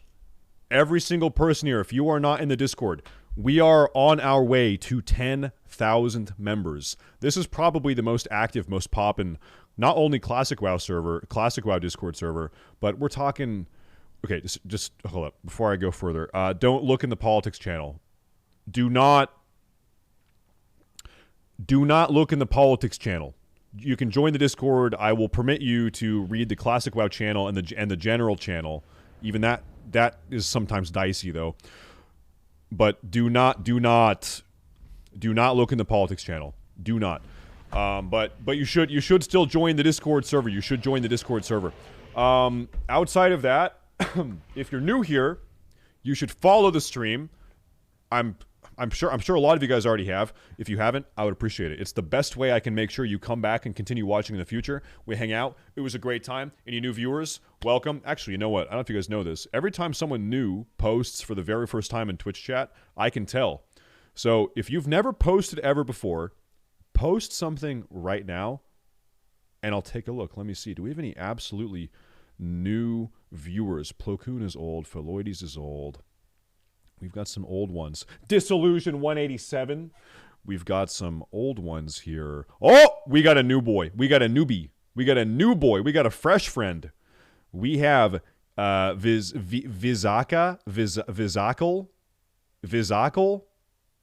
What? I'm gonna call you AK. I'm gonna call you AK. I'm gonna call you AK. Okay, you and me, we're boys now. That's your code name. That's your undercover StaysafeTV code name. AK, but only I call you that. Everyone else in chat calls you, everyone else in the chat is going to call you, Donkey Cum. Okay, but I call you AK, all right? But everyone else calls you Donkey Cum. Okay, look at this guy. He's been following since June 7th, and this is his image. You know what? I'm going to call you Donkey Cum also. Your codename AK is no more. Now you're just Donkey Cum going forward. Everyone's going to call you Donkey Cum, okay? All right. I'm glad we got that squared away. There was another new viewer. There was Denathris, who's been following for 1 minute. He made his account in 2015. Hey, Denathris, I don't want to make this weird, but you made your account in, it says here, 2015. And you've only been following now for 1 minute. And it is, check my watch. It is 2023. So there is an 8-year window there where you were not following. So we're going to have to permanently ban you. Mods, go ahead and permanently ban that guy. Seriously, ban that guy. Permanently ban that guy. Then, outside of that, I'll be back tomorrow. Guys, tomorrow I'll be back bright and early. I'll be back bright and early tomorrow, guys. We're going to do an ULDUAR 10-man run on my Prop Paladin with our guild ATD. By the way, I'm going to say this again. Do I have any DMs here? Oh, I do have some DMs. We are recruiting we're probably recruiting 2 DPS. I need 2 DPS. Hey, Purim, did you invite that guy to the guild? Did anyone in ATD invite that guy to the guild who whispered me? I don't know if that guy made it in. We need probably 2 DPS. We need 2 DPS. Saturday, Sunday, 2 p.m. to 6 p.m. Eastern. Saturday, Sunday, 2 p.m. to 6 p.m. Eastern. We are recruiting DPS for ULDUAR hard mode progression going forward. No Ret Paladins. But other than that, I'll be back tomorrow. We should find someone to host. I think it's probably good to host. I'm going to host